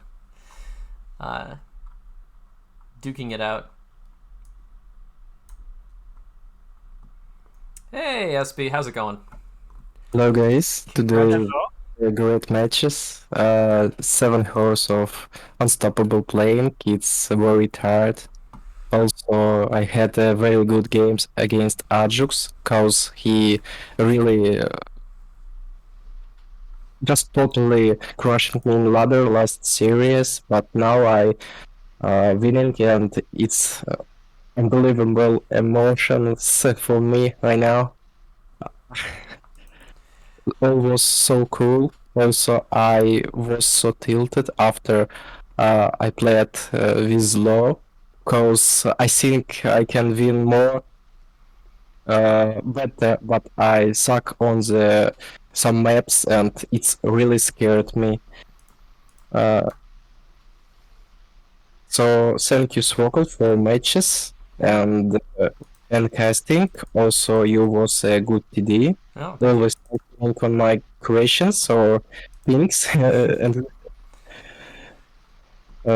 see you with Tagada, see you in the finals. Also, I want to say good luck for Ajax at the match with Nexus tomorrow. That's all. Also, I think meta with preparing like did Nexus or Tagada really matter, because I feel really stronger, because I know what I need to do and what my plan at the full game. It's really matter. So that's all. All right. Well, I'll let you go. I'm sure you're feeling pretty tired. Yeah, thank. Goodbye, guys. All right, see you. Bye. All right. So I think we'll wrap things up here. You have anything to say, Farms, before I close this out? Don't think so. Think that's about it. All right. So I'd like to thank the usual suspects, all the players for coming out, all the viewers for showing up and watching this. Of course, Farms for co-casting with me for an endurance cast of 8 hours. You're welcome. Morax for helping me TD the round of 8, which was very helpful. And all the people who have donated, especially Sane Maki, who gifted a bunch of subs earlier today. And I think that's it.